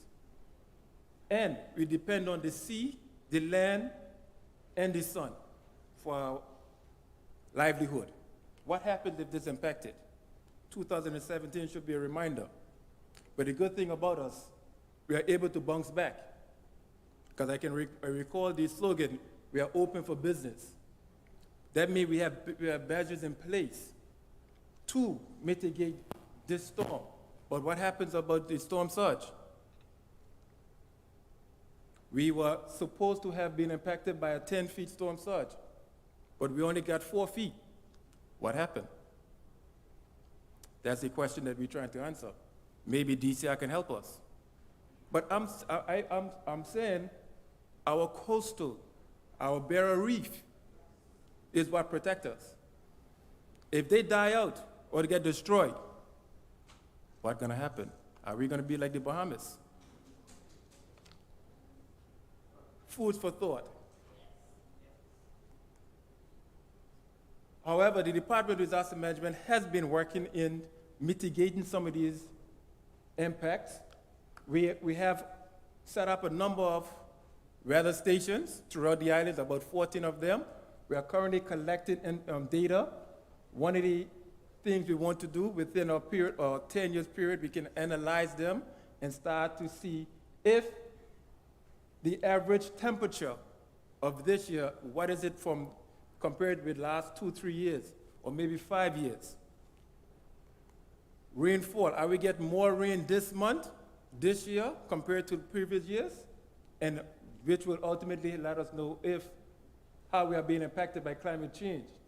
We also incorporated climate change into our country work program. We have about 6 outcomes that we work towards, and each of them speaks to climate change or climate change adaptation programs. We also assisted with DCI in replanting of the mangroves. We model storm surge. Like I said earlier, we need more data to be able to have a much more accurate idea of the extent of the impact of storm surge. We also adopted the comprehensive disaster management framework that looks at all hazards, all people throughout the entire phase of the disaster management cycle. So we don't only work on hurricanes, we look at all hazards. We recently launched our alert app, disaster alert app. Now this is one step into having a mass communication system, early warning system. Within the alert app, you can set out mass notification. You no longer have to be trying to send out in batches. Once you download it, everybody get the alert at the same time. We can also send out early warnings. And it's not only just to send out alerts, but it also can be used for educational purposes. You can go on and learn about climate change. You can learn about your risk. You can learn if you are in a flood zone area.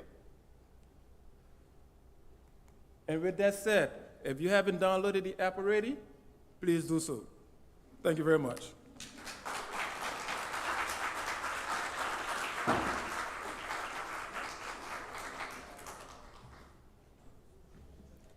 Thank you, Mr. Clovo. If you don't do anything, it will be your disaster. And I remember Hurricane Irma and Maria, because at that time I was the director for the Red Cross, and DDME did a wonderful job collaborating with the Red Cross. And I believe the mangroves is that what saved Turks and Caicos, the mangroves and the reefs as well. So next up, we have Climate Change and Weather Patterns. Dr. Holly Hamilton, Director of Meteorology, Turks and Caicos Islands Airports Authority. Let's put our hands together for Dr. Holly Hamilton.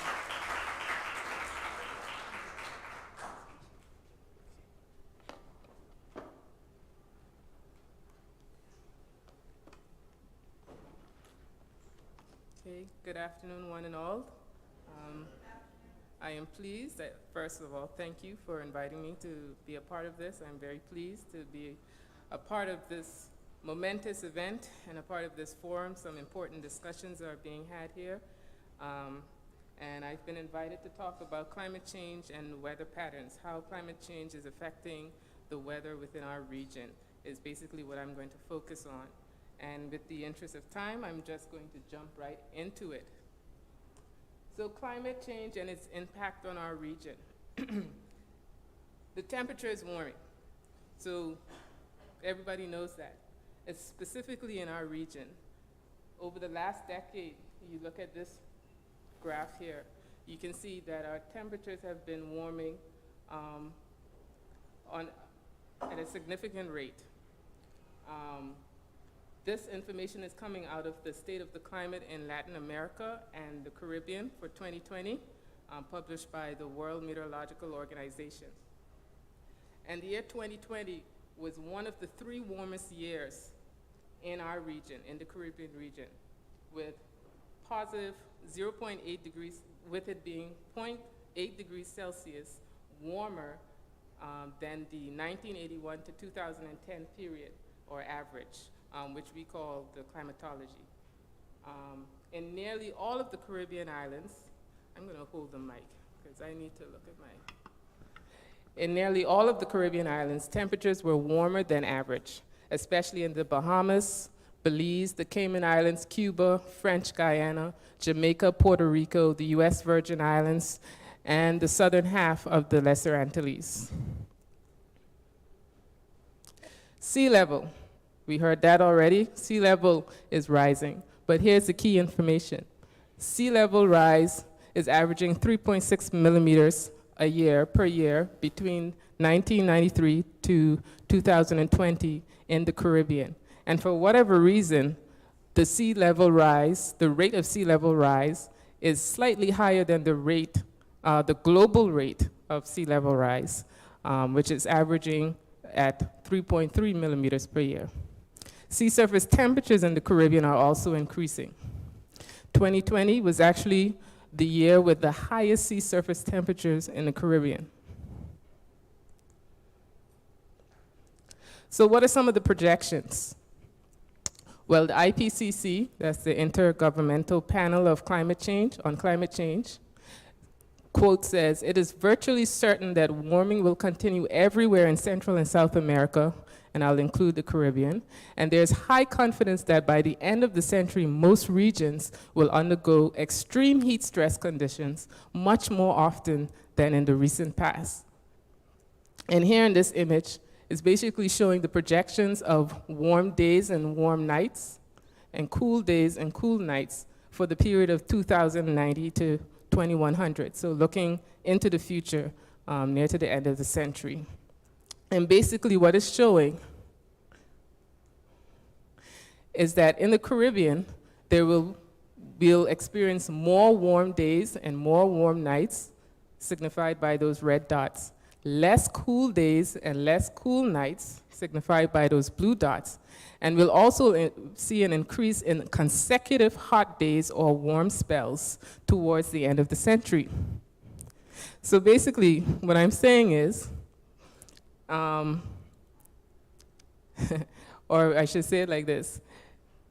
We basically need to have some serious conversations about diversifying and having innovative solutions to our energy and how we use our energy, unless you want to keep paying for this more of your money or all of your money.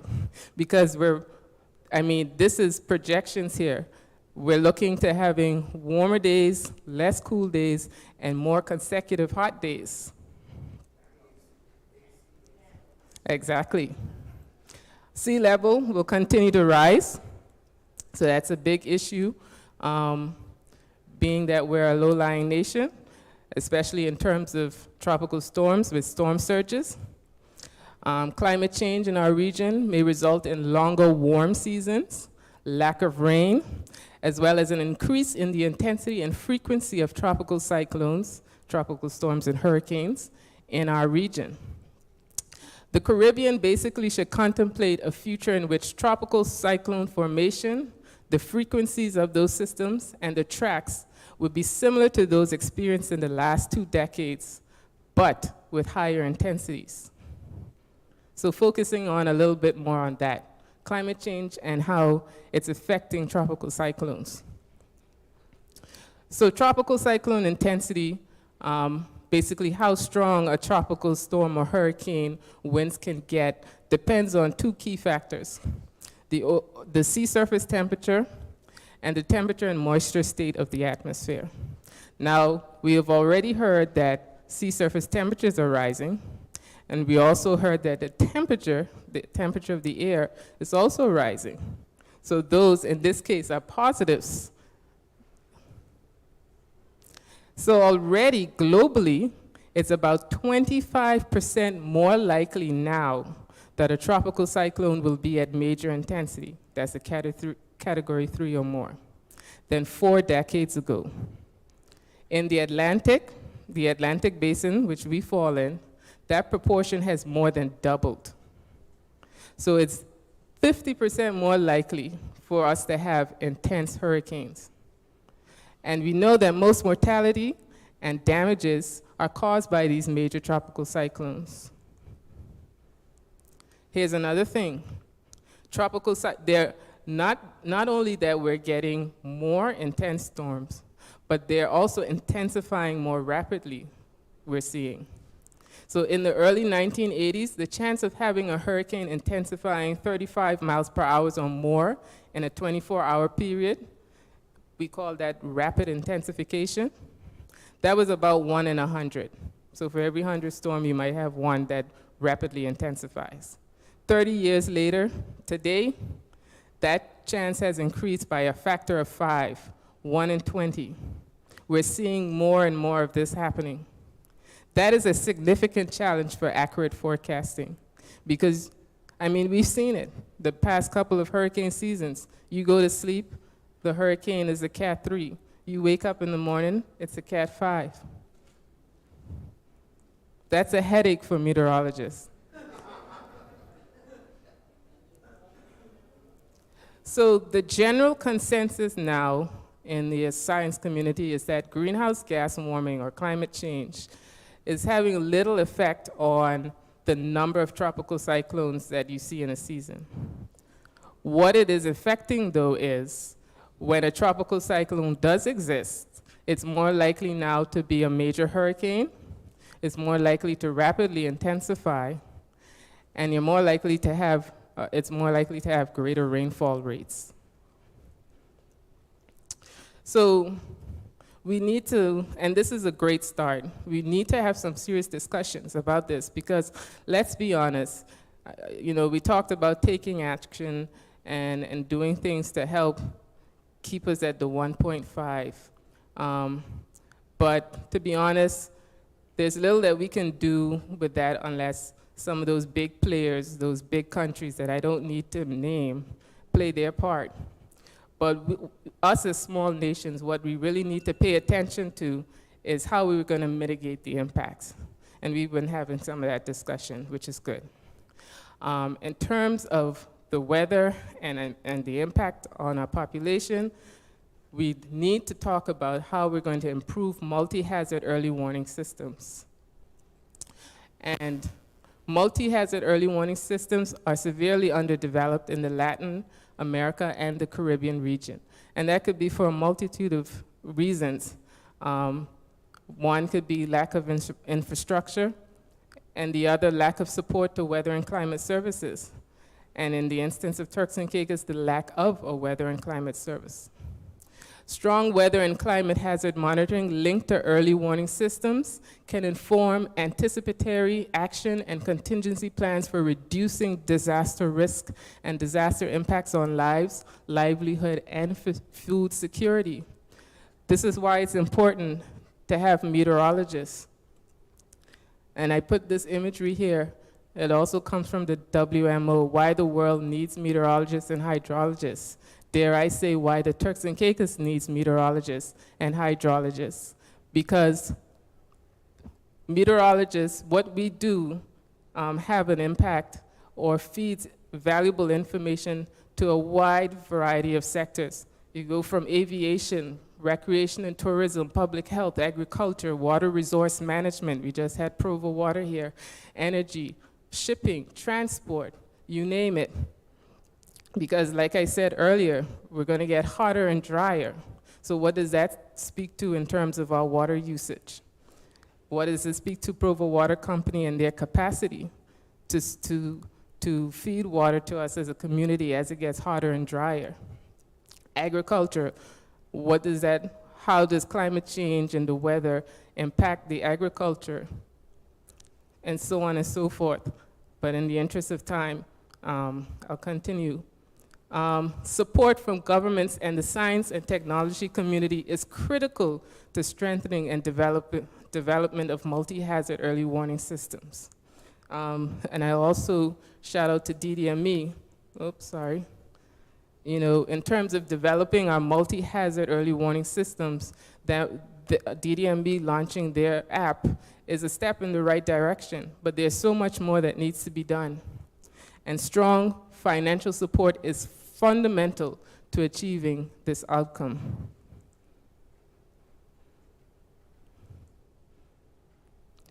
So one last quote: as our world continues on its path of rapid change and growing complexity, the meteorologists, climate scientists, hydrologists, forecasters, and weather broadcasters of tomorrow will play an increasingly important role in efforts to drive socioeconomic development and promote human welfare around the globe. And lastly, I have this slide here, and a lot of the players are in this room, but it is crucial that partnership across all levels of intervention, the public sector, the private sector, science and technology community, academia, as well as civil society and community-based organizations. Collaboration all across the board is key to building a weather and climate resilient Turks and Caicos. And I hope it's my mission in the near future that we have a future National Weather Service to play a part in this role. Thank you for your time.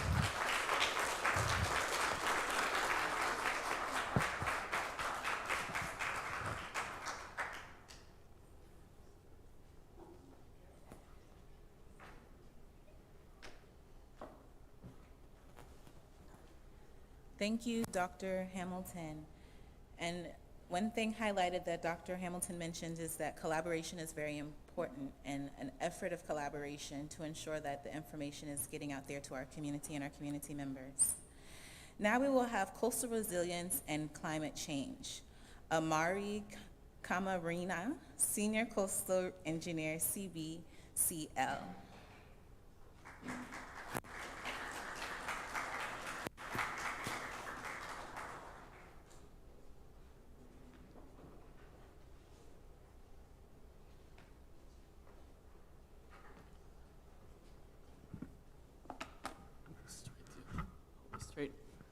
All right. Good afternoon, everyone. Great.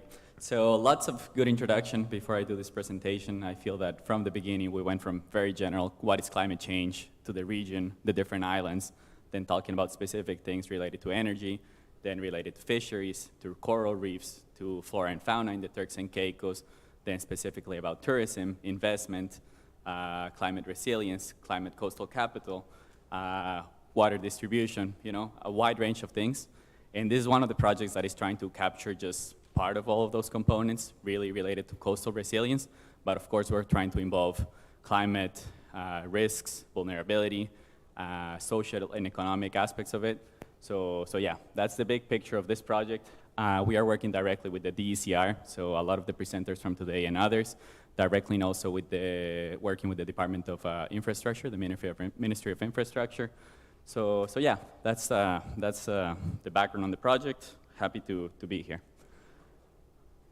The main objectives is to prepare from that very global way of what climate change is, climate resilient solutions. So coastal protection solutions for Providenciales, Grand Turk, and Salt Key, specifically narrowing down to very specific infrastructure in key areas that are at risk of climate change, that are at risk of flooding, that are at risk of erosion, and need specific infrastructure developments and renovations so that they can be sustainable and they can be used in the future. In addition to that, we are developing a shoreline management plan to provide recommendations to similar to what the DDME is doing with their risk management approach. We are trying to come up with guidelines and recommendations for the development of setback distances, design floor elevations, maintenance of vegetation, maintenance of the dune ecosystems, the coral reef ecosystem. So trying to bring all those pieces together into a relatively simplified guideline that can be applied for coastal developments or to avoid coastal developments, depending on what the analysis says in this type of I guess, flow chart to determine development feasibility. So we've been here a couple times in the Turks and Caicos, working here from the early 2010 or so, and then came here right after Irma to do a disaster mitigation plan, did a shoreline assessment, and we started this project at the beginning of this year, so January 2022. As you can see, well, we worked with the Department of Environment, Coastal Resources. Ms. Williams is there in the photo, and happy to see you here as well. Working with the Department of Infrastructure, went together to Salt Key to do the deployment of some instruments to measure waves and to measure water levels and a number of things, and just recognize the coast and see the existing infrastructure of the island. So key things that we want to consider in the project and keep us as paramount and at the forefront of the project development is climate resilience, of course, hence why we are here in this climate summit, and thanks again for inviting us.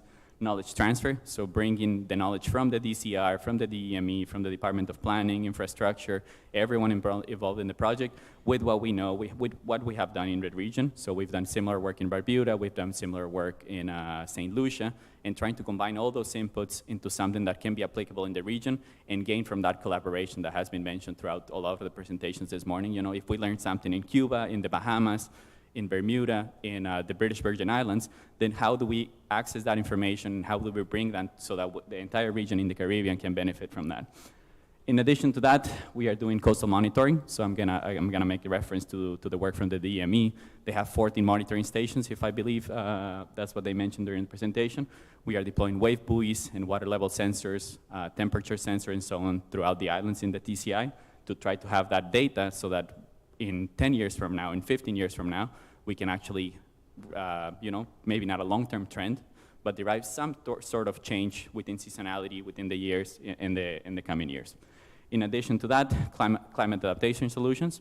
So come up with solutions of coastal infrastructure that can be adaptable, that can be sustainable, and that can be changed in the future, depending on what the climate is like in 20 years from now, 40 years from now. So try to build infrastructure to protect the coastline, but also infrastructure that can be adapted in the future for whatever change comes.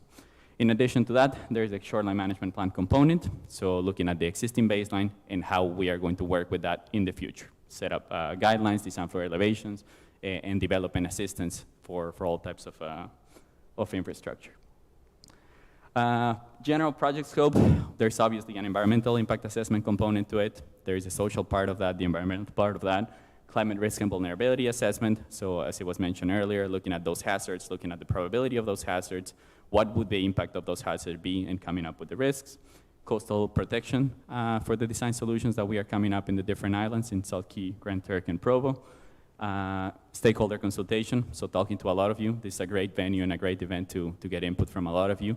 And we've been trying to connect with the different ministries and different local experts to get access to that knowledge and share information, doing the shoreline characterization and the management plan.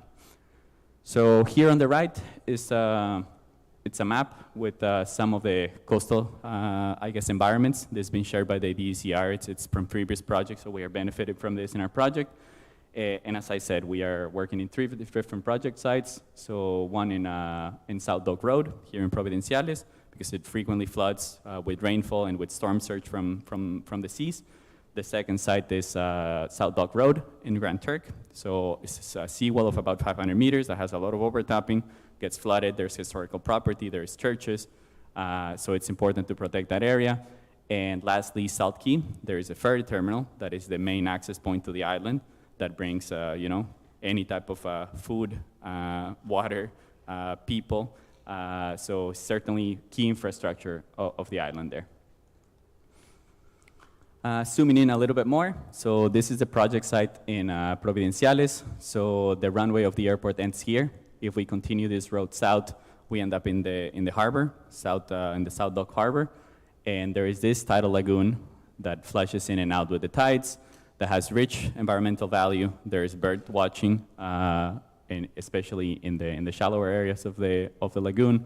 And there's the entire road that, as I said, floods during extreme rainfall events and storm surge. So we need to come up with a solution for this. We are thinking about alternatives with raising the floor, better drainage, using the mangroves as a protecting ecosystem. So to do that, we need to do, of course, baseline assessments of what's existing there, what is the current state of the environment, and also look into what the potential impact be of proposed infrastructure. So that's Providenciales. Then we go to Grand Turk. So as I mentioned, there is a seawall that protects a lot of these historical properties in the waterfront that has severe overtopping. So we need to come up with a solution that minimizes that overtopping, minimizes the impact of the waves, and fixes the drainage issues that currently exist.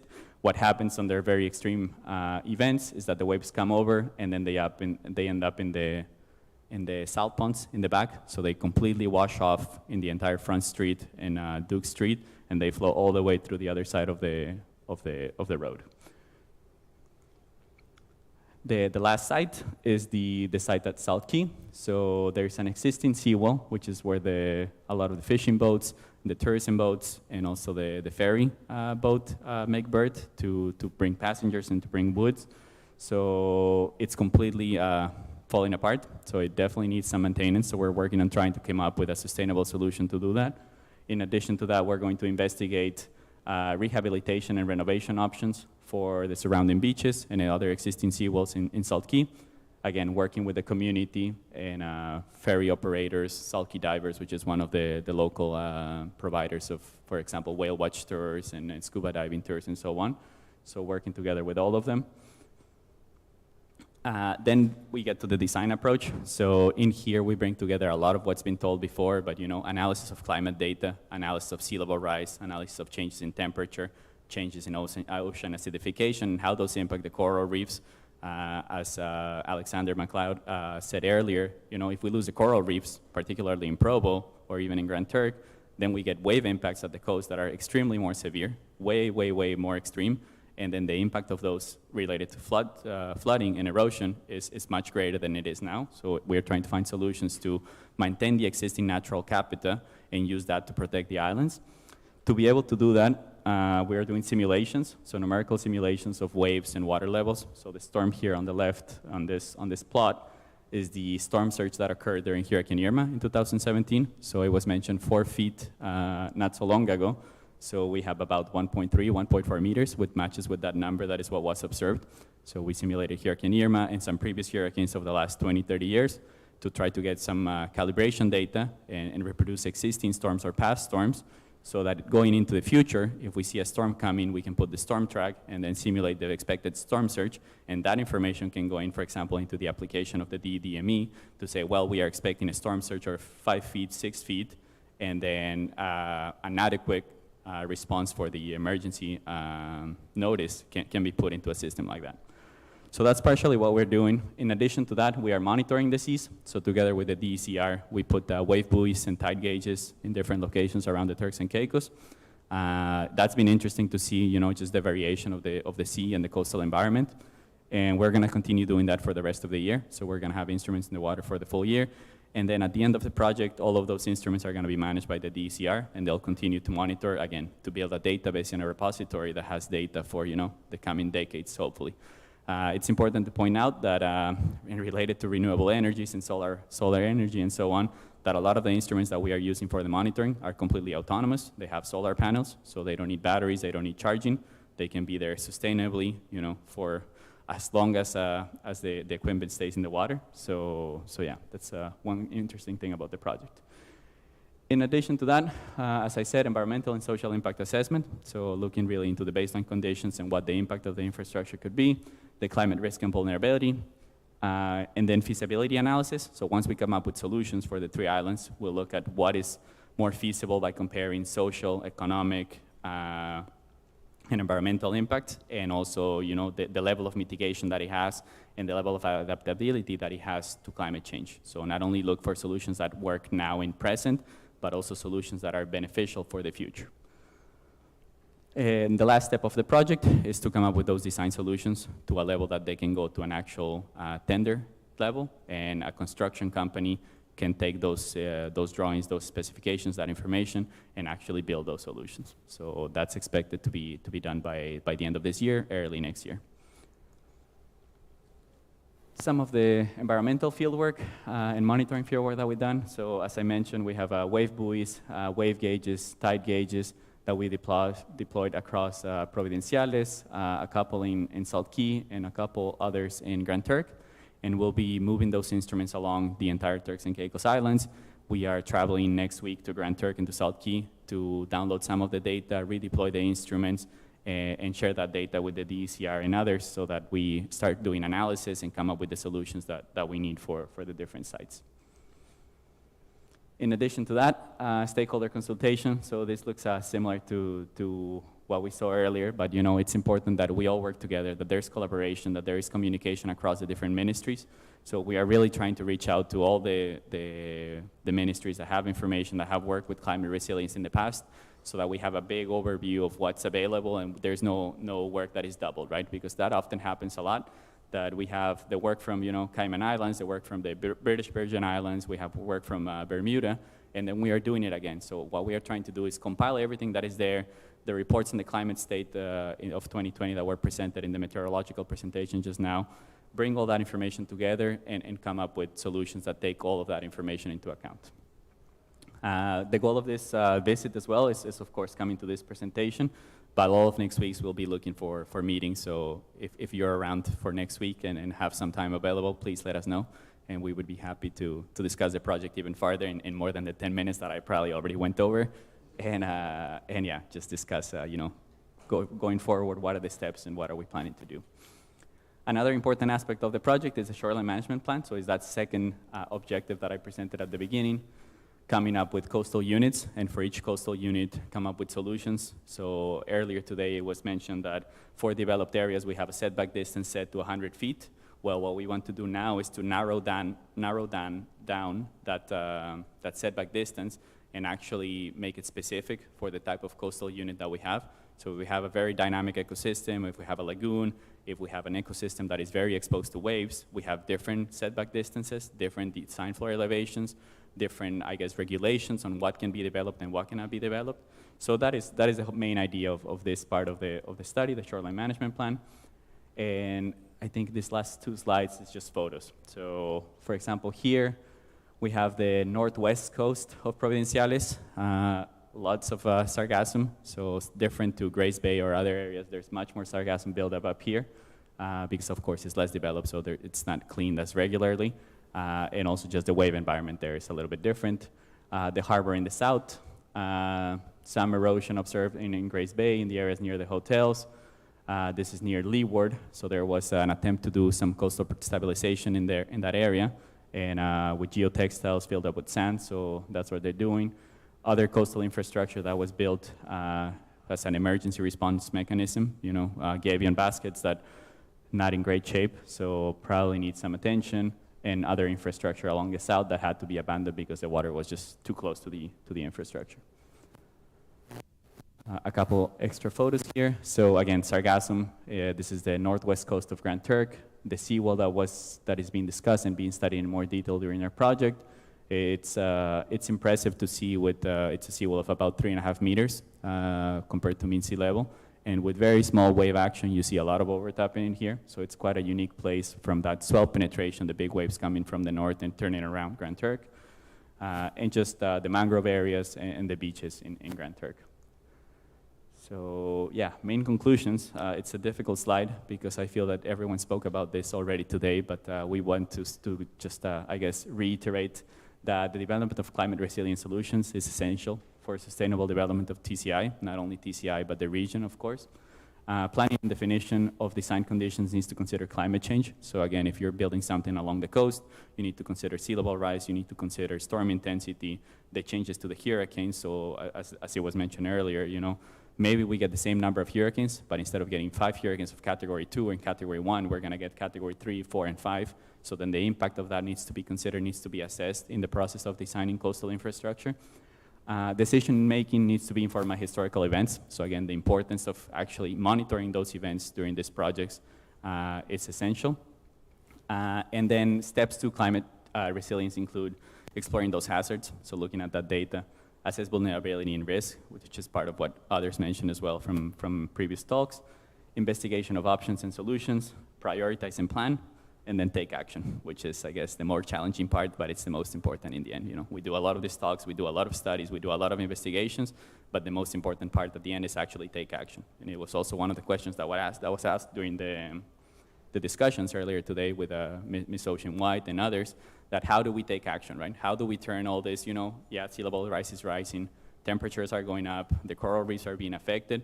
What do we do as a region, as a group of consultants, ministries, universities, researchers? How do we implement action so that we can build a more resilient and more sustainable Turks and Caicos Islands? So I think that's all. Yeah, any questions? Last call of the day, but thanks a lot for having us.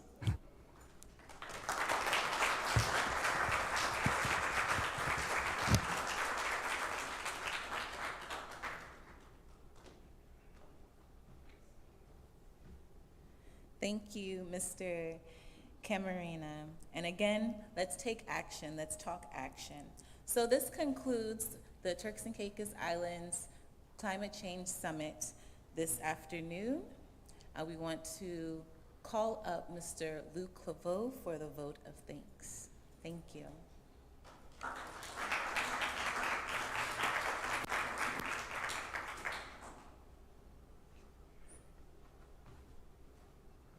Good afternoon, all.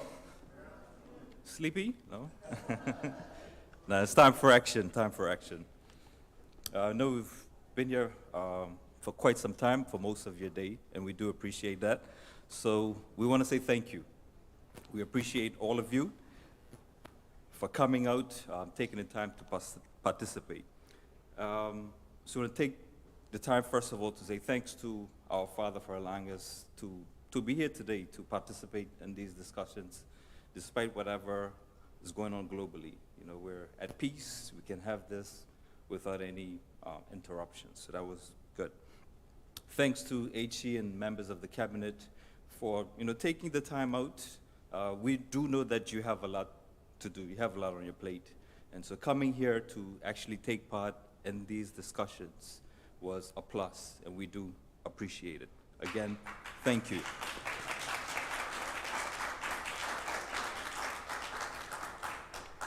And we say thank you not just for your presence, we do appreciate that, but we say thank you also for the charter, the commitments, and the guidelines that would allow us to take action towards mitigating against climate change.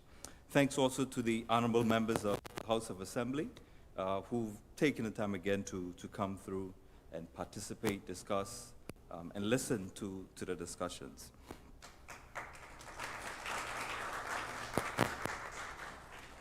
We cannot forget our honorable members from our sister overseas territories. Albeit this is a first of its kind, We thank the OTs that weren't able to make it, but they participated nonetheless. But for those that made the special effort to be here, we say thank you personally for coming to TCI, being part of these discussions, and actively sharing your experiences with us. We do appreciate you. To the stakeholders,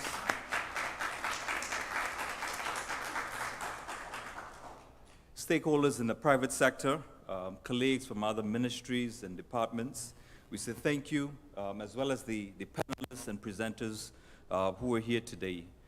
You've made a huge impact, as we say, beyond this room, to other overseas territories as well as internationally. So in other words, no effort or no action is too small. Although we're in a small room, we're in small OTs, the actions that we take are not too small to impact globally. Again, thank you for your presentations. Thank you for sharing your concerns. Thank you for sharing your insight and your knowledge. Thank you to Spotlight Media and Communications, and thank you to Cardinal Points.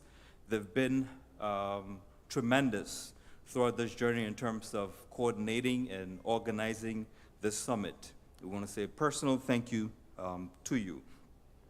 And apart from helping us with the hosting, one of the things that we do appreciate, this being a climate change focused summit, is that we didn't use too much paper, which is a plus for us. A majority of persons that came in, we need a program. Can I have a program? Are there any more programs?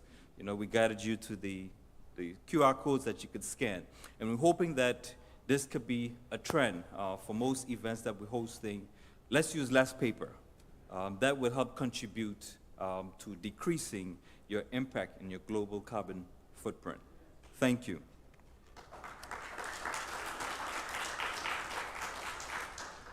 Thanks also to the Shore Club for hosting us and any other organization that may have played a role in this event. Again, like I said, no action, no effort is too small. We do appreciate you. Thank you to the ministry, our PS, Ms. Jones, DEPSAC, Mr. James in the back, and Mr. Bean, I can't see you, but we know you're watching and listening. Thank you wherever you are. To the 3 pillars of our climate change committee. Sometimes in planning events, there are some thresholds and challenges that you're going to face, that you have to go over, some hurdles that you don't foresee. You didn't see yourself having to face this. And these 3 pillars that have been really good in terms of shouldering it, and pulling through to saying things to the end. And normally we don't do this in thank yous, but I want to invite Madam Director Williams, Ms. Avenant, and Ms. Eleanor, if they're here for us. We want to give you your flowers while you're here today to show your appreciation for your efforts.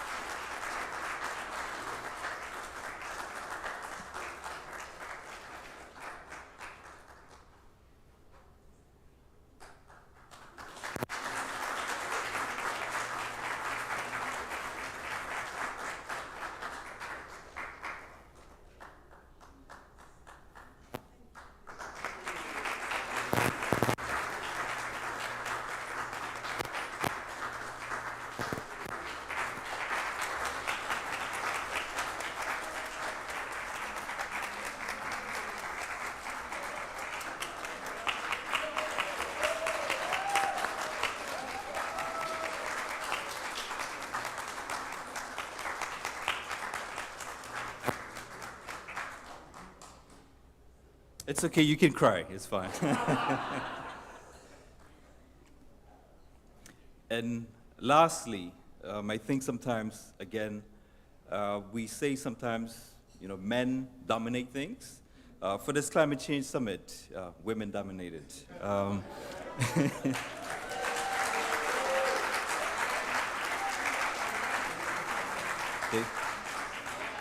They say sometimes you save the best for last. So we've ordered a special yellow bouquet for our champion, who's been pushing, and as you've heard from other speakers, she's relentless in terms of seeing climate change becoming a major role and priority in the discussions that we have and our activities in the TCI.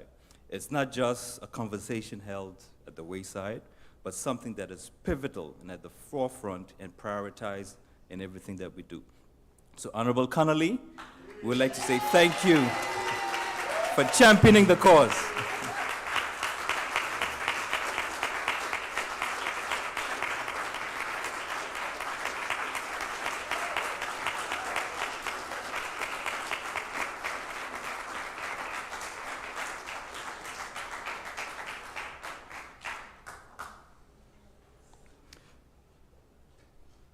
And to everyone out there who's participated, whether in person, perhaps we didn't call your name or your organization personally, we want to say thank you. And to those who are listening and participating virtually, thank you for taking the time out and enjoying this discussion. And we hope that you learned something, but you also taught someone else something else. And as we move forward, we don't just want to let the discussion die here after this day within this room, but we want you to use it as a catalyst to take action.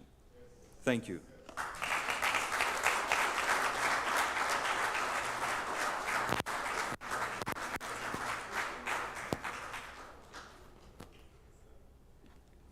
And with that, thank you. You're free to leave. Enjoy yourself. And tomorrow, we do have an event that has been communicated to those who are invited. It's a smaller group, but we will communicate. Thank you. Bye-bye. Enjoy.